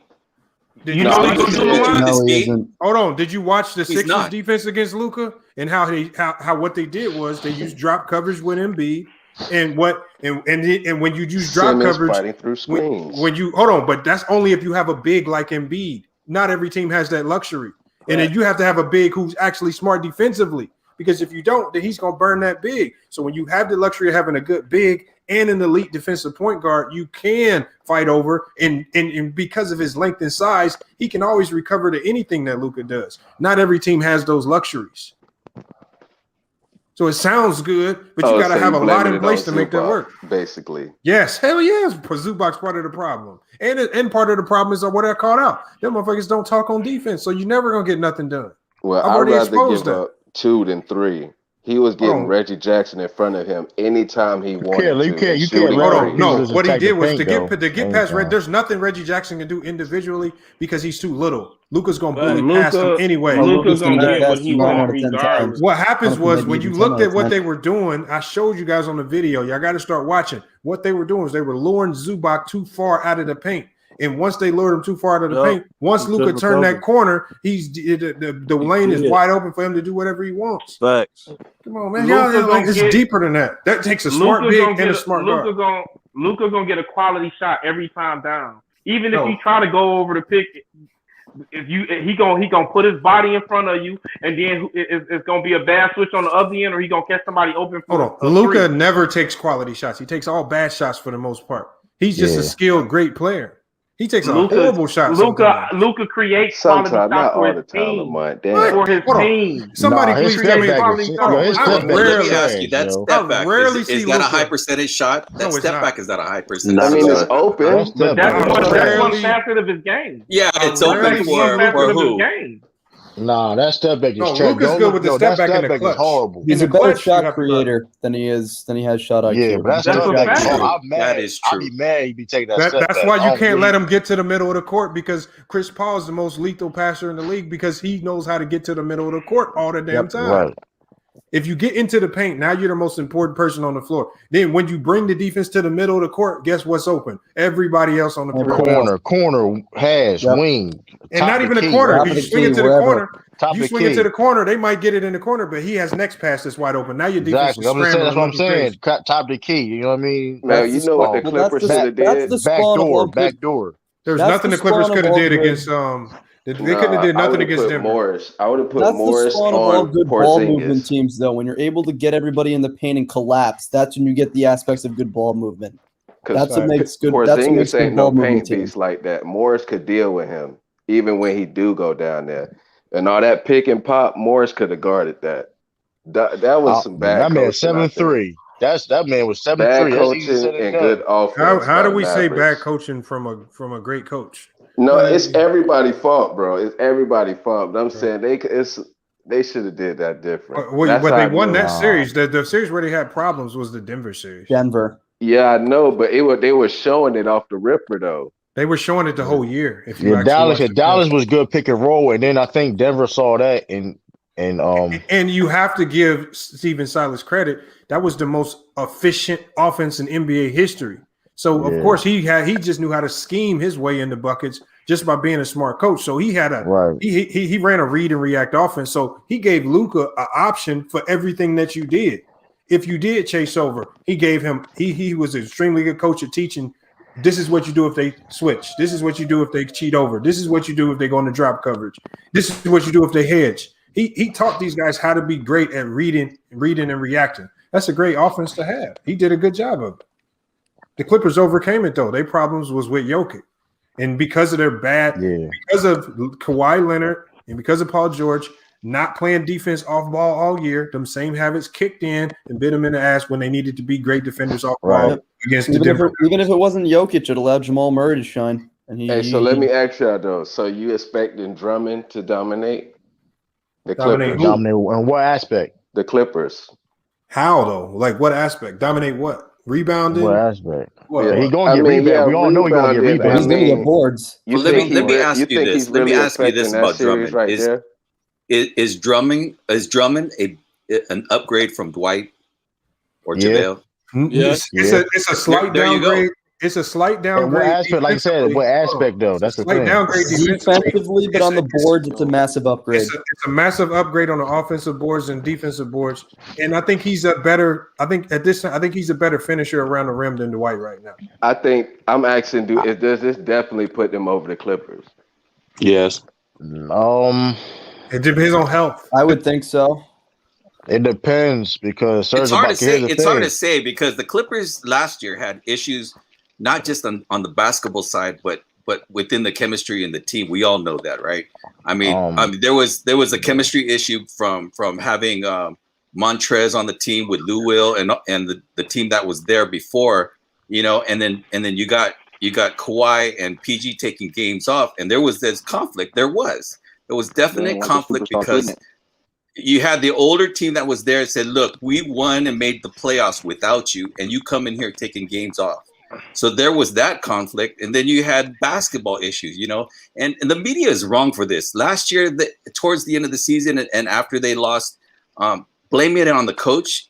Really? Can we look in hindsight now? Can you go look at Philly right now and tell me that coach was the problem?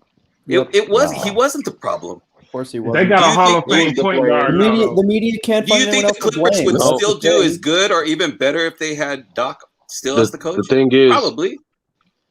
The thing is, Clippers still have this weakness. They still have a weakness they didn't address this year. Anyone notice that their defense regressed in comparison to last year? They average well, they sacrificed their offense. Who are you talking about? Their offense. I'm talking about defense. The Clippers. Well, yeah, they still not bad. They're not bad though. They still top 10. They regressed defensively, which is crazy because you have better defensive personnel this year than opposed to last year. How you regress defensively? Better individual defenders don't make you better team defense. Well, that's what I'm saying. That's what I'm saying. Like, they regressed defensively and they didn't address the Knicks should tell you that right there. It takes great team defense. The Knicks are one of the best defenses in the league because as a team they play the best, and that's because they don't have dark horse. They are a scary team. The Knicks. I said this earlier. Yep. These guys are scary. They can go deep in the playoffs. I would not want to play them. Neither would I. They are scary. Because all it takes is one win for them to feel like they can win the whole series, and then you got problems. That's it. And then you got problems right there. Them young guys. That's how it works with them young guys. They played teams like the 76ers to 1-point games. They just beat the Bucks. And here's another thing too about the Nets, and if they face the Knicks, is that now that the Nets have added more of these former All-Stars and the consensus is out there that they've created this super team, there are higher expectations now for them to win. Yes. And the Knicks don't have any expectations.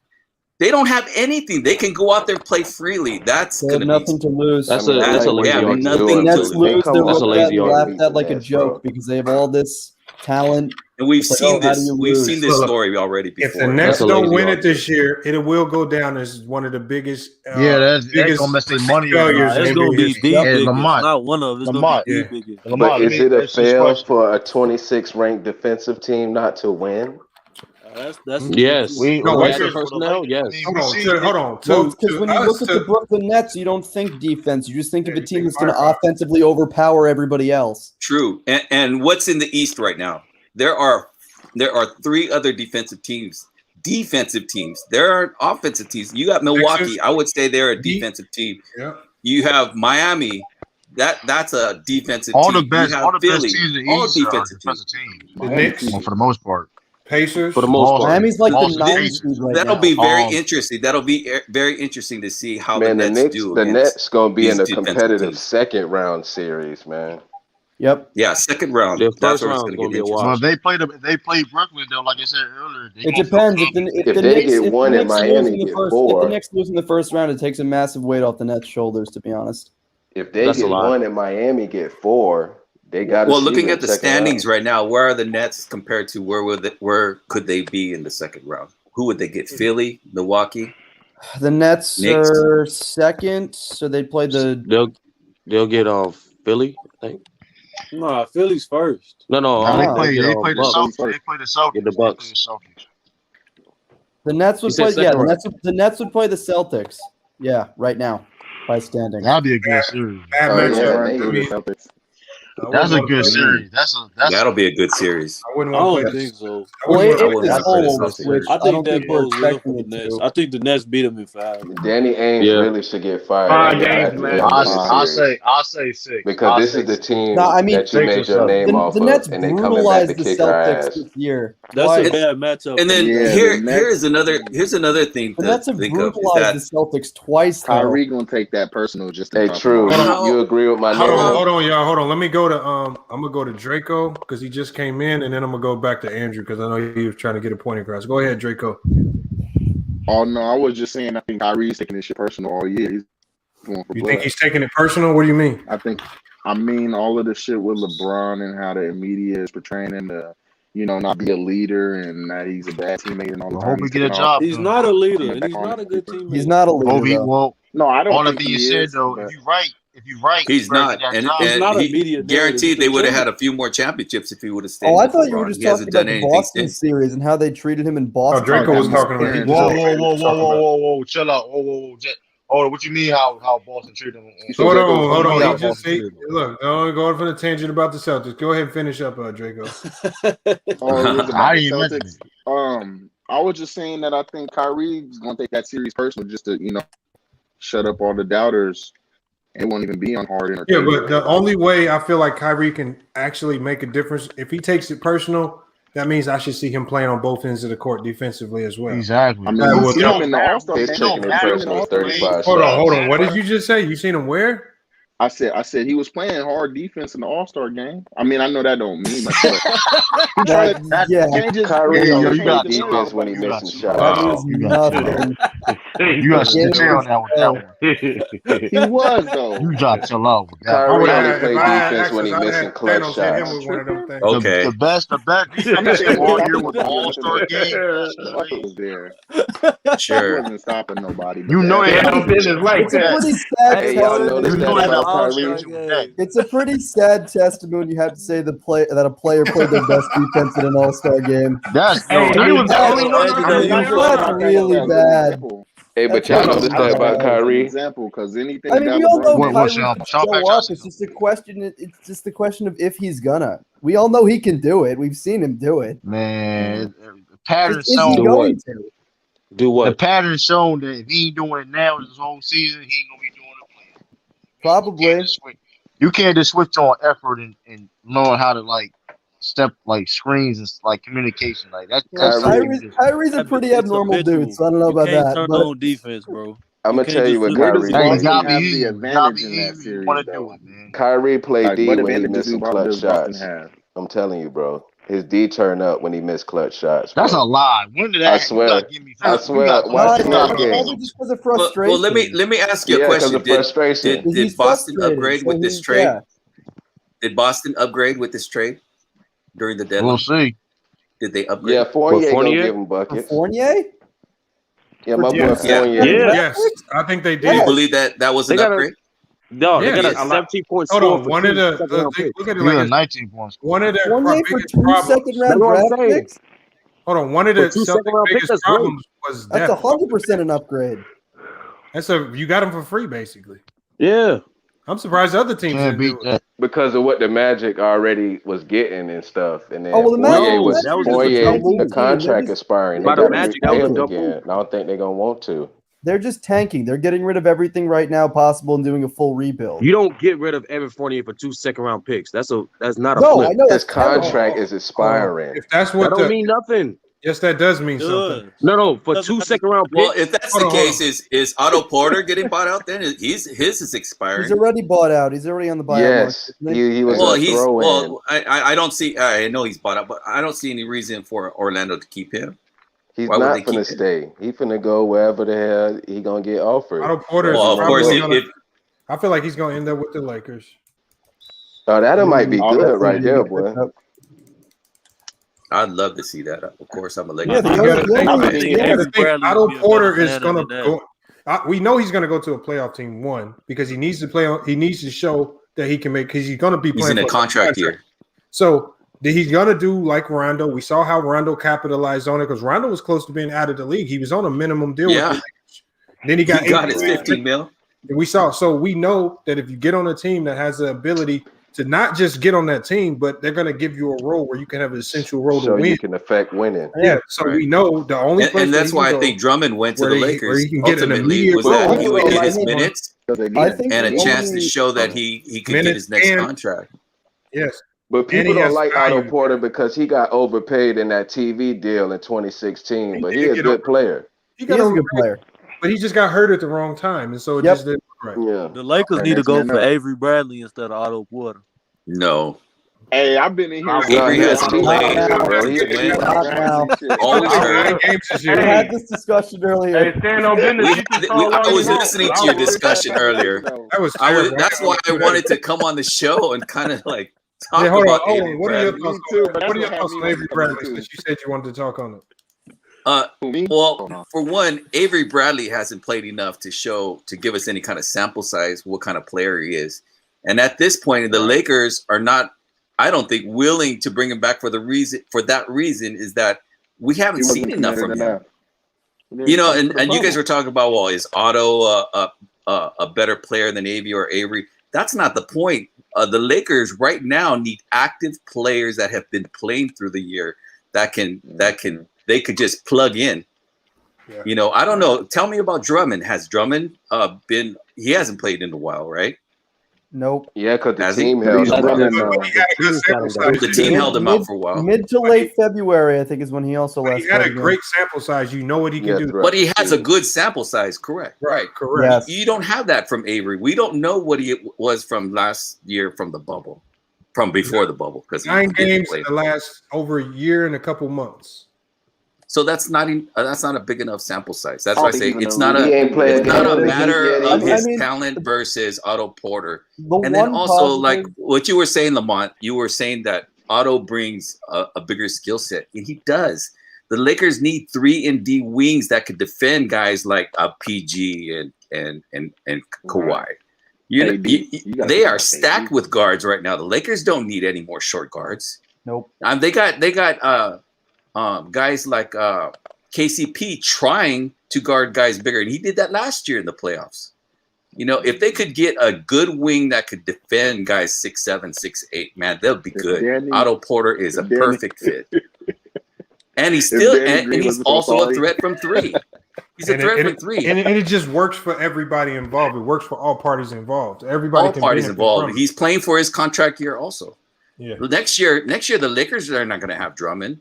They're not going to have Montrez. They're going to be gone. They can't pay these guys. And you know what? All these teams that were saving their money to get Giannis, and all these free agents that were going to be available this year, and they decided to sign with their own team. So now all these teams have all this money to spend. I'm telling you, free agency next year is going to be crazy. Teams are going to be offering these players like ridiculous amounts of money. Yep. You watch. Yep. You think the Pelicans making a mistake letting Lonzo hit restricted free agency?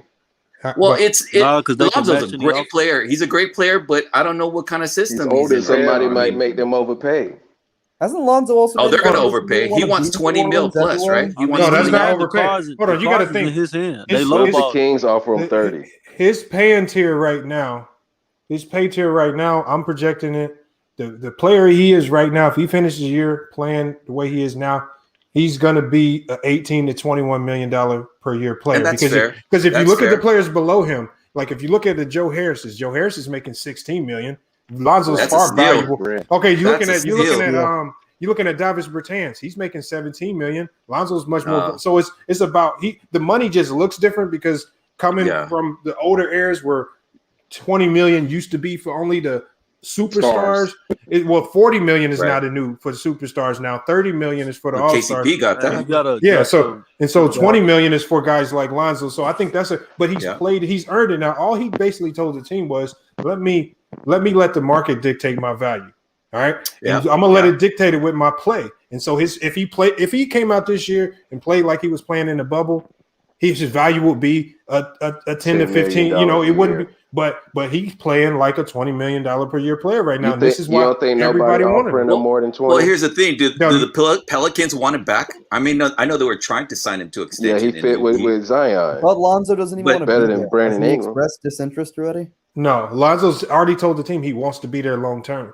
Oh shit. Okay. So that's gonna be the big question. Do they want him?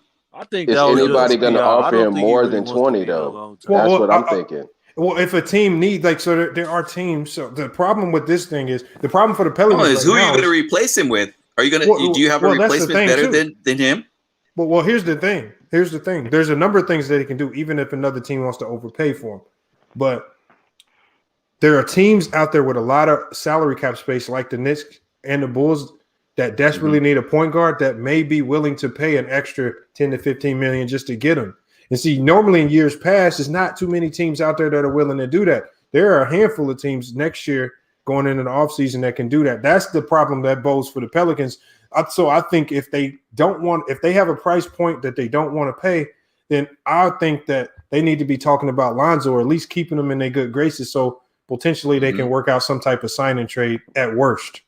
But that would be the only thing. So sign and trade or just match the offer. Either way, the Pelicans control it, not Lonzo. Right. My stimulus check better. Don Lewis said he's still banking on the stimulus check. Why don't y'all tell DJ Raw and Cut Truth to make sure he collects his stimulus? Or maybe that's what he's waiting on if they coming tomorrow. Hold on, let me get True back in here.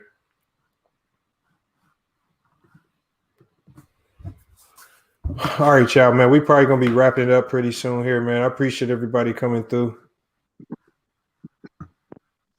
Thank you guys for the invite. Appreciate it. Yes, sir, man. I definitely appreciate the conversation, man. We got a lot off the board today. Talked about a lot. So, hold on. He said Lonzo 20 mil addition by subtraction.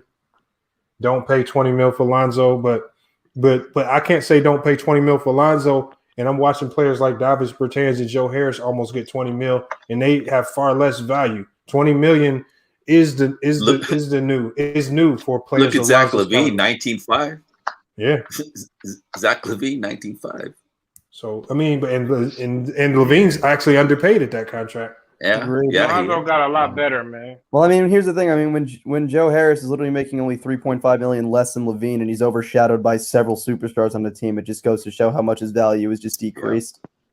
Yeah. LaVine bounced back nice from that. And that's what I meant to say. When you got a guy that making that much money coming into the year, he had a very integral piece to that team. They minimized his role. I was like, does his ego kick in, or is he just going to be like, I'm fine, I'll just keep collecting my checks? Personally, this year, I think he was a huge snub in the 3-point contest. I was not happy about that.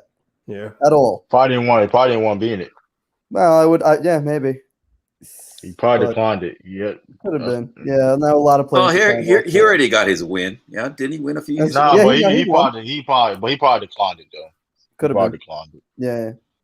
Yeah, I would have declined it this year too. I would have declined it. All the games they playing, I would have wanted to go home and just chill. Yeah. They had it for Jaylen Brown in it. Like that's how it just shocked me not to see him in it. I'm like, did he decline? Did they not even consider him? Like, at that point, he was like the second best 3-point shooter in the league, if not the best. It seemed like he don't miss. Who was that? Really? Joe Harris? Yeah, Yeah, at the it just be All-Star thinking break. like they never miss, bro. That is the only guy, and I'm a Laker fan. That is the only guy I would leave Harden by himself to shoot threes because he's been known to just go on cold streaks. But Joe Harris is a guy I would never ever leave alone. That guy. I don't know. Deadly. I gotta see him make him in the playoffs. He gonna have to Him or Norman Powell. Norman He's Powell's been deadly. really, He really scares hot me. from three this year. Joe Harris went through a whole season shooting 45% from three one time, I think. Scary. He got a flamethrower, bro. Yeah, I don't know how he's gotten looked over for so many years because so many teams had him and just didn't use him effectively. And he beat Curry in a 3-point shootout. He moved without the ball so well. I give a lot of credit to his progression to Kenny Atkinson. Actually, he did a really good job with him when he was with Brooklyn. Boy, he was such an underrated coach. Bro, he got screwed Why over. is he? so Why bad. is he not coaching now? Treated him. I hated how they cut him out. Yeah, that was one of the bad. craziest things. That was a bad breakup. Yeah, really. It was. Led by Kyrie Irving. Yep. Yeah, that was all they. No, the big guys wanted him out of there. So toxic last year, man. It was so unbearable to watch. It really was. You're not even playing. Want Kenny Atkinson out? And I was like, man, Yep. come on, man. Such You a lead a shame. whole. I Yeah, said, that's man, true. that was He terrible. did such right a good there. job with that. I miss the D'Angelo days, man. Hey, guess where he at now? But guess he been at though. You know what I mean? Isn't he on the Clippers bench now or something? Yep. Yeah. You know that's a good sign, man. I'm telling you. You know what I mean? It's like, I hope he lands another job, though. I really hope that's not how it ends. Good I coach. also feel, for right now, I really feel bad for Steven Silas. He's too good of a coach. Man, oh my God. Yeah, but you know, I kind of got into it on Twitter with some guy talking about that Silas. Everybody's feeling sorry for Silas. I mean, and let me ask your guys' opinion. Do you think? And I believe this, that he kind of knew the signs were on the wall that Harden was leaving before he took that job. Yes, I don't know. Do you feel that way? I mean, I kind of feel sorry for him, but then I don't, because it's like the signs were already on the wall that Harden wanted out already. They Not couldn't necessarily, foresee the though. Rockets was But going to even get then, fleeced he how was- they got fleeced. He would expect if they traded them to actually get something that they could use. I know he didn't Yes. expect that just to give away Well, Harden. For I free, don't know but because I don't think they he signed kind of knew DeMarcus that the Cousins. signs were on the wall. I don't think they signed DeMarcus Cousins if they know Harden wants out. No, but the thing is with that trade is that they could have gotten guys like Karis LeVert and Jared Allen, but they traded him away for Oladipo, who's now that not was even on the terrible. team anymore. They Yeah, they could made have some got bad moves. Simmons. They could have gotten All they got Simmons out of the too. whole Yeah, there deal, was Houston there got No was was his way. picks. That's There's it. no there way was they a should have let Simmons Harden and a go. Matisse Thybulle That's what I'm package saying. for I Harden. don't even know why they traded Bro, him. hold Man. on. They I had would've I him would never- have left. traded Harden. He would have had I to would've figure it did out. that. I'd have That been was a like, you need to mistake. figure I this would have out. not It's have traded true. Harden. I'd They have would like, have had you- to give me a No, ransom but for Harden. you know what it is, and I think why they didn't want to send would him to have to Philly. sit They out really, Lamont.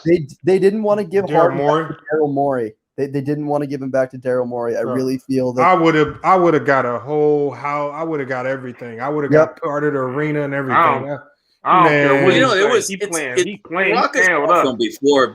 It was the Rockets' fault from before because Morey gave Harden full control. He's like, "What do you want? I want Yep. Westbrook. Harden would have ran my I mean, they gave him everything. He had carte blanche, man. He had everything, and he just destroyed that organization. Yeah, Destroyed first it was it. Chris I blame that Paul, on then Harden. it was Russell Westbrook. Yeah, he just Yeah, Harden had to run Houston my should hate fade. his ass. Hold on, look. Harden I'm going to said, tell you. man, Houston got so many memories of should. Harden, so much No, but them memories ain't worth what they stuff. finna have to He endure. done did stuff They for the finna have community. to Like, as a bad He lost all Strip club credibility food. even after all the bro, 8 they years. only ain't Yeah, but got what do rings they have from for Harden left. because of Ripper the now? super Kelly team Olynyk era. and I mean, Avery what the hell Bradley, is it who to are be also mad now about? going in the What buyout is a market. super team ever, man? Come on, I got Shit, stop. Harden Hey, only There's lost to the always been Spurs, super and teams. that's He it. went out There like a has sucker. always been super Everything teams. else was a super James team he Harden lost went to. out What like the a hell sucker, Houston bro. mad He about? went out like a broad, man. You don't force no trade after we showed you all that love, man. Facts, You bro. don't do that. Nah, bro.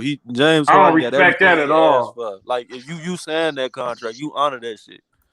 Yeah, man. And You then don't. the other day, wait till the last year of your Harden deal. says that he's the MVP. What Oh, Pushazi man, say? that- Pushazi say black and I blood. mean, Harden's really playing fantastic basketball at the moment. You can't I'm deny gonna keep it so funky. I wouldn't even be like He his disqualified game. from that shit. Hey, what Stand Business just said, that's true. He disqualified for what he did before. But if we just talking about his game, it's hard to say he's not. He He been balling, though. acting a fool. He ball. Yeah, I think Harden is. I mean, I better think than if AI. he does win it, I'm sorry. it'd be Look, pretty look. scummy. I I'm really gonna. think it deserves to either Even go if to Look. Well, what do you guys think? Is he winning it this year? No, I think look at so. this. I want y'all to It's kind tell of me. hard to go against it unless Well, he finally has the best team in the Giannis has league. better numbers. Giannis does I have really better think numbers, though. it personally Hold should go on to. 1 second, y'all. Hold on 1 second. I want y'all to tell me one thing. Now we're gonna look at the Rockets trade. This is ultimately at the end of the day, after trading Oladipo, this is what they got. They got for James Harden. Hold on, they got Avery Bradley, who's not playing. You got Kelly Olynyk, who's not playing. They're also both being bought out too. Yeah, you got Dante Exum, who's not playing. You got Rodin Skaruks, and you got late first round picks and some swaps. I think they just traded Kurucs away in the last trade. At least they got they Kevin probably Porter did. Jr. Yep. That bitch is a dog. They just wanted him gone. Kevin Porter Jr. They have like 7 first-round picks now. Yeah, that's fool's gold, bro. Don't be fooled. That's the Kyle Kuzma act when nobody's that there. was horrible. I can't believe they actually did that. That's why they say that they didn't mind. Now getting Houston their head is set slapped back for probably the next Oladipo. 5 to 10 years if they're More than that. full rebuild. Harden, I would say 10 years. player, bro. Well, I mean, you know, Cousins and OD John Wall are Houdini. now out the door. I mean, OD there's no Houdini had a way- question for the panel. He says, "Do you guys think Harden is better than Allen Iverson?" Yeah. When it's all said and done, when it's all said I and like done, AI, but I'll get Harden over AI. I would take Harden over Iverson. I'm taking They were bigger, different more kinds efficient of. They were player. different kinds of players. They were different kinds of players. They guard, they combo guards. However you want to slice it, James Harden's better than him. Yeah, You can James say Harden. all that carry team, Harden did all that shit, and even that's a petty ass argument anyway. Well, you know that's a different era too. That was the day of hand check. Well, that's like a fan favorite. Can Harden play that hand check?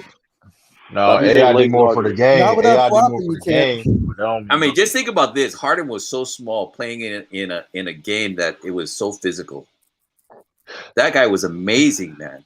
I watched Iverson many years, man. I'm an old guy. I watched pound for pound. Yeah, but if you take I'm it in, taking AI. I get He what was y'all tough. saying, but I'm taking AI. Yeah, well, tell AI to give you a 50-point triple double. He was tough, man. AI. Hold on. Who said they taking AI? Who said It's not boxing, it's dental business. no, I know. That's what Okay, I'm why saying, would you take AI? In reality, no, but pound for pound, yeah. Because pound for pound, AI is the he greatest of all took a team to the finals that had their second best player averaging like 12, bro. And I get it. It was a. He took a horrible team. He took a horrible team. I get it. against the I know y'all was Andrew. going there. I'm taking AI, bro. Hold on, Andrew. Hold on. Wow. No. Andrew, hold on. I want to know why you would pick him over Harden, not pick his team over another team. You're talking about a team. I'm taking AI because I know that he gonna go out there. He not gonna choke when it counts. But he has choked when it counts. He went 6 for 24 in Game 7 against Toronto. But he choked when it counts a lot. He got bounced out of the first round most of his career. I didn't see him choke. I didn't see him have 13 turnovers in a playoff game. But you already admitted earlier that you don't see much of the game. You said you watched the game today and didn't even see Otto Porter play.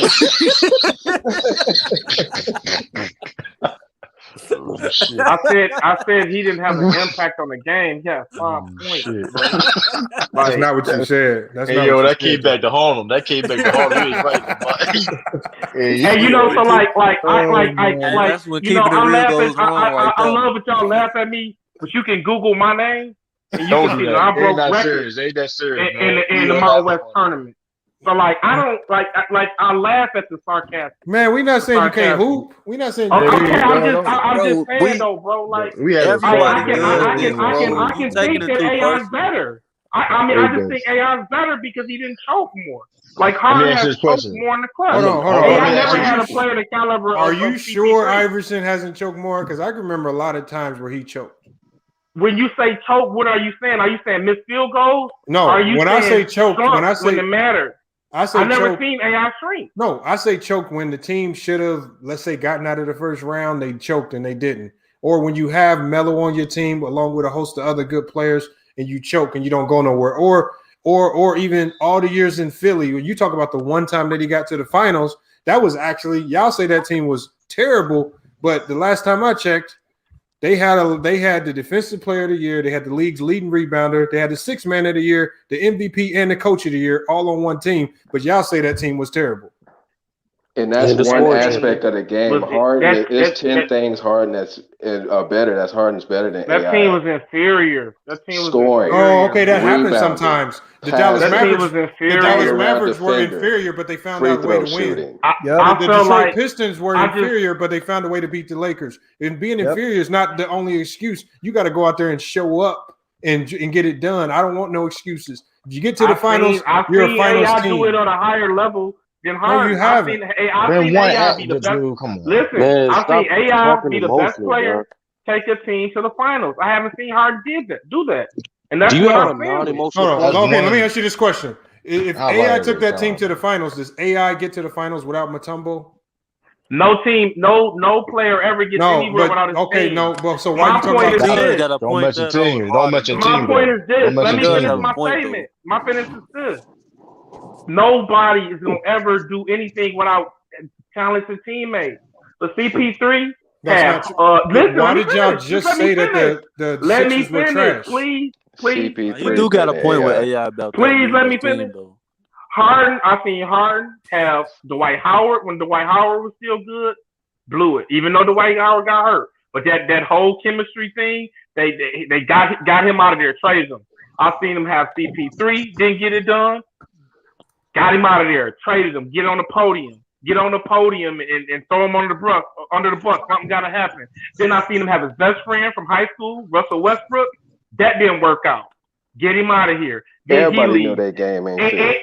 And then when he left, he went and threw his whole team under the bus. We don't got enough here. So like something has to be said about your mentality and your lack of respect AI for the game. would never question. A lot of people's mentality was questioned. But AI wasn't humble enough to come off the bench. I feel like AI's integrity was better than Harden. You must be doing. That's not necessarily true. Also, when you're playing a stack, Harden cried because he couldn't be a 6-man. Let me ask you this question then. If you're picking AI, okay, Harden took the Rockets. They almost beat the Warriors, right? 7 games. Yes. And do you think you heard that song Brandy made? Almost doesn't count. Well, they almost beat. Hold on, they almost beat the Warriors if it wasn't for what? CP3 got hurt, right? Correct. Now replace now. Didn't he get hurt? Yeah, he got hurt. He did. Right? That's correct. That's not the main reason. That is correct. He got hurt. That's a big reason. So, that's not so let me ask you this: if you replaced in that 7-game series with AI, do you think AI takes that Houston team? I don't deal in if. This is what I deal in. AI went to the finals. There's always hypotheticals when you guys are talking about I don't deal in hypotheticals and ifs. AI went to the finals. Harden never did it by himself. All right. Hold on. That don't count. Another superstar talent like Harden. I don't know, man. That's not for AI. Yes, he did. I'm gonna kill this. Hold on, because look, because the thing is, when Iverson played, Mutombo was considered a star. He was defensive player of the year, league's best rebounder. Hold on, when he played with Carmelo Anthony wasn't he top 5 scorer in the NBA? Yeah, I'm talking about his Philly days. But we had what about those days? You said Philly days? No, he did play with Melo.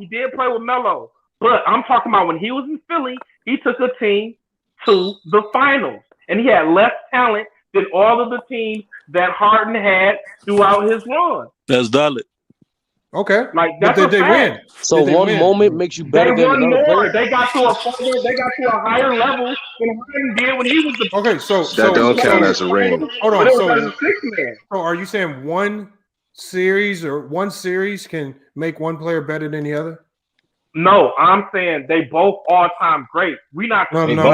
They both. No, that's not the question I asked you because you're using. I only answered that question. That's not the argument you were making, though. You're using one series. Let me finish my statement. I can't talk over everybody, bro. No, but they're both all-time great. They're both all-time great. That's not the question, though. But the point I'm making is, as leaders, I'm taking Iverson because he led his. You're taking Iverson as a leader? He led his team further. Why is that so preposterous to you? What did he lead? He took his troops further. Can I ask you a question? Further. Can I ask you a question? What makes you? So what makes you? So you got count. So hold on, but you count. He led his team to the finals. Hold on, but you're counting. Harden never did that. Hold on, you're counting his one time he got to the finals. How come you don't mention all the time? One is more than zero. One is more than zero last time I checked. They both lost though. I don't understand. Hold on. I'm just trying to ask a question. My question is this: you're using the thing is, if you're using the smallest sample size that you can, using one time he got to the finals, how come you don't? I'm using the multiple times where he spent most of his career getting bounced out of the first round, even with formidable teams, to downgrade him. So what I'm saying is, why are you using one moment when if you use the totality of all the sample sizes, it was more failures in his playoffs, more failures in clutch moments than Harden. But you don't want to talk about that. You keep relying on one season, one moment when he got his team to the finals. And I say that Mutombo had a bigger impact on them getting to the finals than anybody because they don't get there with Theo Ratliff. They get there with Mutombo, though. And a really good coach, Larry Brown. Yep. Well, he was coach of the year that year. And Aaron McKee was sixth man of the year that year. And Mutombo led the league in rebounding that year. And Mutombo was defensive player of the year that year. Second best center in the league, all NBA second team. So what I'm saying is, let's you say they didn't have a very good team. Shaq in the finals, But they literally cleaned up all the awards. I don't want to hear that they deal with Shaq because the Pistons also had to deal with Shaq too. No, that's true. They true. found a way to overcome. So even if you're the inferior team, you can find ways to overcome. We saw Dallas do it against the Miami Heat. That Pistons team was more equipped to deal with Shaq, though. You can say that all you want, but who was the odds? They still was a failure. No, they were not the favorites in that series. Team was way the Lakers were the favorites. Lakers were by far the biggest favorite. Even same with the Miami Heat series. The Miami Heat were the big time favorites. Big favorites in the finals. Sometimes you just got to find a way to get it done. You just get the job done. Yeah, of course. You right about that, but it's the matchups though. That's what I'm saying. Man, I got a question though. Standpoint. From the matchup standpoint, that Dallas Maverick team did not match up very well at all with the Miami Heat. I got a question. From what they did to stop LeBron personnel wise, how they flustered him. They had the best personnel to do that. They was real long. That's the one series I didn't see is that. It is coaching, but you have to have the personnel. How was that series? I heard LeBron was horrible in that series. Spoelstra is what that was. That was classic. Yeah, that was Rick Carlisle being a fantastic coach in that series. That's what it was because Mark Cuban even talked about it. They came up with a very intricate strategy to slow down LeBron that no team had actually even thought about. It was a combination of both. It was a zone principle that forced LeBron into some of the worst analytics. They held Miami to like 14 points. But that was their first year together, right? That was LeBron's first year with Wade. I just don't see. I don't know. I mean, Iverson, as far as the culture goes, he had a bigger cultural impact, and I can see the emotional connections to him. But when you're talking player, when you're looking at just skill for skill. He don't do nothing better. He don't do nothing better than Harden at all. It just don't compare. Harden's a better playmaker. Harden's a better scorer. He better score. One is 6'5" and one is 5'10". I mean, but I understand it. But big size difference. I don't care. Versatility. Height. That's not what I'm saying. I'm not. That's a big impact on that. No, it is an impact. The size changes. The size, strength, all that. Yeah, but Iverson was a great little man. Iverson was a great little man. It's unfortunate that his height was used against him, but that's the league that he's in. Nothing's fair. But here's the thing though. You can't because we get criticized. Becky gets right. It's because it's sad. No, he's not because of his size. It's because if he would have just won that one championship, that would have been enough for a lot of people to really put him in that upper echelon. Yeah, man, they'll put him top 10. I think that's why he gets the respect he gets. From the they were playing top 10 of all time off that one championship. He was so small doing it again in a league where the average height is 6'8". I mean, you look at where Dirk's one championship got him. That propelled him up there to one of the greatest power forwards of all time. Just by getting that one. Was very underrated. Facts. I got Dirk. And when Dirk failed in the finals, what did he do? He went and got back and won it the next time he got back. So Iverson got there, he did it, though. but he didn't bring that championship culture with him. He got there once. He didn't take that and show Melo, like, look, this is what we need to do to get to the finals. The only thing he showed them was how to lose in the first round. Yeah, that been AI was never selfish completely. though. Yeah, AI he was was. selfish. He never Man. completely bought into. And we can't say he was washed up because he was damn near the league leader. No, he AI was. selfish, He was the man. lead leading scorer when he got traded to them. So I mean, I can't. Some of the He stuff. got I mean, he was 28 good, but he didn't affect. He didn't make He players was around him selfish. better at all. He was selfish though. You can't be undersized and selfish, man. Like you that's impossible. He was. Like, you can't. If you talk about scoring wise, he was definitely. But No one pound for pound, no one talks about pound, Iverson's he's the greatest durability, of all bro. time, Like though. he averaged he has the I think the fourth highest minutes in NBA history, average wise. Like for a He guy was that's some dude. Like hey, and playing the most defensive era too. Having four scoring titles, that's impressive. But to compare durability to James Harden's now games himself, and he's a physical style of play. I'm never gonna say AI is better than Harden. That's just lazy. Like no. Iverson did some great things, but when I'm looking at that, and that's why when we're talking about it, I said don't compare the teams they played on. Compare the players individually. Yeah, because if I'm picking any type of team, but you gotta look at both because that affects it. I think you avoided talking about, but you never said one thing about what they do individually because you never did. If you stack skill for skill, well, maybe I would have. You would have quit muting me. I didn't mute you. Every time I talk, you mute me.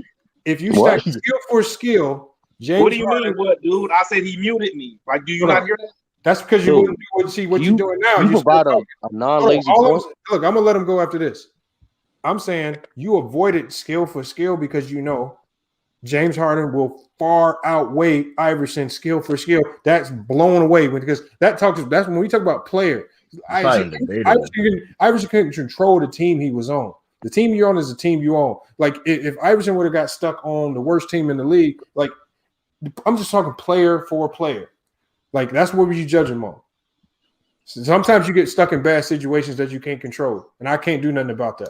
But player for player, James Harden is a far superior player. There's nothing. It's not even debate in any aspect of the game. It's not even debate any aspect of the game. Skill don't always make you the best player, though. Right? But that's facts. That's not the end all be all. That's not. If you look at anything, but if you're actually getting it done on the court, it matters. Them skills is actually working on the court. AI took a team to the finals. That's all you can say. That's all you can say. I mean, that's a valid point, but I don't think you can only. You have a point that's not lazy. That's all you can say. It's all you can say. It's a fact, especially when you look at it. No, it's not lazy. You disagree with it. So you think it's lazy. Okay. It is lazy because you're saying this one moment. You're saying there's one moment. There's one moment is this guy's entire career. He played more than 10 years. This one moment makes that. Hey, let me ask you a question. Better skill wise, just many accolades. How many years have Harden played? A lot. I forgot. How 11. More than 10. 11 now. How many years have Harden played? 11. Okay, and he has 0 moments as the best player on a finals team. That's my point. What the fuck? You name it one. Hold on, let's do this. Okay, let's do this. 1 point for Allen Iverson there. 1 point for Allen Iverson. Now I want you to name me 7 things skill wise that he's better than Harden at. I think he's a better ball handler. I think he's a better finisher. That's debatable. I mean, but everything is debatable, bro. This is a debate. It's not. No, it's not. Everything is Dude. Let him finish. 7 things? Yeah. That's a lot of things, bro. I just named you named 2. Wait, hold on. I only said 7 because I can name about 20 that Harden can do better. I think he's tougher. I think he had more. Come on. Don't you let him finish, man. That's not a skill set. I think he had the clutch, but we already established that it's not just about skill set. No, I asked you skill set though. Intangibles. I didn't ask you about intangibles. I said skills. You said 7 things. Now you changed. Let him finish. Tell you what he wants to say. Because it's all that's all. I mean, he do got a king, point. boy. You don't like it, do you? To the king. You're just too easy, bro. I hear you. I would destroy you, dog. Being It's not about emotion. It's not about emotion. Harden is a better scorer. rebounder, passer, all-around defender. You're gonna look like a better passer when you play with more talent. AI could have played the guard. He played the two because he didn't have the talent that he had. Hold on. Look. You're getting off a tangent again because you let somebody talk and throw you all off. I just want you to name. I said 7 skills. I didn't say 7 things. I said skills. I'm gonna keep it funky with you. I don't think he has 7 skills better than Harden, but that still doesn't. Still doesn't disprove my point. I feel like I would ride with AI before Harden because when it counts the most, that boy Harden is gonna go and take his stand. He's done it year after year after year. The player, hold on. Don't the playoffs count the most in the NBA? Yes. Okay, so why? And AI went further than him. Hold on, no, 1 year. But why? If we're looking at the whole body of work, why does Allen Iverson find himself getting bounced out the first round far more than James Harden? Because James Harden's played with a cumulative more talent. That's I don't understand why that's so hard. What did I just tell you guys? Hold on. Why y'all using team arguments though, man? Because that affects winning though. He's asking why. Hold on, when Iverson was on, we're talking about individual, who the best player. Hold on, because you can't use that excuse because I can show you good teams that he was on in Denver where they was high seeded, but they still got bopped in the first round. You can do the same thing for Harden. Not. Hold on, when did Harden get bopped in the first round? No, I'm not saying first round. Never. I'm saying did Harden get bopped in the first round? I'm talking about the first round. Harden had a game 7 when he could have. I said bopped in the first round. But I'm saying he's had individual moments. But still, I mean, I understand you saying first round. Playoff. Now he said that Allen Iverson's one single playoff moment that he's thriving on, which everybody brings up. How come nobody talks about all of those other playoff failures? Nah, but I'm giving you that. But what you comparing them? You were comparing them to a player has had worse. Not just because it's not first round, but he's had worse. I can't trust it when y'all say worse teams. When y'all say his, I wasn't about to say teams. I was about to say worse NBA award moments, bro. I was about to say he's had trash that don't. James Harden has had playoff moments when he had the opportunity to put. Hold on, Iverson hasn't had bad playoff moments. I'm not saying he hasn't. I can name about 8 to 10, but y'all just don't want to mention it because of recent. Even when they beat Toronto in Game 7, he was 6 for 24. It is you just don't remember Iverson's. But I'm saying I do remember Iverson was always inefficient. He's one of the most inefficient volume shooter of all time. The first round of the playoffs, you don't think he's playing bad? You think he's playing great basketball? I'm not saying he's playing great basketball. He always had a bad team. You get to the playoffs. I'm not saying that. I'm saying the person you were comparing him with.